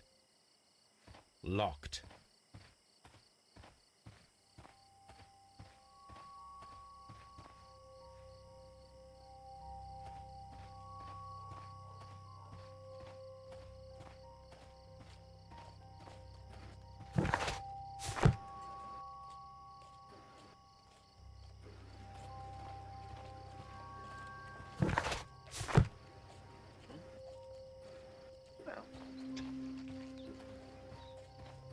Locked.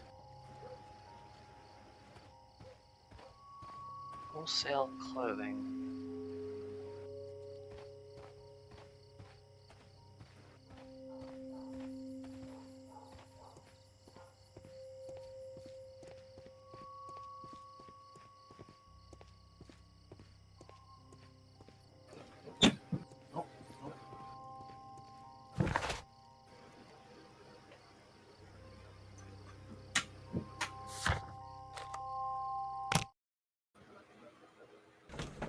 Need to investigate this bracelet, I believe.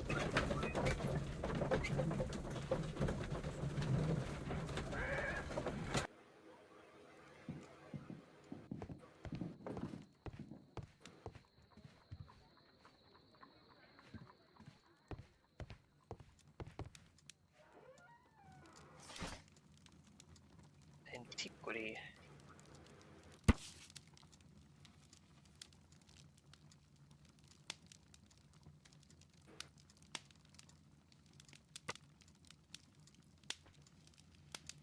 Missing from the museum since 1885.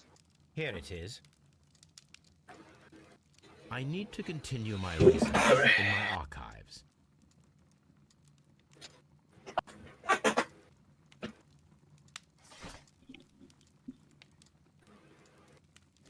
Be in the newspaper.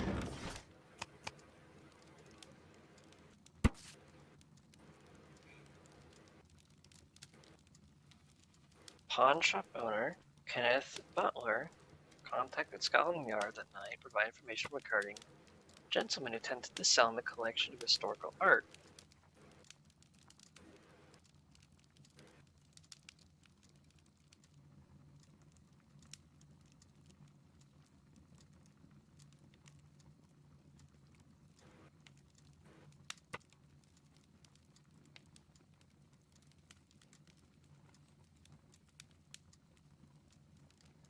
Here it is. One of the victims, Kenneth Butler, was involved in the story of the stolen Hellenistic treasures. A visit to his pawn shop should tell me more.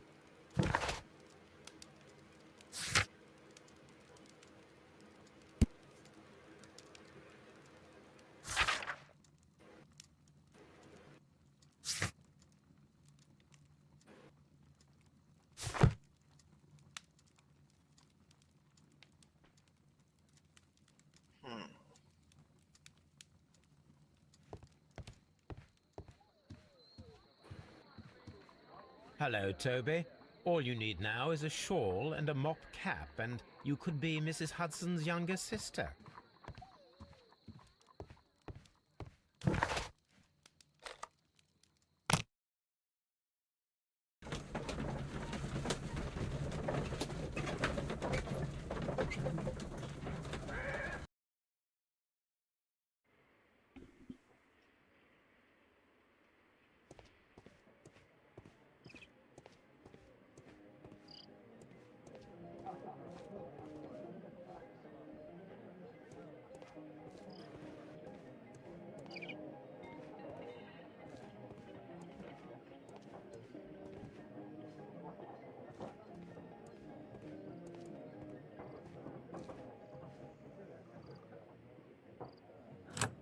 Mr. Butler's key matches the lock perfectly.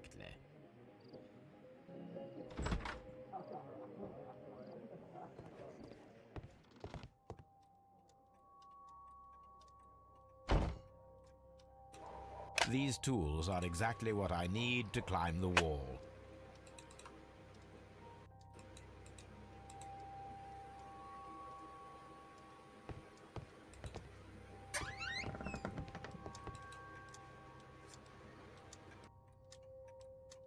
This is exactly what we need in order to imitate the flash of the fireworks.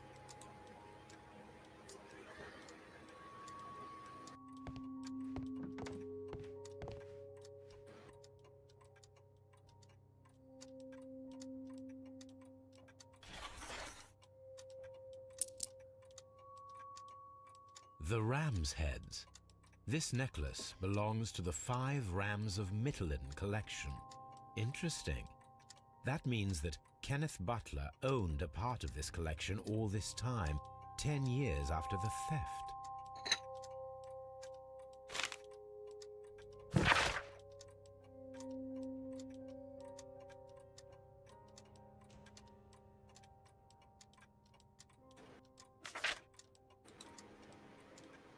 Brian Vercotti.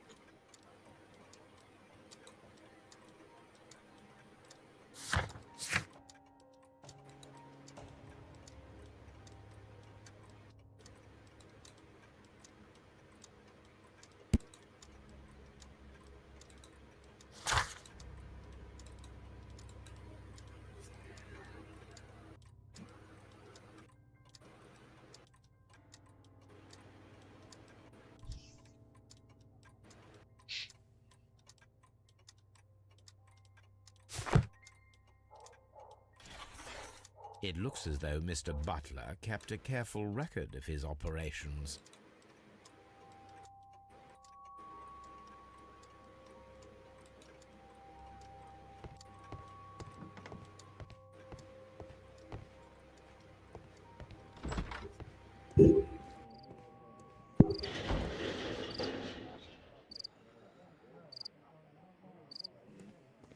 They did mention that there was a flash.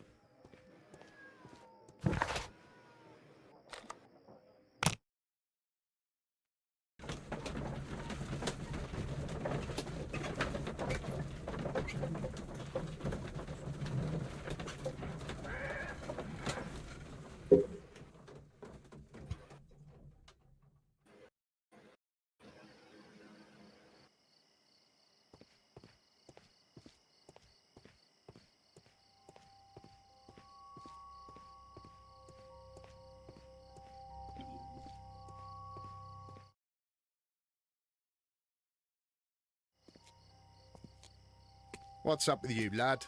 What are you waiting for? I'm waiting for my brother to be released. Your brother? The one that you caught, beat up and imprisoned. Ah, the murderer. He ain't killed no one, copper. Watch your mouth, lad, else you'll be joining that worthless brother of yours.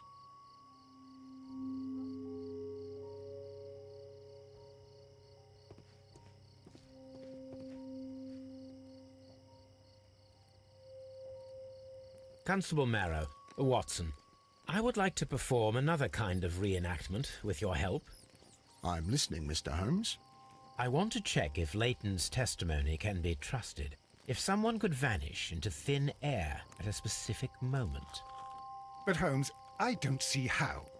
I am going to be the mysterious gentleman whom Leighton followed. I will stand exactly where he saw him before he was blinded by the flash.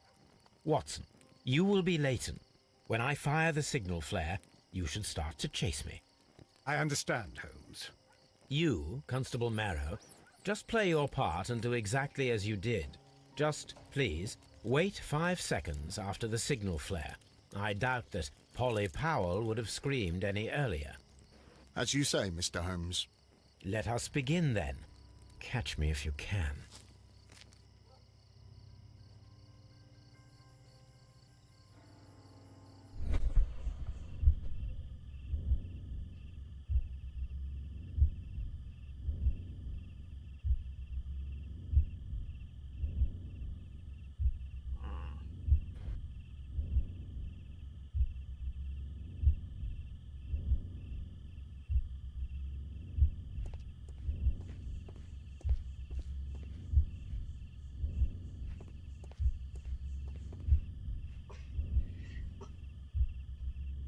man jumped to? I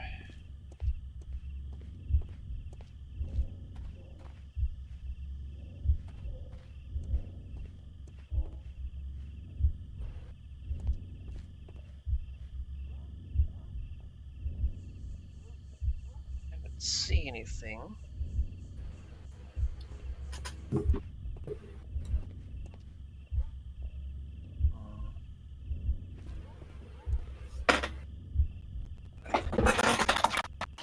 This one seems darkest. This wall is casting shadow. It would be difficult to see anyone scaling it.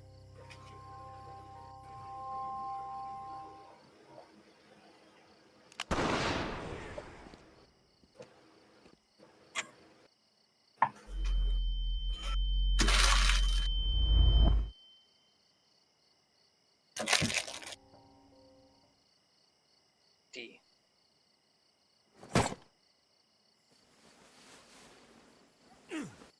A. D. I can barely see anything. A.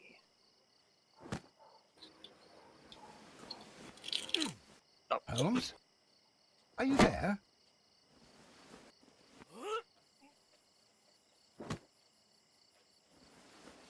Where is he? My God, a man can't just disappear like that.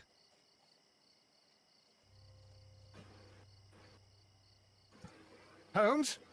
Holmes? Where are you? I cannot see you, Mr. Holmes. Dr. Watson, it seems that Mr. Holmes has disappeared.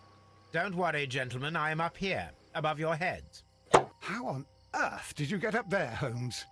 I am using crampons and a climbing axe, although the person we are looking for did not leave any traces of such tools. Constable, is there any way to get to the top of this building? Yes, Mr. Holmes, I can show you. The door to the building can be found from Whitechapel Street. Gentlemen, I am on my way down.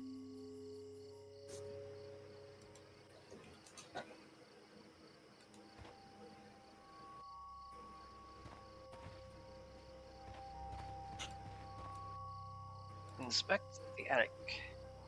This is the back door of the building with the attic floor that you required, Mr. Holmes.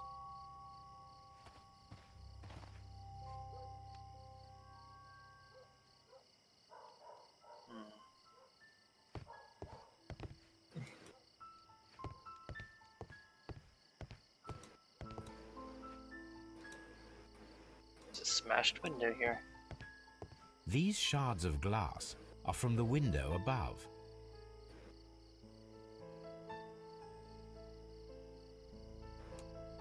It's empty. Someone broke through the window to get inside the attic, but in his haste he ripped his jacket. It's Jack the Ripper. He's real? Oh God! Because it's Jacket the Ripper. Ha ha ha ha ha. A cluster of thick black threads. They're unusually strong. I should examine them under the microscope. We can conclude that the person whom Leighton saw climbed up the wall, broke into the attic window, and escaped through the hatch.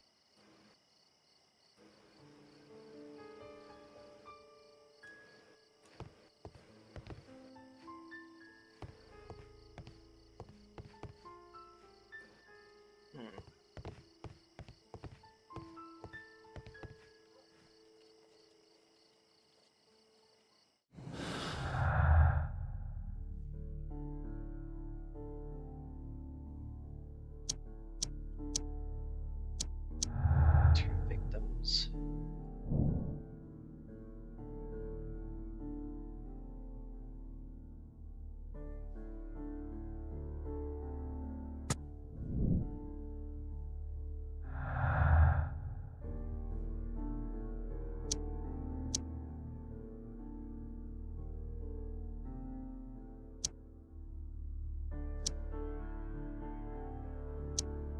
A wall climber for long lost art?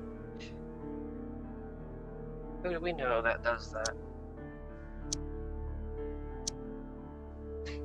It's Laura Croft. She was the murderer.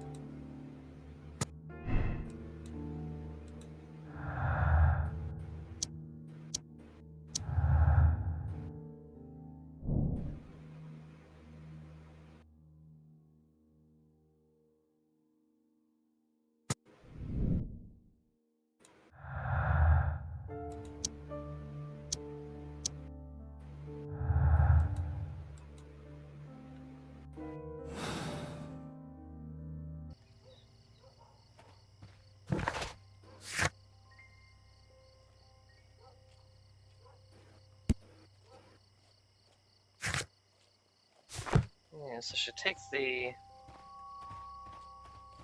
thread over to the analysis room.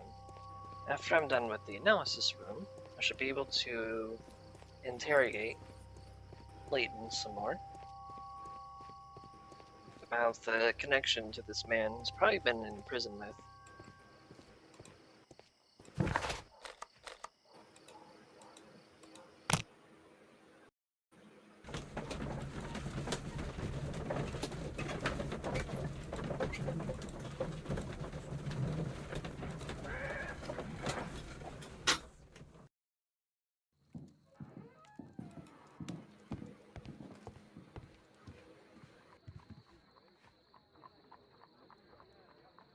Let us take a closer look.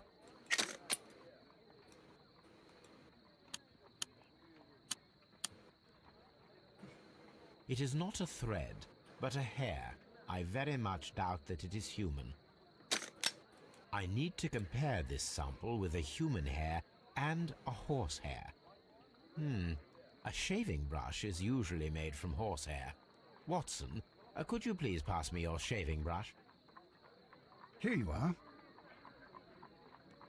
Watson, look, what's outside the window? Well, I don't see anything. Ouch! Holmes! Oh, don't make such a fuss. One little hair.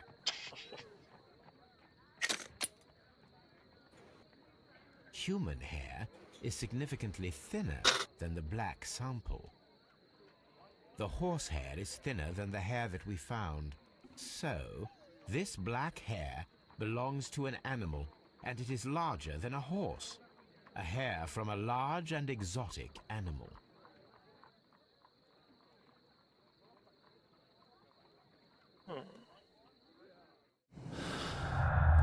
Exotic animal hair. A wall climber at that.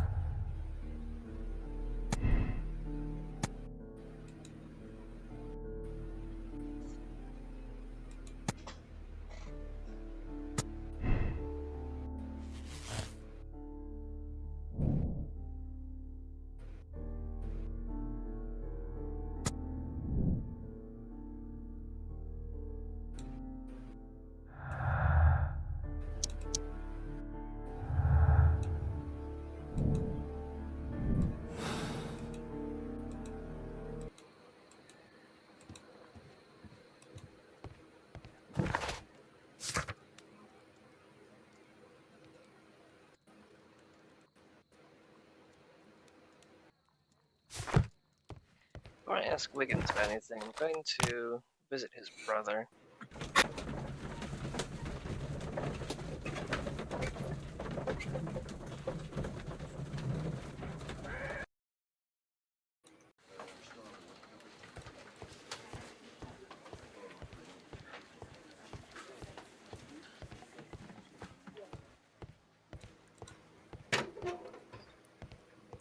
Please escort this suspect for interrogation.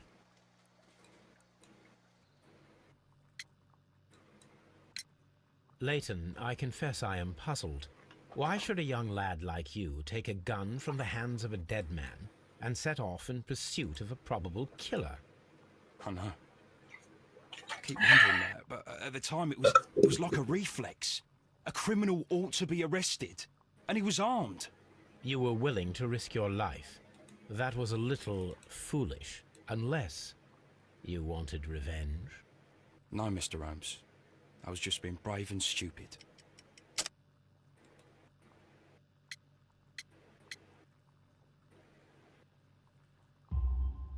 I'm sure that you were, but I believe that you may have recognized one of the victims, Brian Vercotti. You knew that gentleman well, did you not? However could you know that? You have a typical tattoo of the Westgate Brotherhood upon your hand. I observed exactly the same mark upon Mr. Vercotti. You came to know him from your sharing a past prison sentence. Am I correct, Mr. Chapman? God. You're right, Mr. Holmes. Would you tell me a little about Brian Vercotti? We were convicted for a robbery. Once in prison, both of us joined one of these fraternities. During that year, we tried to help each other out, you know? You were quite young then, I believe. Yes, Mr. Holmes, we were. We'd only stolen a pound of meat. After we were released, and when I saw what my little brother had become, I decided to work towards living an honest life. And Vercotti? He had a hard time. His sister had died in a Whitechapel dispensary while he was in prison. He had no family anymore. Our paths split. He fell back into crime. So you lost him? Yes. And for around 2 years, I heard no news of him at all. We shall see you soon, young man. Valuable info. Indeed.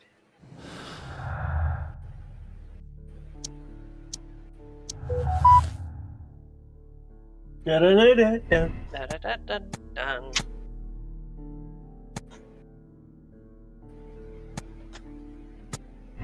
Personal motive, maybe. That wouldn't work.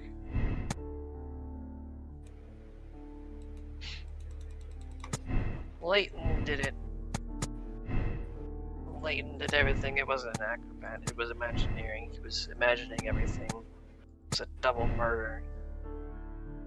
Just simultaneous shots with firing positions. I could just call him a murder right now if I really wanted to. Call them murder. Like, hey, did you murder this guy? No. That sounds like something a murderer would say. It sounds like what a murderer would say. Yeah, so that's one of the fun things about this game. If you really want to just ignore all the evidence, or rather kind of piece them together in your own way, you can just... Like, yeah, I'm gonna not only call you a murderer, I'm just gonna condemn him. Life in prison. Fuck you. How dare you. It wasn't a circus acrobat. Firing position totally wasn't 3 shots ago as we saw everything on the wall.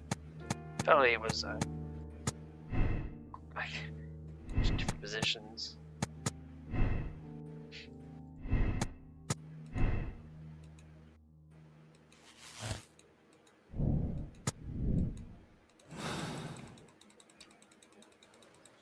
It's like, what is this? I think that's kind of like a fun thing about this, where if you like piece stuff together, like, obviously in the wrong way, then it will give you a conclusion that you would make, like as if you were Lestrade. Speaking of Lestrade, I'll go meet him right now. Mr. Holmes, what is the trouble with that lad? Isn't he guilty of murder? See, that's what happens if you piece everything together wrong.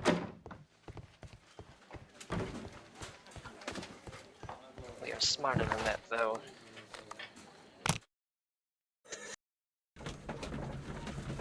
Ugh.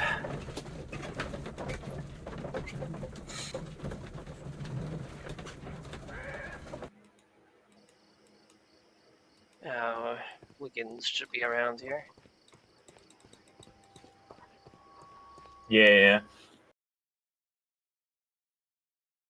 Why are you looking at me all the time like that? I'm just watching you, lad. I never know what to expect from people like you. People like me? Yes, street beggars and thieves. I ain't a thief. Oh, no? Then where did you get whatever it is that you're gnawing on? I very much doubt that you bought it. What ain't seen can't hardly be stolen.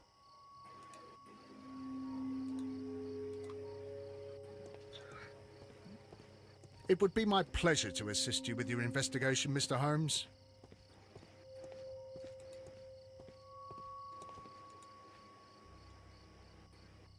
Mr. Holmes?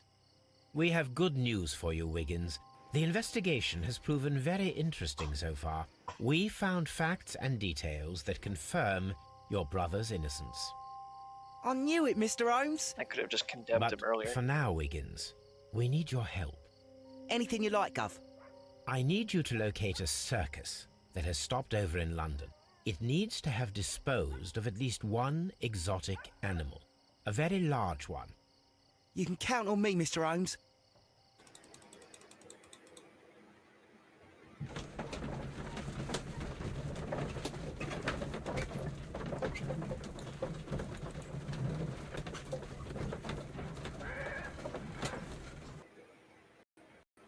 The next morning, very early.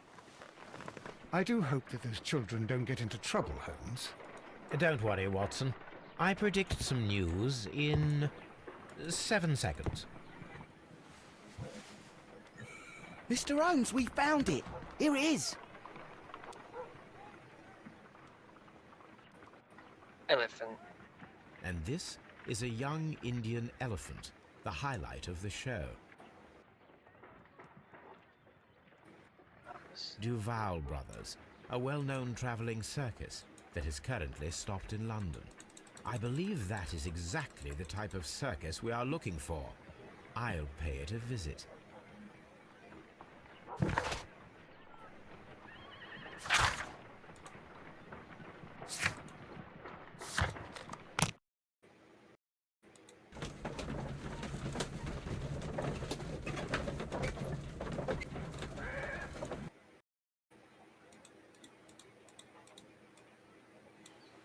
Aye, you!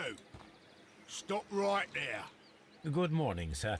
Pardon me, but why am I not allowed to walk around here? Because it's private.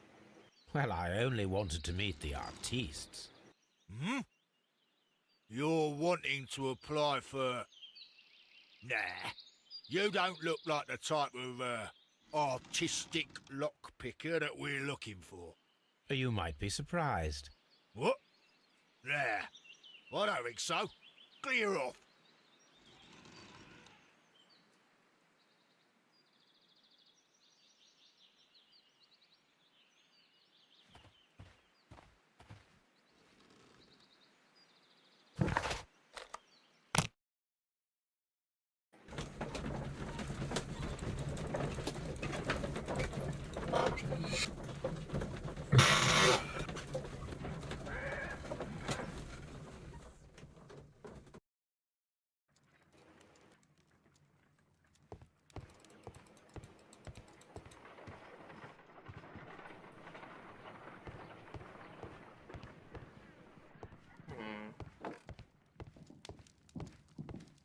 I'm curious, where did they put that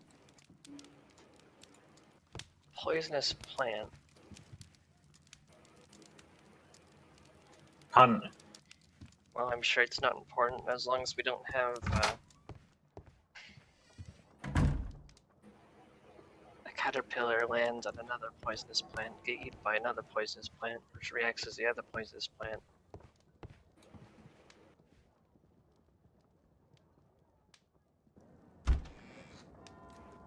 I am in need of an artiste. Green suit, gray suit, light suit, blue.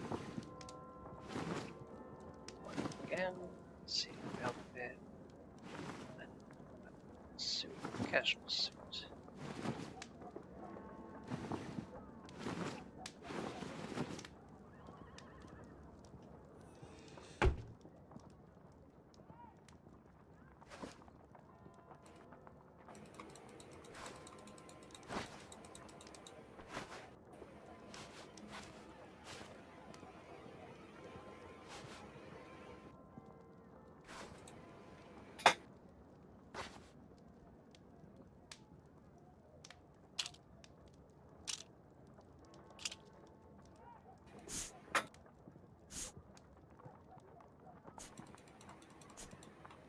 villain must have the villainous mustache, surely.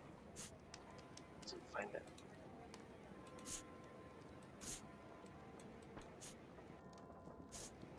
There we go.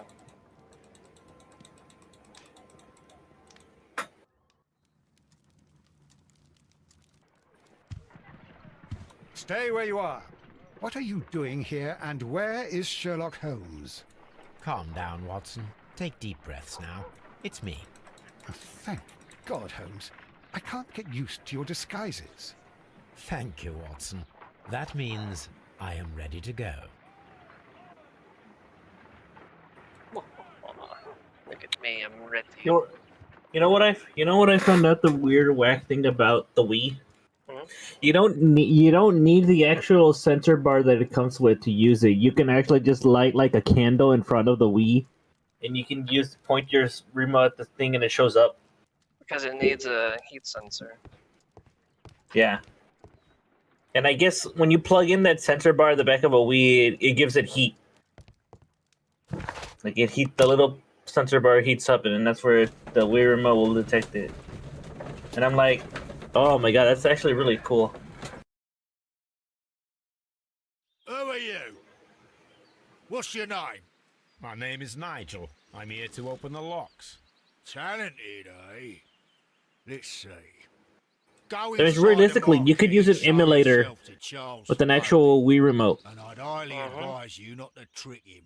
Because like if you just put that and do it at that, yeah, there you go, Wii remote, then it would work.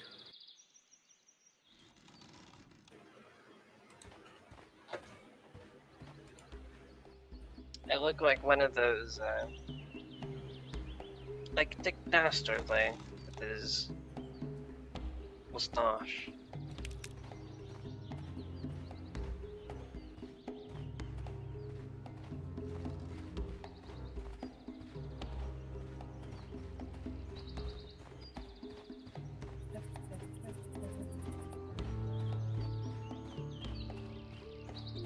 See anything that comes up out of mind here.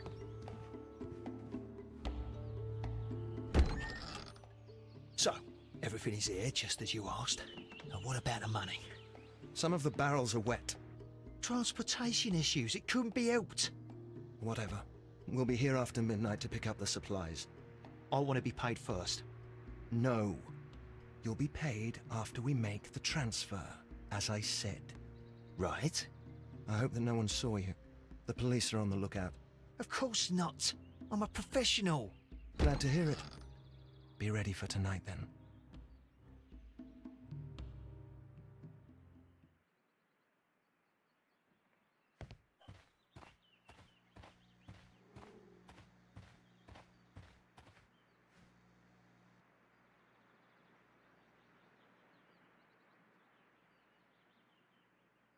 From lambs into lions. Those are words of encouragement and defiance. That's a picture of a contemporary gentleman wearing a Robin Hood hat. Interesting. This poster was clearly made to fire up rebellion amongst the people.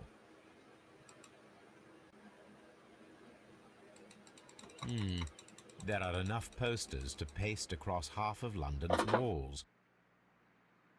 This printing press is old, but still quite capable of printing hundreds of pages per day.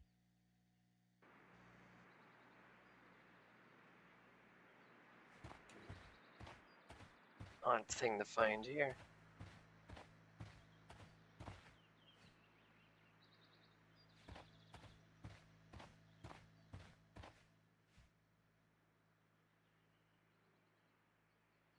This wooden barrel is damaged. It is difficult to say what is inside. There is a spot on this barrel that was intentionally painted out. The crest of the Honourable Artillery Company. Could it be gunpowder? I need to be sure. Judging by the fractions and the scent, I can confirm that it is, in fact, gunpowder. Which is something you don't want to be wet. The barrels are roughly clustered. It seems as though they were brought here in a hurry. Powder kegs, a printing press, and a great many blank papers. All of this was stolen by the Merry Men quite recently.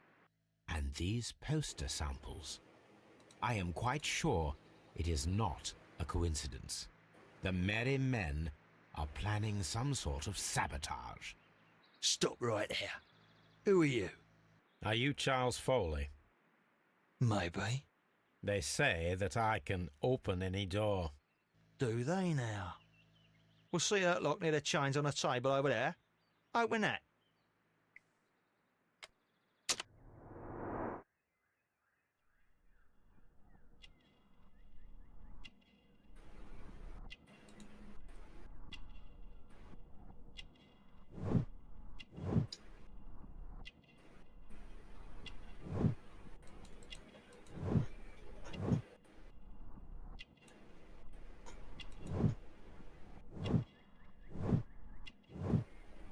Bulldog revolver.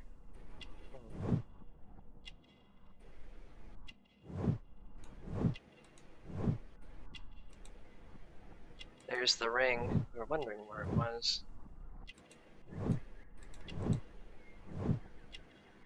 An acrobat. I believe I found our man. Are you still tempering with that lock?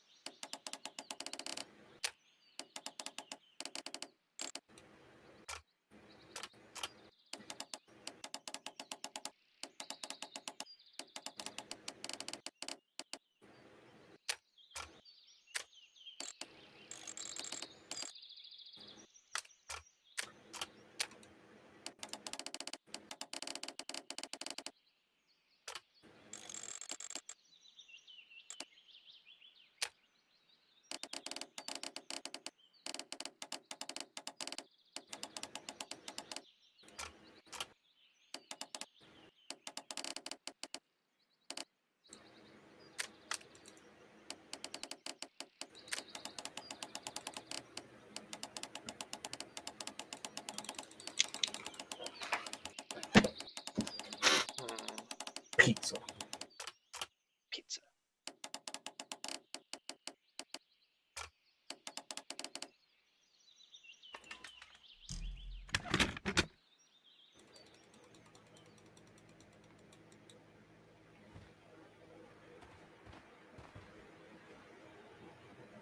Ah. Well, they're right. What's your name? Nigel Shirley, from York. Ah, Nigel from York. Never heard anything about you. How'd you hear about me?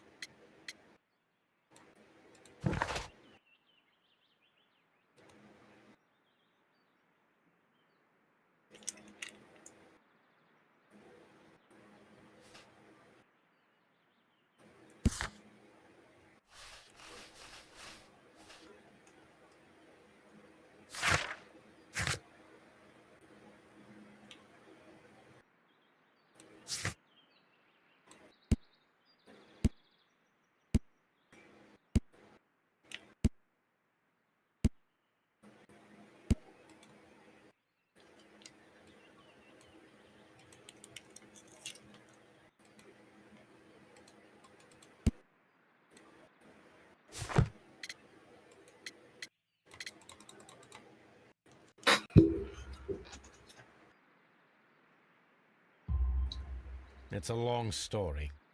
I met your brother, Vincent the Butcher Foley, in prison. He told me all about his betrayal and all about you. Before I was released, he told me that you might find a job for me one day and pay me some money for me craft. Well, he died 7 days ago in prison. I'm sorry to hear that. That's all right. The traitor has paid the blood price for it. And you'll do the job anyway, because I need a talented lockpicker. I know just where to search for his legacy. It's all about the Hellenistic treasures, isn't it? Osh, you fool. Now, listen up. You'll come with us tonight, and you better mind yourself. Us? Wait, who's coming then? Billy, Jack and me. And what will I get for that? We'll share the loot. The one you seem to know about. Right. Wait for us at the abandoned manor house on the corner of Ladbroke Grove and Kensington Park Road at midnight. Deal.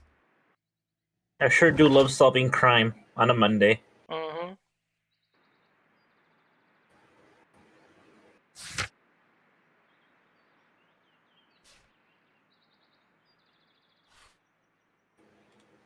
This must be the Merry Men.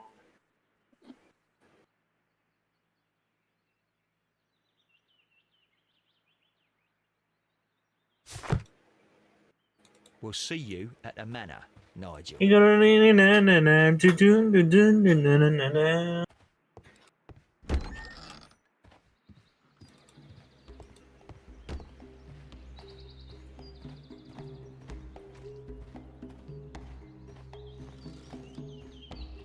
Crazy to think, despite the fact that horses are big and shit, they're still prey animals.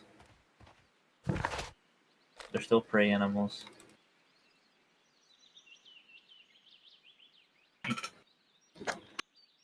And things would hunt them down.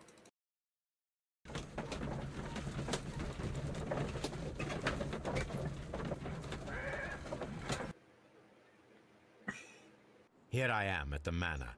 Somewhere inside it are the Hellenistic treasures.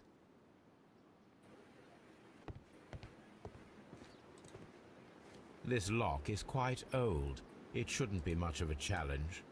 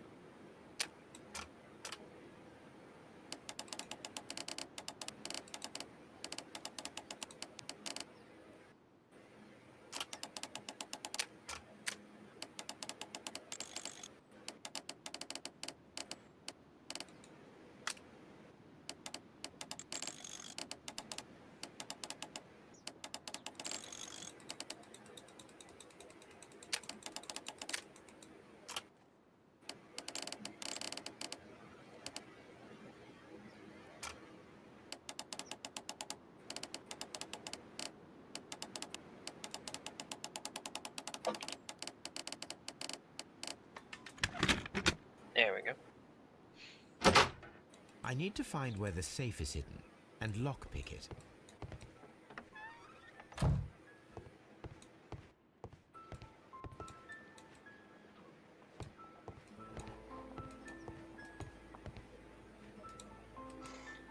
This cupboard is an absolute mess. Several books have fallen from the shelves. It seems as though this cupboard can be moved. I'll give it a try.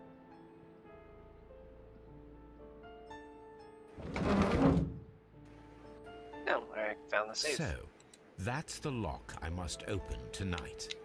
Let me see.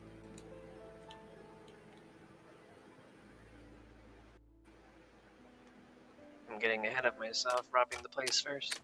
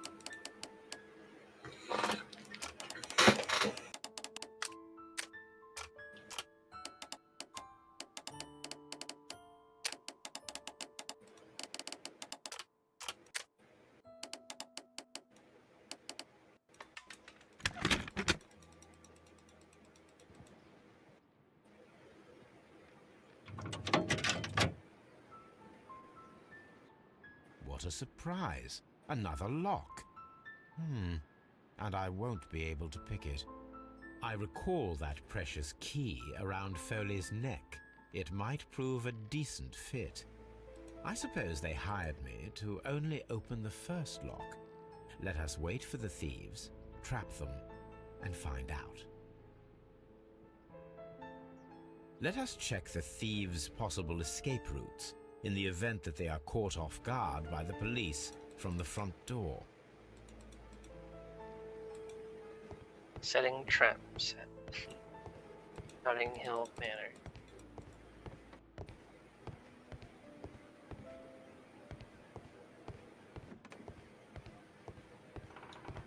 The ground floor window is a perfect way to escape the police.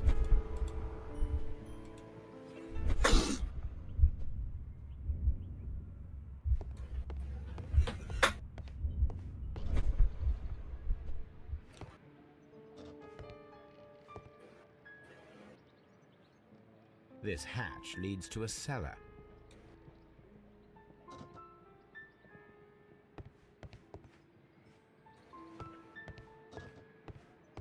This door is a perfect means of escape in an emergency.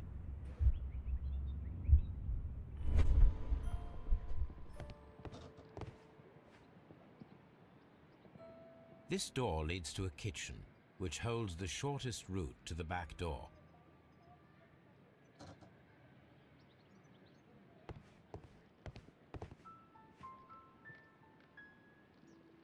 I wonder what this old chandelier is doing on the floor. It looks as though it was poorly attached. I suppose that the thieves already tried to open the lock with this formidable hammer, but they were unsuccessful.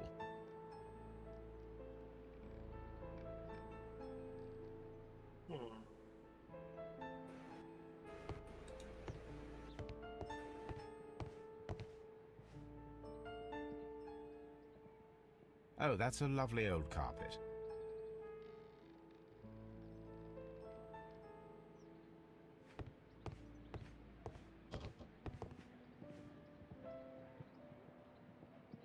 A solid rope.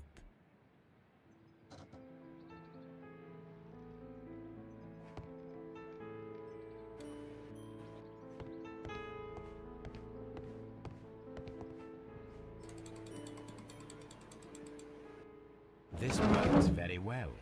No one will escape through this window now.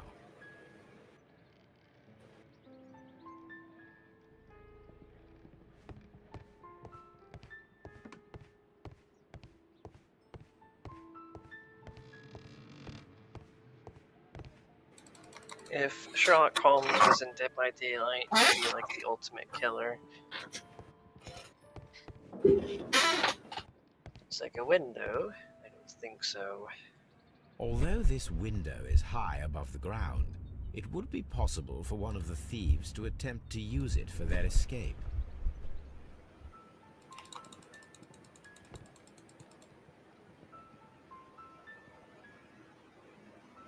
This is the perfect place to set a trap.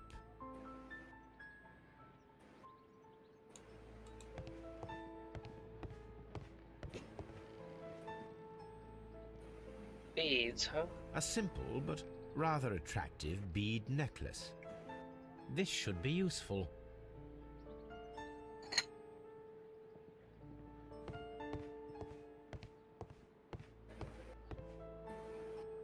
A bead trap.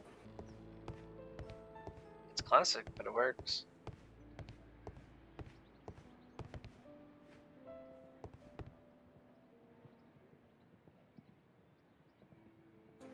One step on these beads, and our thief will go flying. I should walk carefully here, else my plan will be ruined. I just immediately walk into it and just...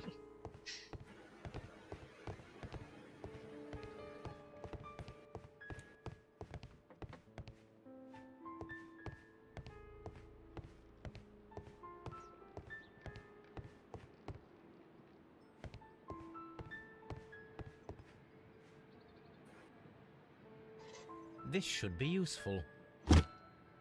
Take the chair. block off this door.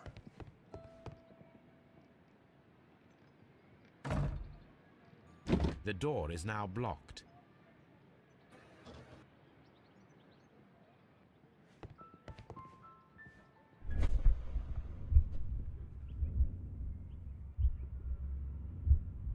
Any thief who finds his way upstairs will roll down very quickly.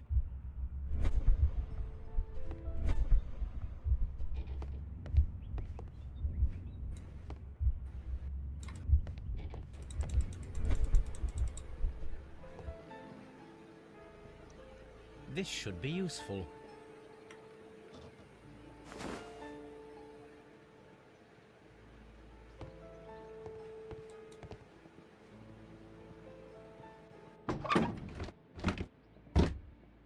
There is no ladder. If anyone falls here, he will need assistance to get out.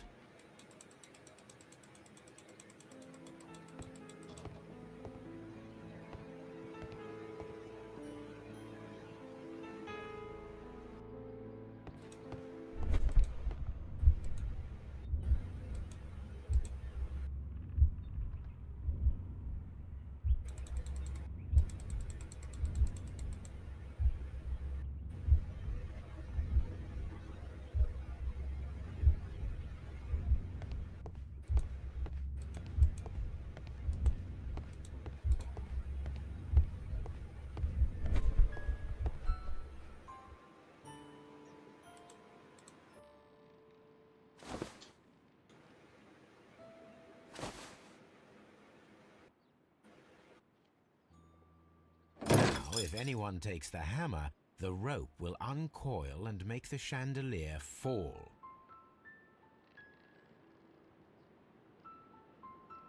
Very devious. If he runs through the dining room and takes a sledgehammer to force open the door, the chandelier will knock him down.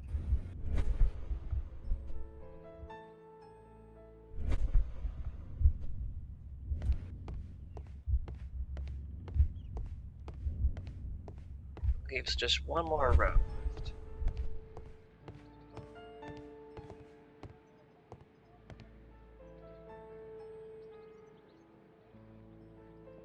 This hatch leads to a cellar.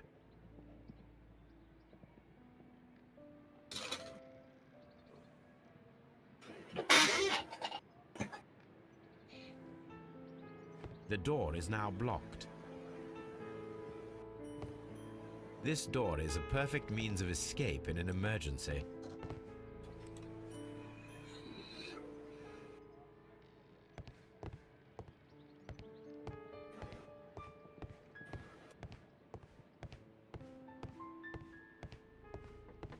The thieves won't attempt to escape through the front door if the police are right behind it.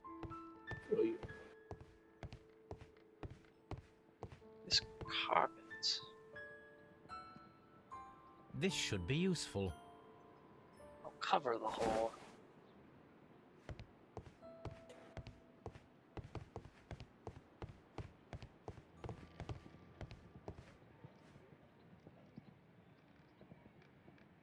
Now, it's not an open hatch, just a nice carpet on the floor. I should walk carefully here, else my plan will be ruined.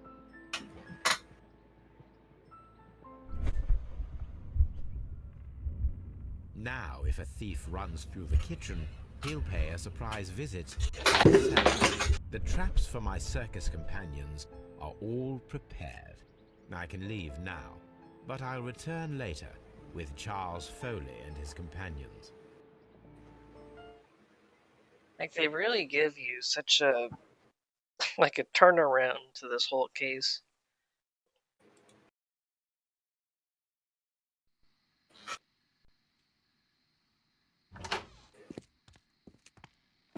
Police! Police!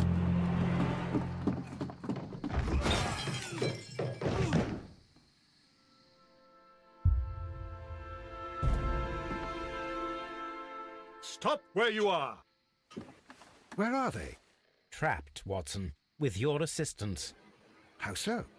You sounded just like a real Bobby, my dear fellow. You startled them into the traps. I did? I assure you, Watson, it was quite an entertaining show.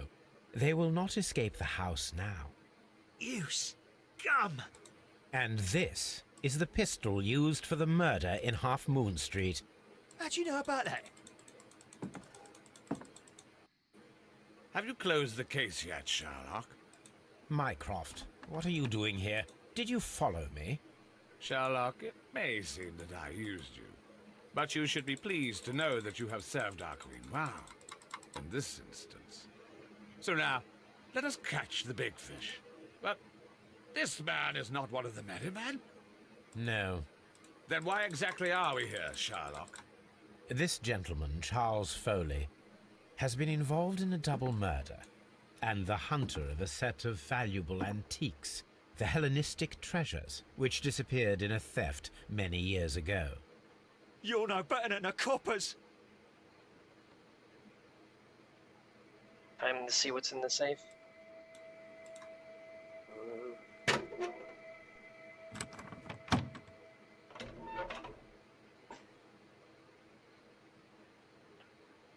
Holmes, that is incredible. The Hellenistic treasures. Indeed.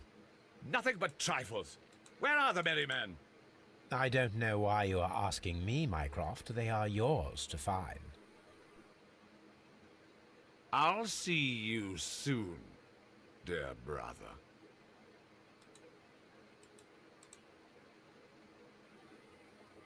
Don't move, you flim-flammer.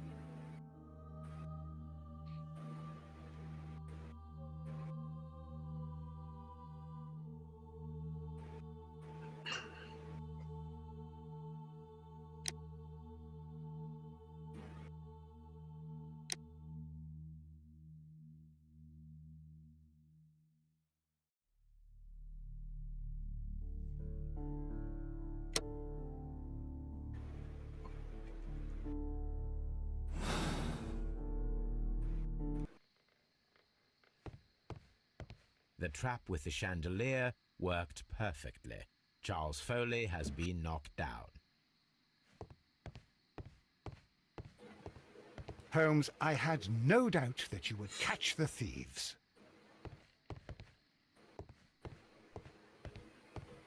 One of Foley's companions. He is unconscious.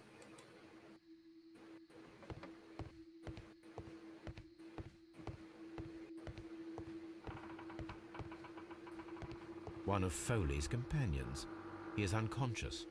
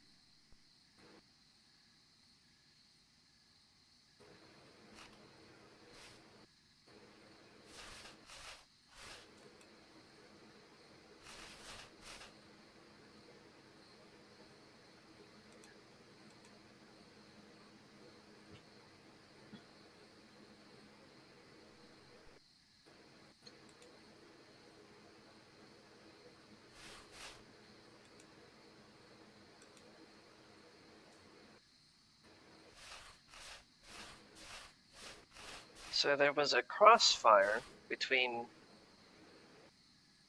Kenneth Butler and Brian Vercotti. As far as I see, Kenneth shot, it was Brian, he was shot in the stomach, who then shot wildly, hit the other in the head. So essentially they both killed each other. So then this man, in the thick of things, grabbed one of the treasures and ran off, including the gun.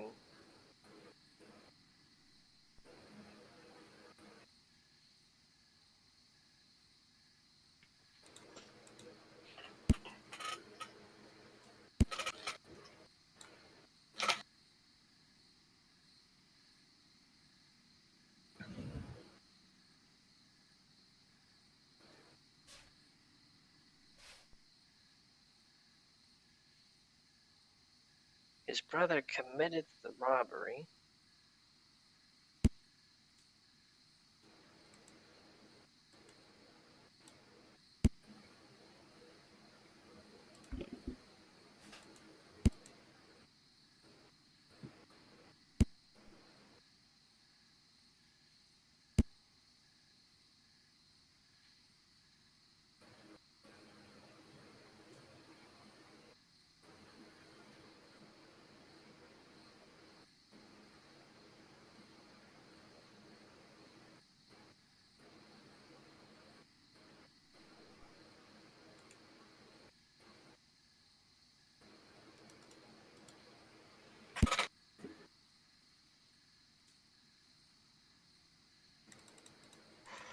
Kenneth Butler had the antique over at his pawn shop.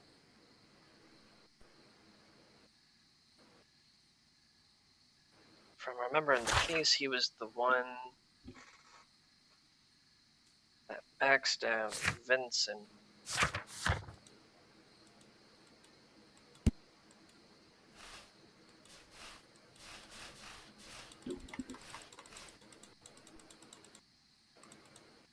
His betrayal.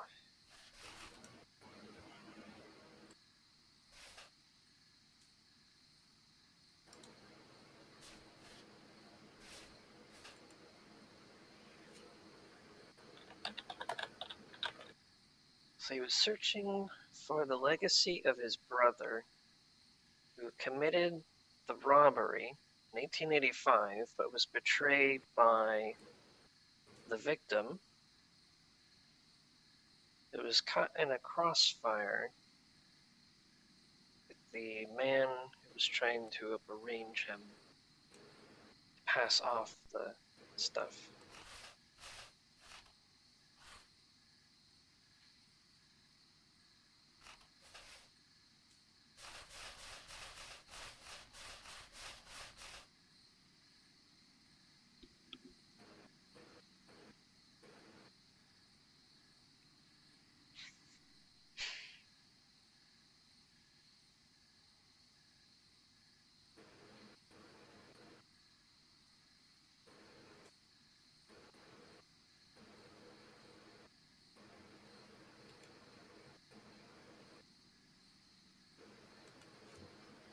Yeah, Simon Beckett was the one that was the merry men.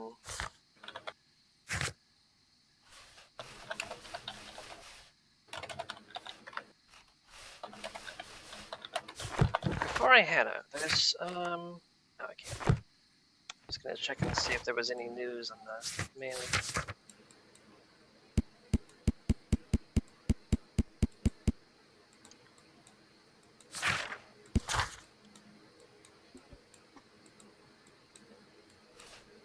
Seems to me like he wasn't really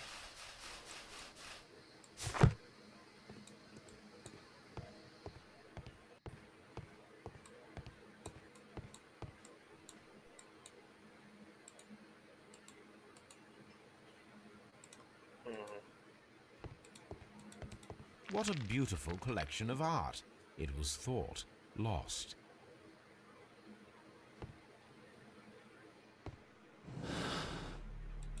What are the conclusions? Got double murder, folly's vengeance.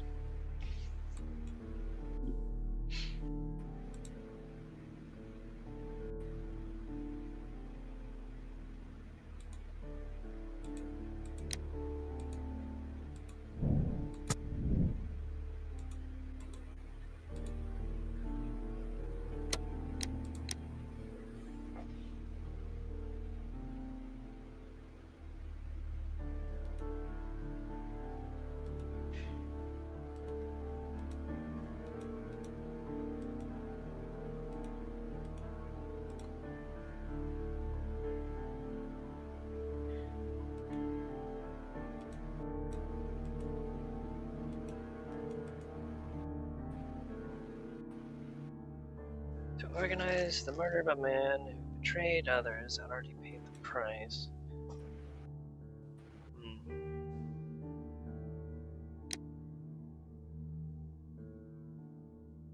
To condemn or absolve, that is a question.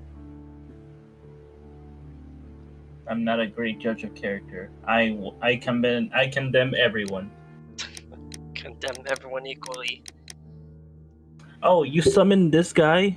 You summoned and you got super lucky? Fuck you. Condemn. The thing is here, he wasn't actually... Imagine I'm investigating a murder and it's like, what should you do? And then I'm like, huh, okay, and then who did you summon recently? I summoned like 10 bridal arces. Condemned. Guilty. Condemned. Guilty. You. Your Honor, League of Legends. Guilty. Death sentence. So this was the thing. He wasn't actually responsible for the murder because that was a crossfire between the two victims. He happened to be on the scene. He took one of the guns before running And then off. I took one of the guns and I said, I bet I can shoot you from this distance. And he said, nah, no you can't, you suck at aiming. Well, guess who just won $20 in a life insurance policy? That's right.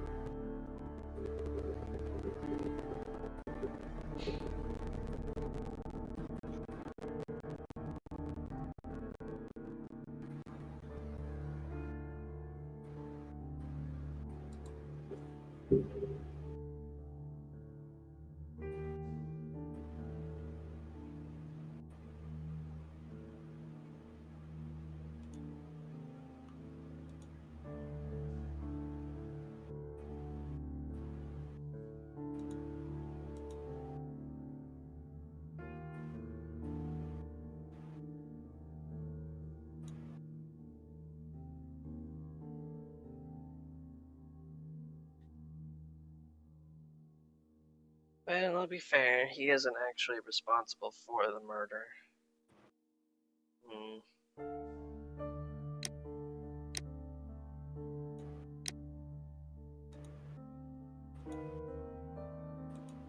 Seems to me like there was unintended consequences to their attempt.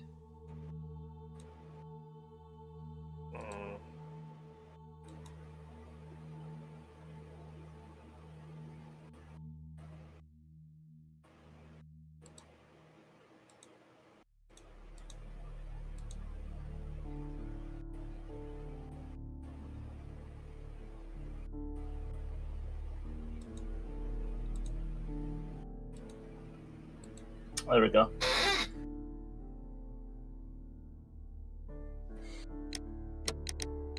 This is very tricky. I have that real idea. With 3 shots, Different the one that one took from the other. Yeah, so folly wasn't actually. Let me check the notes again. It's alright. What was it? It was like.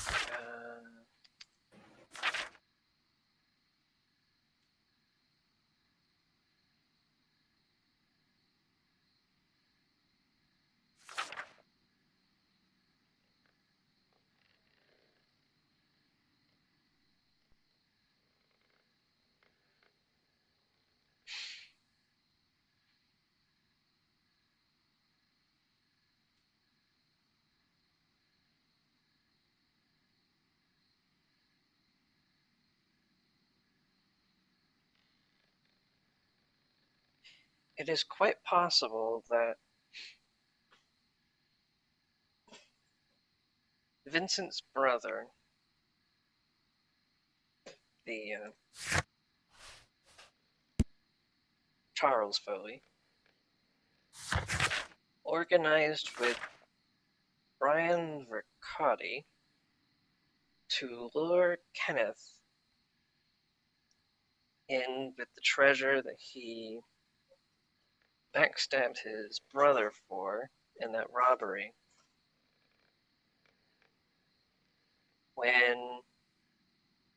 So they can get it back, what was considered lost. The shop owner, or the pawn shop owner, recognized Charles, withdrew his gun, and fired at Riccati. Riccati took it into his stomach and then fired back twice, one hitting the wall and then one hitting the head of the pawn shop owner. It was completely unintentional with this whole exchange, or at least on the end of Charles, who only wanted to get the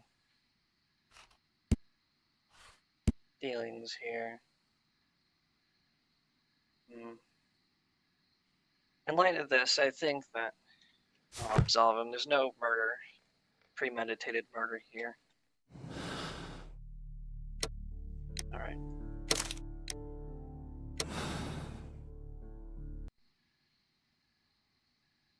Charles Foley, you were a witness to a double murder.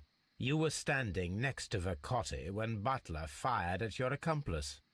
The jeweler missed him, but they proceeded to kill each other with simultaneous shots.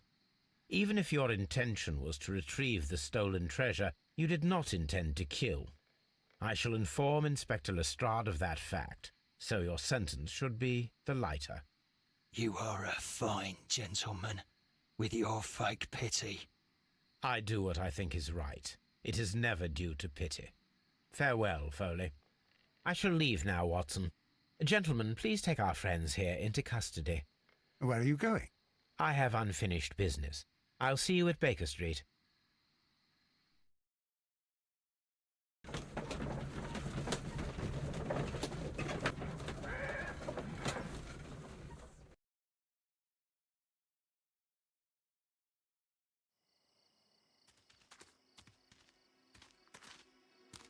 Be careful with the lamps. Don't bring them too close to the barrels. Good evening, gentlemen. Who's there? That is of no importance. What matters is who you are and the plans that you have here. So you can stop us from carrying them out? Eventually, yes. Hey, careful. You'll blow us all up. I'm listening. We are a group known as the Merry Men. But I suppose you knew that already. We are the men who've already lost everything of value in their lives. We are ruined shopkeepers. We are workers who were fired from their jobs, honest people who were robbed. We were forced out from our homes and thrown onto the street, and all of this in the name of the so-called law. The laws that were set out by our government. The laws that make the commoners only more vulnerable and the wealthy more protected. We are not only from the British Empire. Some of us are from the New Lands, America, Australia, and we are many. But men we are still, and we are merry for that we stopped being afraid. For those powers that be had done their best to plant the fear inside our souls, and we accepted it so easily. The fear advised us to keep our heads bowed. It prevented us from fighting. Bankers and politicians, they own our lives, our work, our bread, and they push us to compete between each other, just to see who may serve them better. But in the end, they are the few, so they are weak. They are nothing without their titles. We should not fear them. Our so-called masters should fear us instead. The time has come for our group to stand tall. Our great and many merry men. We are going to blow up the London Stock Exchange. No life shall be lost. But ownerships, debts, and property titles? They shall all be destroyed. They're only papers, after all. So many people will be freed over this night. That is a radical step to take. What result do you truly expect? Chaos. But soon people will understand that they are free, and that they don't belong to anyone. They will be able to work for themselves, together, without letting the rulers dictate what to do, and finally justice will arise. What you are intending to do is a crime. It is not justice. How do you see justice, then? Kids go to prison for a loaf of dry bread. And how many lords do you see punished for stealing from their people, sending them to their deaths in mines or overseas to fight for land? Our masters wouldn't hear us. So now it's time to sing the song of the merry men. Will you let us do our duty?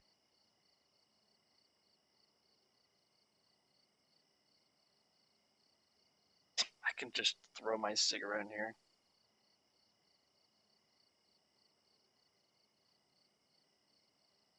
Let's see here. The British Stock Exchange blowing up.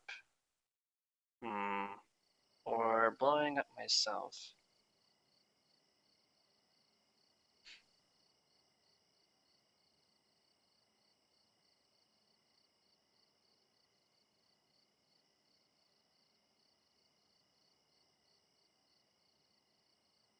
This is a very unexpected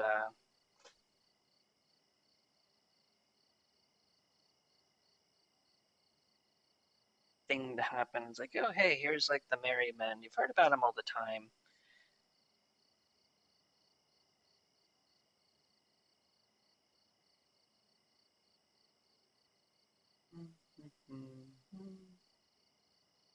Potentially kill people here, potentially kill people later.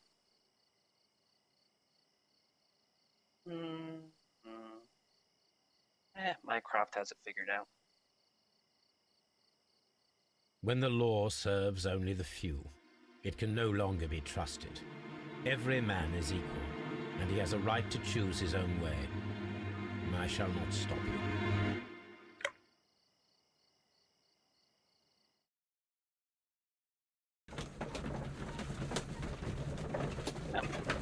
Let's see what happens now.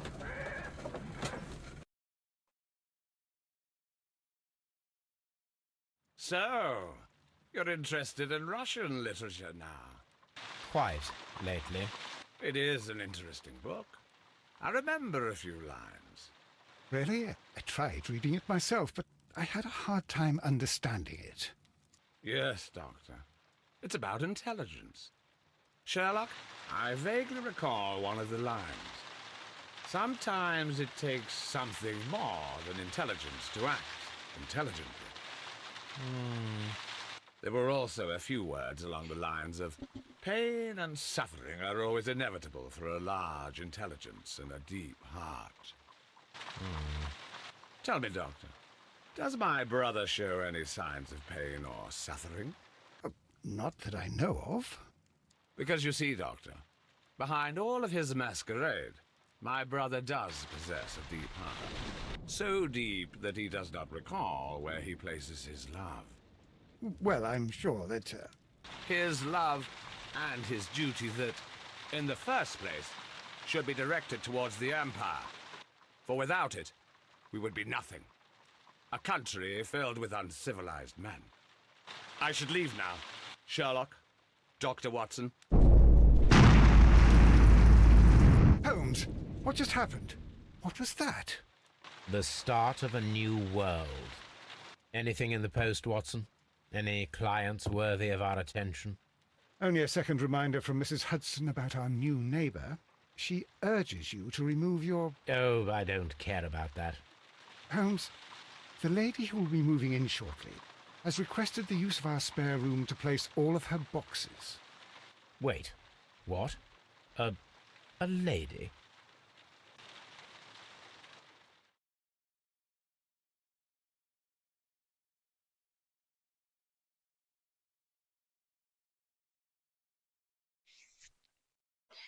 Well, that was certainly something.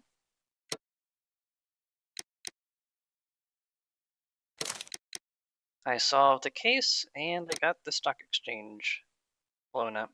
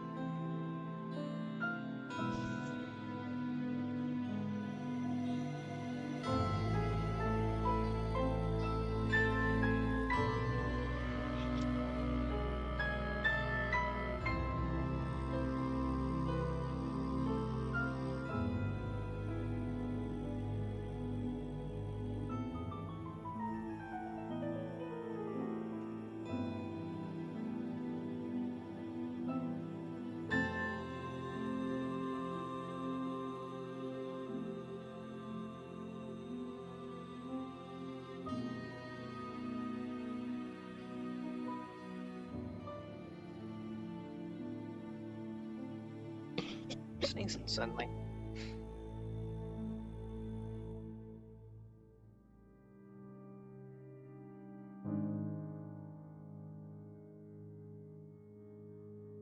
Look at this. Music.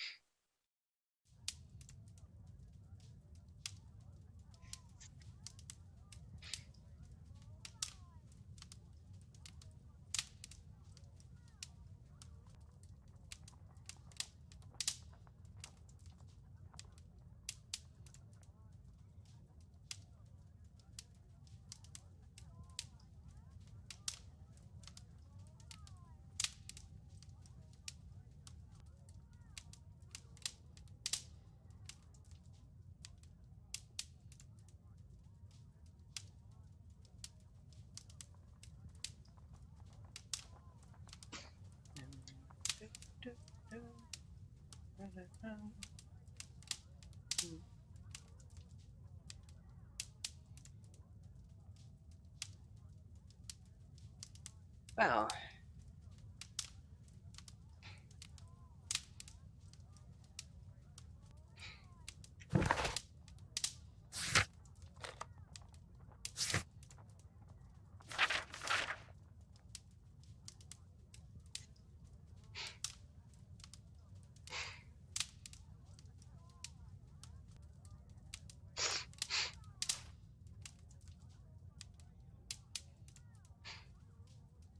So what'd you think of it? I thought it was okay. Quite the task. Quite the adventure. Quite the adventure. It was. I think that's it. I can just sit here, smoking, thinking about everything I've done, choices I've made. It's probably that moment where you're supposed to just kind of look at your past cases and be like, oh yeah, I got that one right. I got that one right. Right, all that. What was my souvenir? The rebellious poster.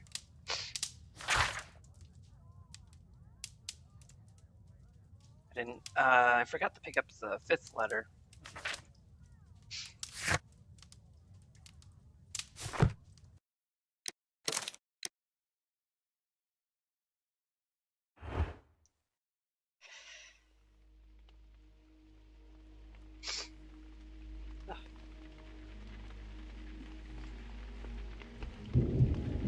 And that was Sherlock Holmes, Crimes and Punishments.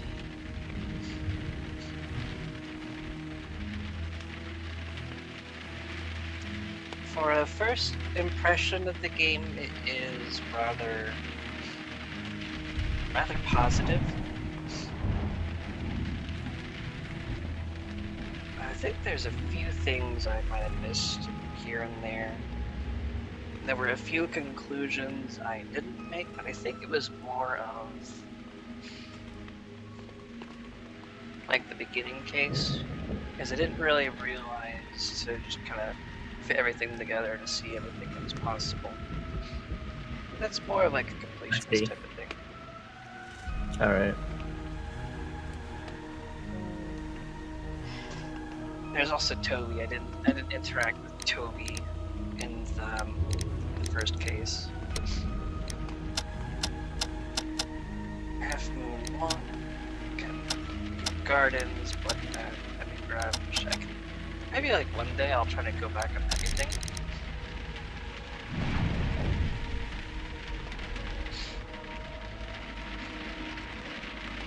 I think there's one thing I want to do for him tonight. I want to go find Toby in the first case, because I don't think I actually saw him in the first case.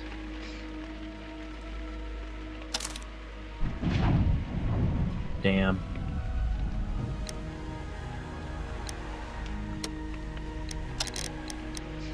Like all the other cases will remain the same, but we just go here. Because I want to find Toby. If I find Toby here, I'll be happy.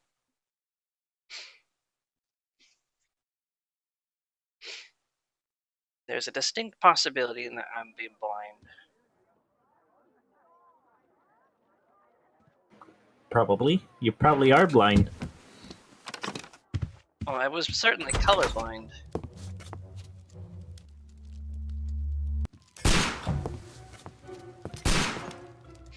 Holmes!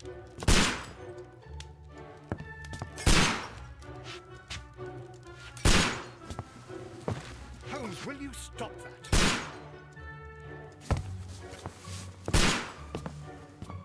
You are utterly mad.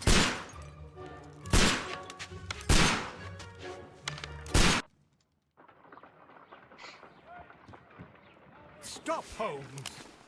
Is that you, Watson? Yes, of course it is. And you almost killed me. Nonsense. I was aiming for the vases.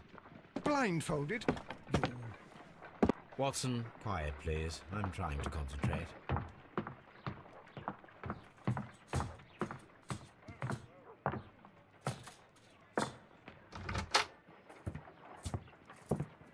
Ah, Lestrade. What is it this time? He can see me.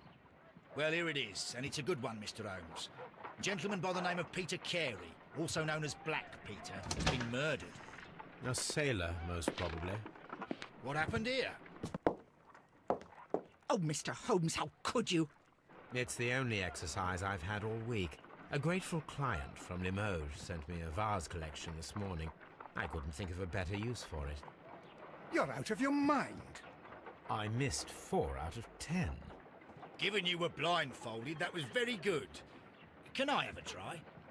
Am I the only sane one here? I suppose that Watson is right, Inspector. A little brain work would be preferable now. Do please tell us more about Black Peter. Peter Carey, born in 1845 and 50 years old. An ambitious sort, he achieved much success in seal and whale hunting around Scandinavia. Retired in 1884 with a small fortune. He invested his money in a property called Woodman's Lee, near Forest Row in Sussex. It was where he lived for 6 years, and where he was found dead yesterday. Has the investigation already begun? Yes and no. In fact, this crime is so mysterious that I would prefer you to join me down there. Give me half an hour to prepare, Inspector. Take your time and join me there. I have to go through the yard first. The Merry Men struck again. What have they done this time? They robbed a powder reserve. I'll meet you at Woodman's Lee, Mr. Holmes. There's that powder reserve. I should help Mrs. Hudson here. Sure hope they don't I blow up also the have stock several exchange appointments with it. that I must keep this afternoon. I shall go alone then.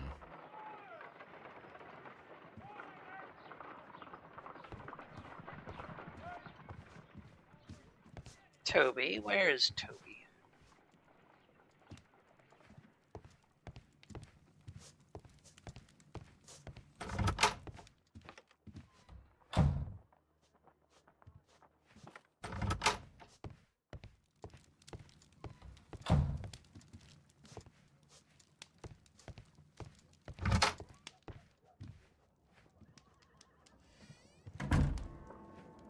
This was what had me confused. Why I was like, what's going on? I didn't see Toby here.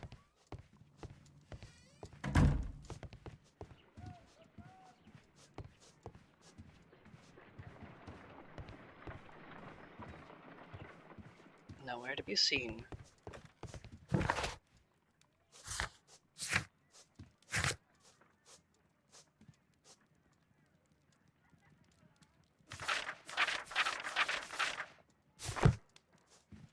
Oh, what a mess! What a terrible...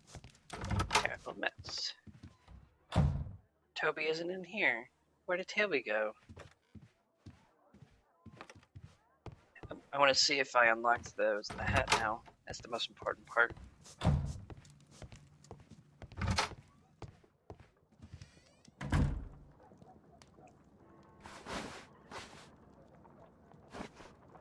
that was number 9.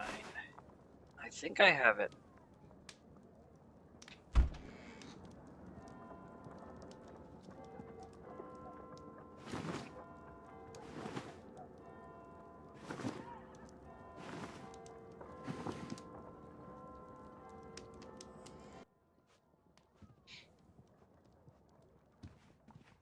There I am.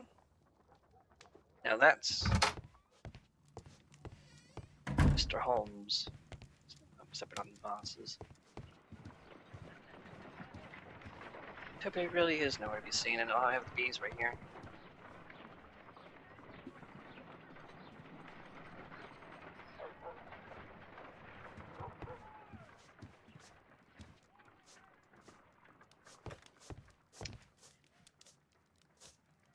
Maybe if I leave and then go back, Toby will be there.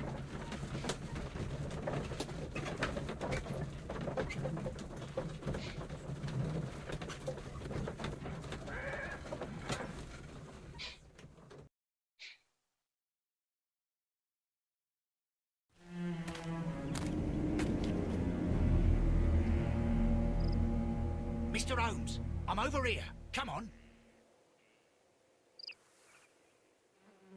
I have arrived at Woodlands E. Woodlands E. I will now leave. I cannot leave yet. I am not finished here. No. Come back. I've got like 20 minutes to burn.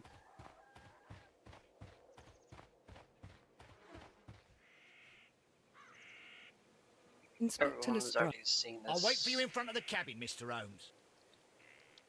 My condolences. Thank you, Mr. Holmes. At 2 o'clock in the morning, I heard a terrible scream, but I thought nothing of it then. He would scream all the time when he was drunk. Well, Peter got drunk in the evening. He was in such a terrible temper. Usually whenever that happened, he'd stay all night drinking in his cabin before passing out. At around 10 o'clock, I dared to glance in through the door and... oh dear. Oh no, I don't think so. I mean, he didn't really have many friends. He lived quite an isolated life here, after his retirement.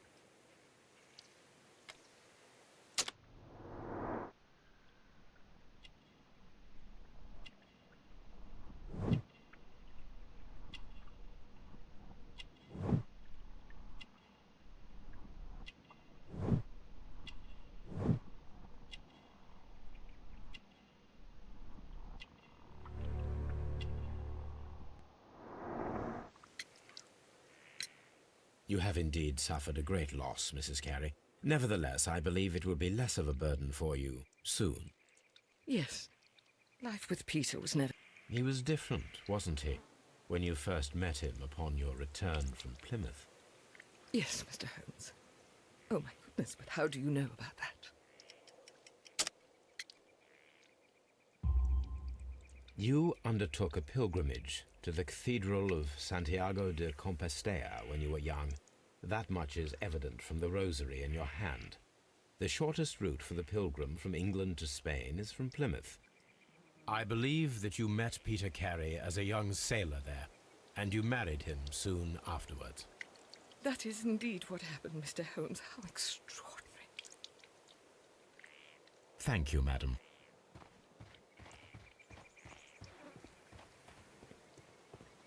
It seems that the garden was well maintained.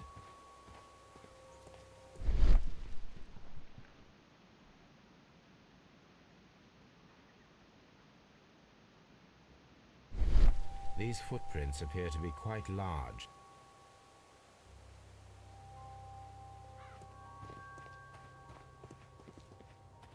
Peter Carey's body is inside the cabin.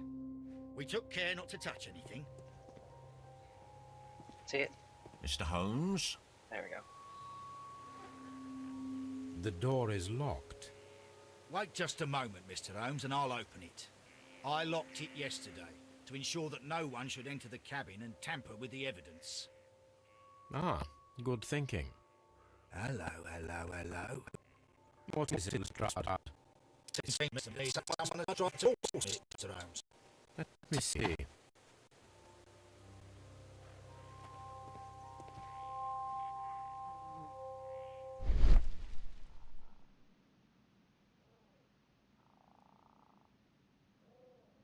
These scratches are fresh. You're right. Someone tried to force open the door. I swear these scratches... Now, mysterious visit. Well... Perhaps he...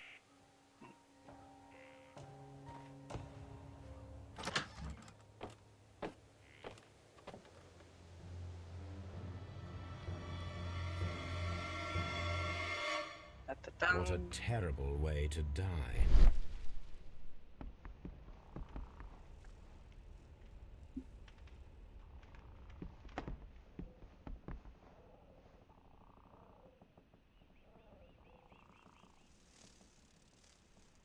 This place is not covered. An object was taken. I have to speedrun this so I can go back to Toby.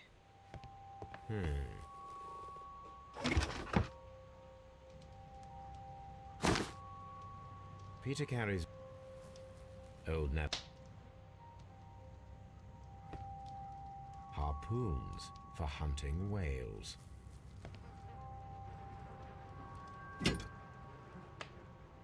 This wooden handle. This blood is from the pool. Peter Carey tried to defend himself with this knife, but he did not succeed.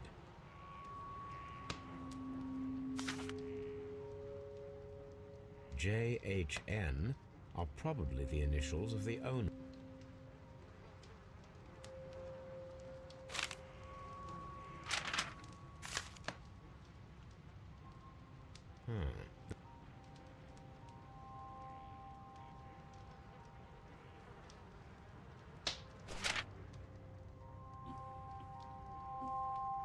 These abbreviations.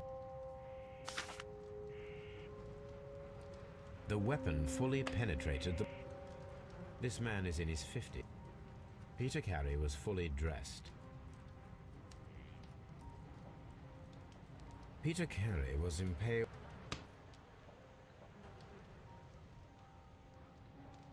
Somewhat. The initial.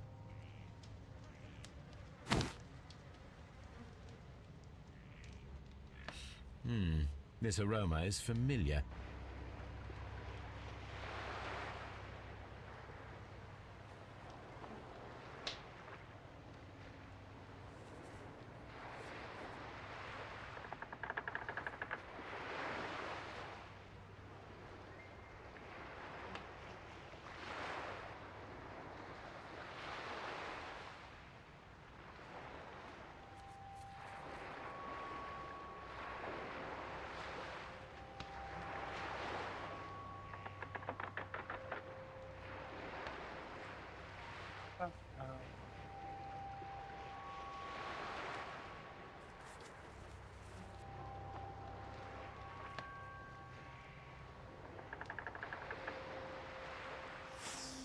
Yes, this is a course to...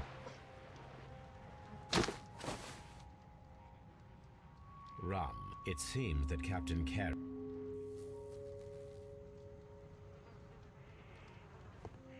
Captain Carey. Hammerfest. Dundee. It's a whaling map.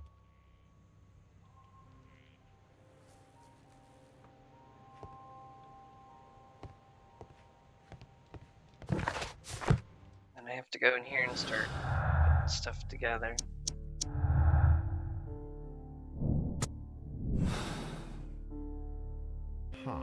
Someone was here yesterday. They attempted to force the door to gain entry.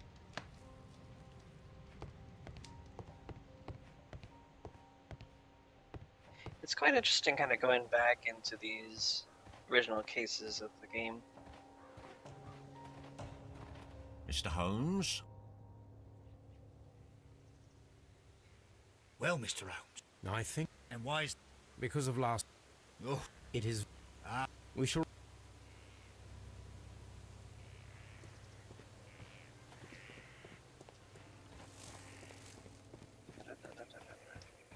Speed run.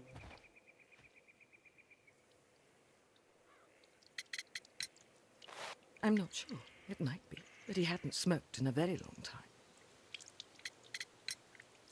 It is true, there is a lot of work, but my husband took care of it himself. There was a small tin box, barely larger than a book. He kept his papers there. It should be somewhere in his cabin. Thank you, madam. Can I leave now? I cannot leave yet. I am not finished here. No. Everything to get the Toby faster.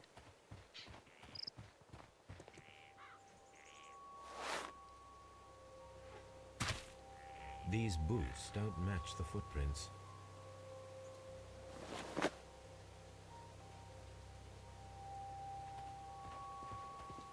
We need to find a good place for an ambush.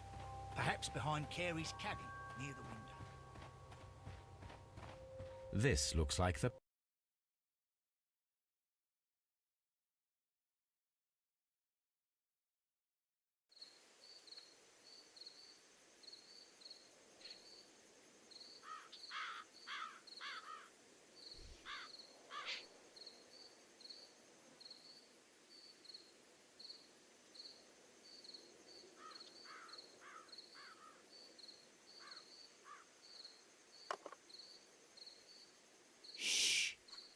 Did you hear that?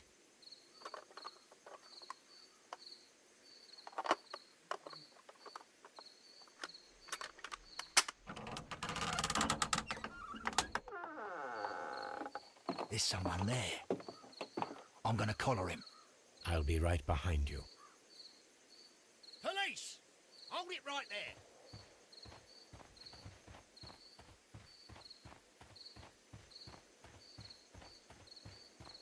Toby. see what we've caught in our net. Oh.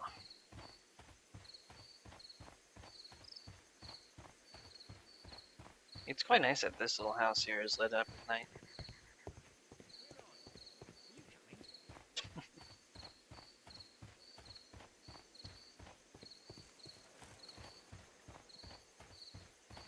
Mr. Holmes? All right, my fine fella. You're detective. Innocent. Shall I tell you? What is your name? John Hopley. Do you deny that you came in? No, but I... I'm tired of this. What? Enough. But... In light of recent events... You are welcome, Inspector. Like how much cutting the quotes and everything. It sounds silly.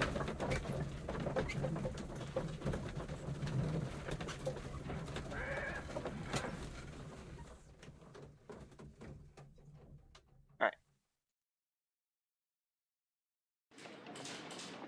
Can I leave? Yes, I can.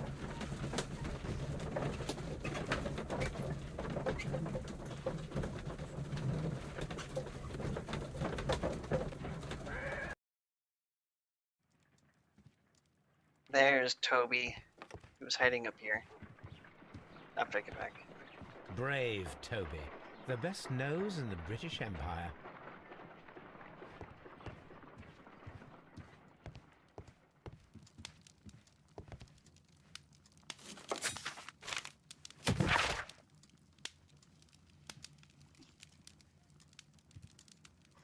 Albert Dune.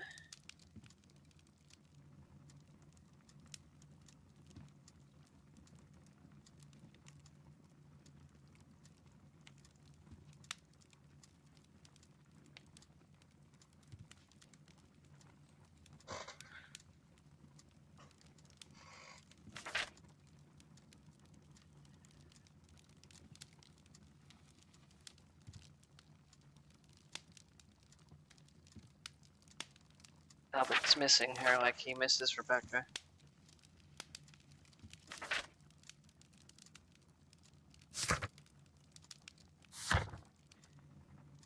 Oh, I found Toby. I got the letter I was looking for.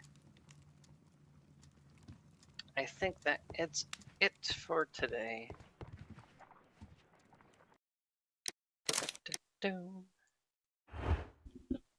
Now, I suppose what I can do, and the time I have left, I will show off what the next game will be. Okay. Quick. Alright.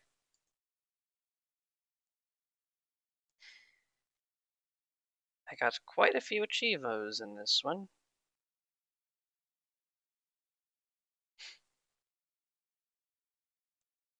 The next game is The Testament of Sherlock Holmes.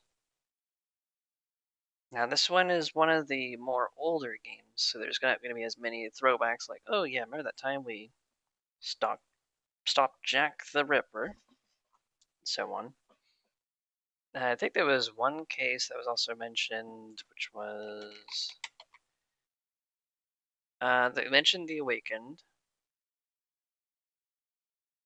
I think there was one other, but I have to get back to that.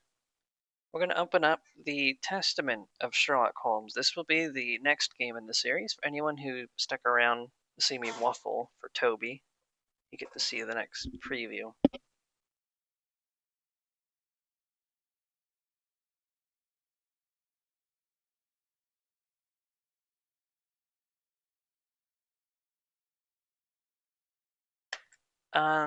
Just 1 second. Make sure I get the proper source.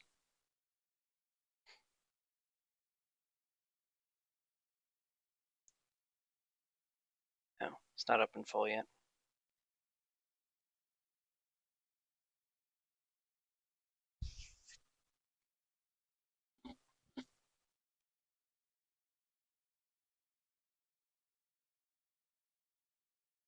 Here it is.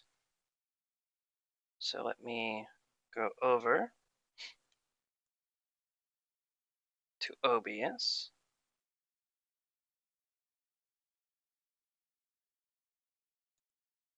It's not picking it up, is it?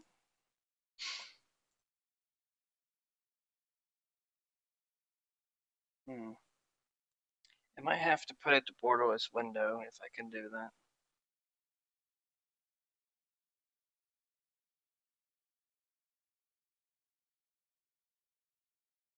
I'll take off full screen. Graphics settings. Put everything on maximum. Boost it up so my game crashes probably.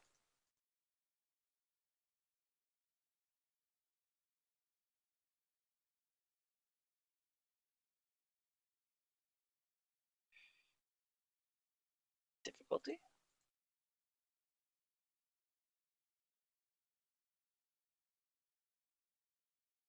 Subtitles on. They even have different languages. That's pretty cool. It seems I only have English given.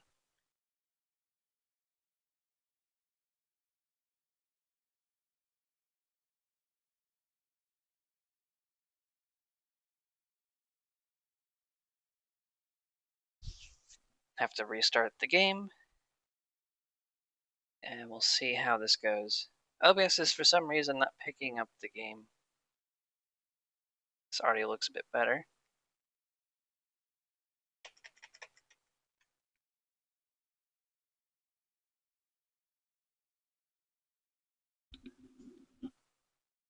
I think you have to do the whole capture your screen or some shit.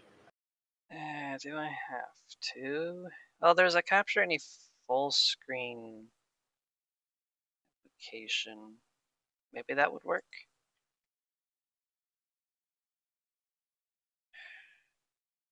Let me see if Discord picks it up. I'm going to end streaming to Discord. Nope. Right there, Sherlock Holmes Testament. So why did OBS not pick it up? I'm going to reset this. Properties. It's right there, but it doesn't show up here.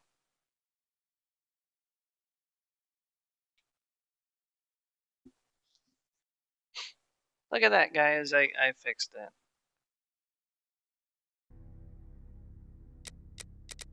And now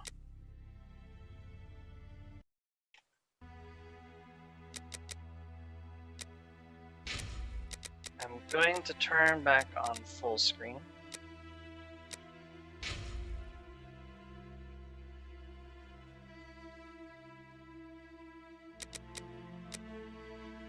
Looks like it's working. Now, should I do the intro scene here? Or... yeah, this will be our little preview.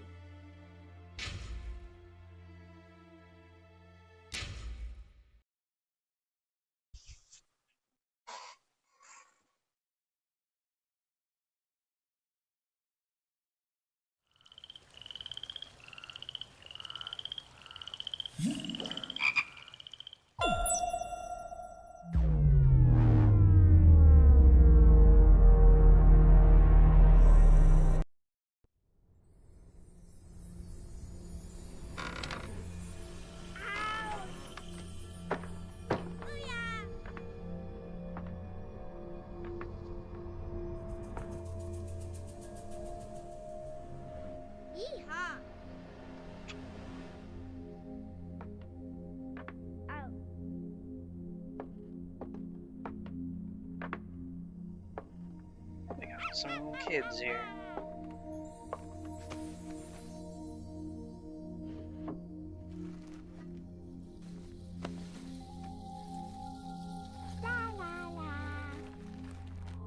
Ow! Ah! What's this? No. Baba. Boop, boop. La la la.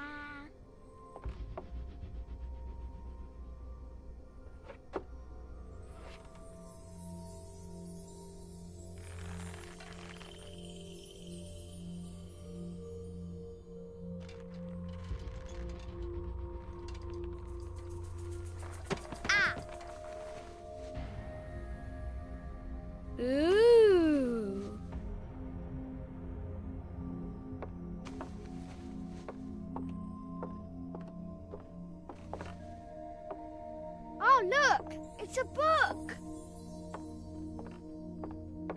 Maybe it's a book about pirates with a treasure map. No, I don't think so. I wish that I had seen through all your lies. Oh, start from the beginning, not the middle. And so I decided to pick up my pen to relate the most disturbing episode of my life thus far. It all began early one morning in 1898, when Sherlock Holmes invited me to accompany him on a visit to the Marquis of Conyngham.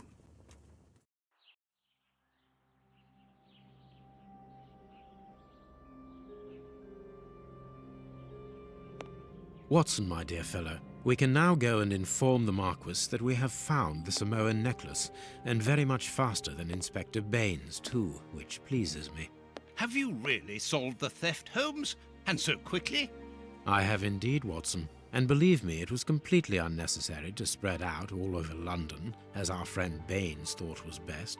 He likes to boast that his methods are equal to mine, but once again the outcome has contradicted him. After all these years of accompanying you upon your investigations, I thought that by now I should be reasonably capable of following your train of thought. But in this particular case, I must admit that I don't understand anything at all. Ah, you see, but you do not observe, Watson. There lies the difference. It is a matter of course. A matter of course? In the middle of the night, when everyone is fast asleep, the service bell within that room rings out and alerts the servants. They dress quickly and come running, but the door is locked and there is a strong smell of burning from within. A few seconds later, the master of the house himself, the robbed Marchioness's husband, the Marquis of Conyngham, arrives and unlocks the door using the sole key. A fire has started inside the room, but they have managed to arrive in time to put it out. It is at that moment that the Marquis realizes that the famous Samoan necklace, which had been safe within its glass cabinet only a few hours earlier, has now disappeared. In order to explain, let us confirm my theory before the arrival of Inspector Baines.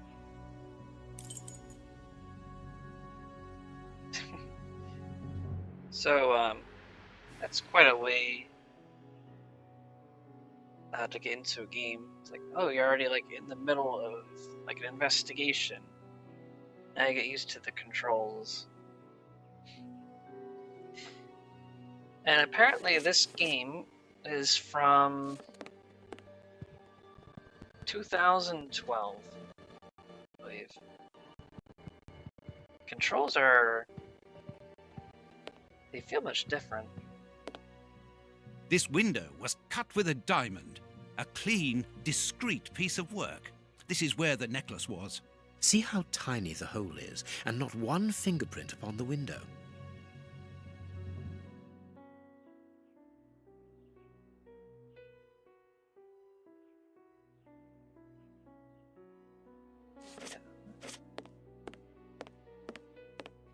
So it's something kind of like the one we just had, but you can tell it's a lot more rough.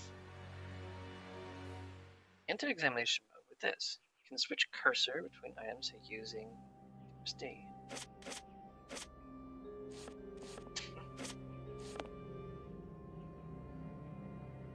Validate. So now you can switch between the two.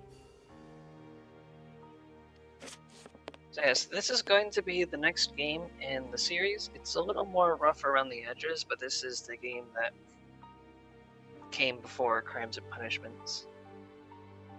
You can tell that they're using, or rather, this was the original part for where Watson got his model.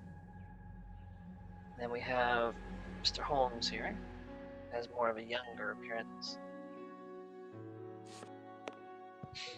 So, that is going to be the game for next week. Let's see. I want to check the dates again, make sure I'm not getting anything wrong here. Calendar.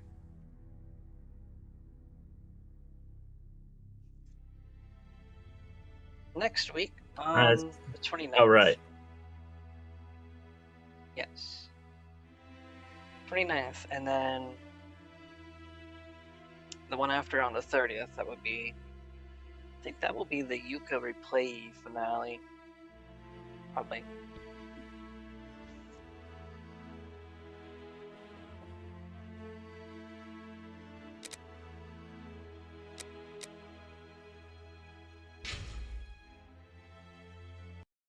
Exit game.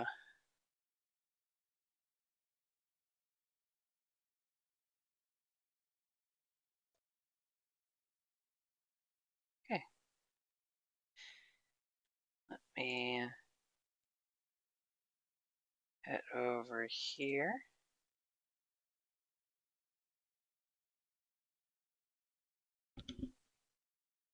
What an adventure.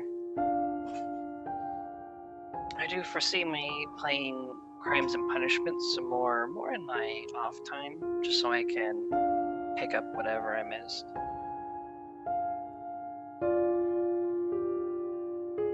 Just need to double check. I think that was more of like the first case. I didn't get all the conclusions I could have. Just kind of racking my brain on that. Small things like that.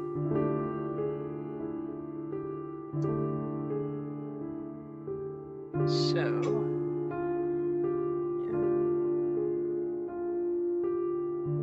my impressions of the game Crimes and Punishments is it's a rough game, but it's quite nice. There isn't as much content to it overall, but for the price I got it was well worth the price.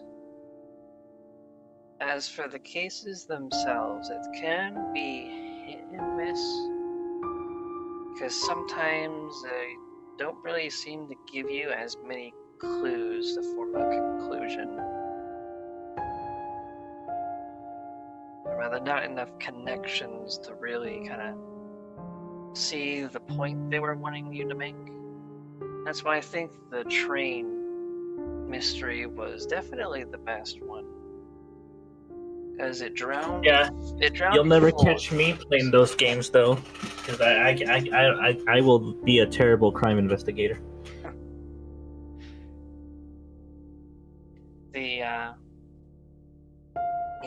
That one, it really drowns you full of evidences, and then you have to sort out what is relevant to the case and what isn't.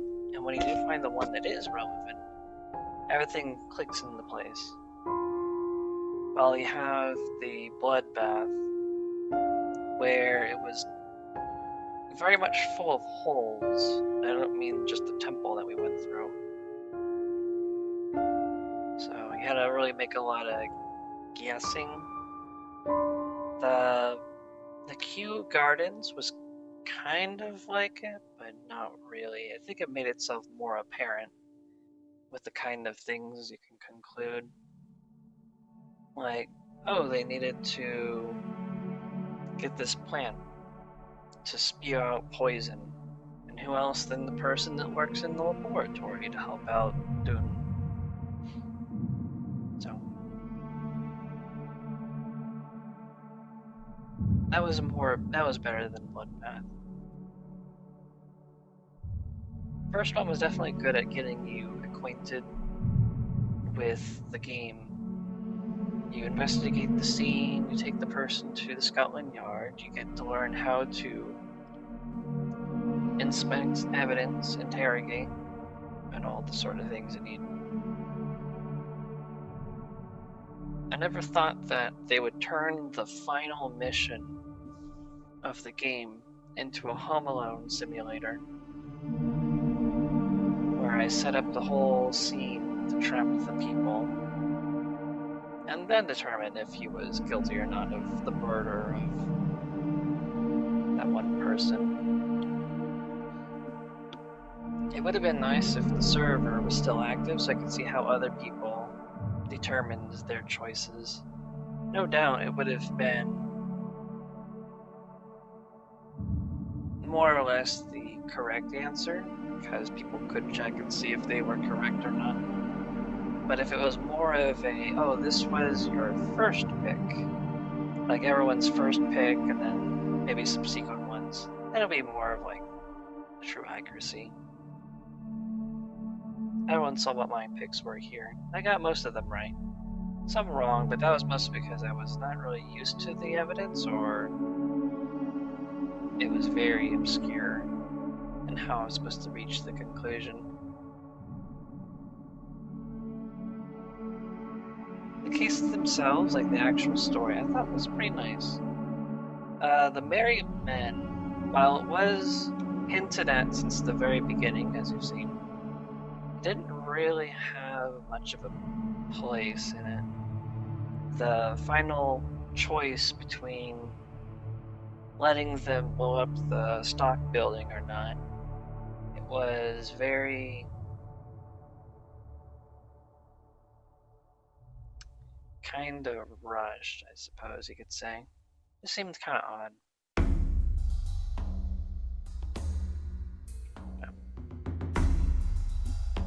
I'm still very positive on the game. It's very charming. I think that the VA for Sherlock Holmes was very well done. And considering the voice acting we heard in the next game coming up, I think Watson was done much better in Crimes and Punishments. Just first impressions. It really gives off the voice of an exasperated doctor having to live with Holmes. Music is all seemingly, what did they call it? It's not open source, it's free for use. Copyright free. Got it?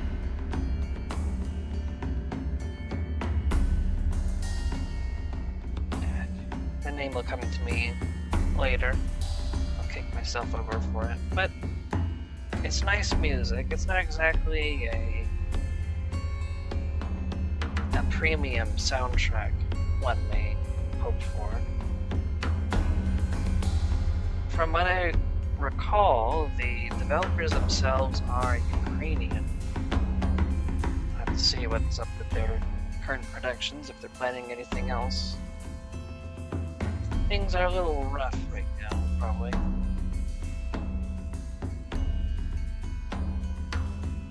And I suppose that's my concluding thoughts. I might hear this sometime later and agree with myself still.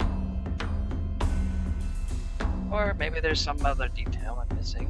I rethink myself. Hope you all enjoyed this little ramble here at the end as we go into ending ghost story music. Oh, anyways, thanks again everyone for stopping by, and you too, Burke. No problem. Nice chatting while solving mysteries from poisonous plants to turn out to be just a crossfire.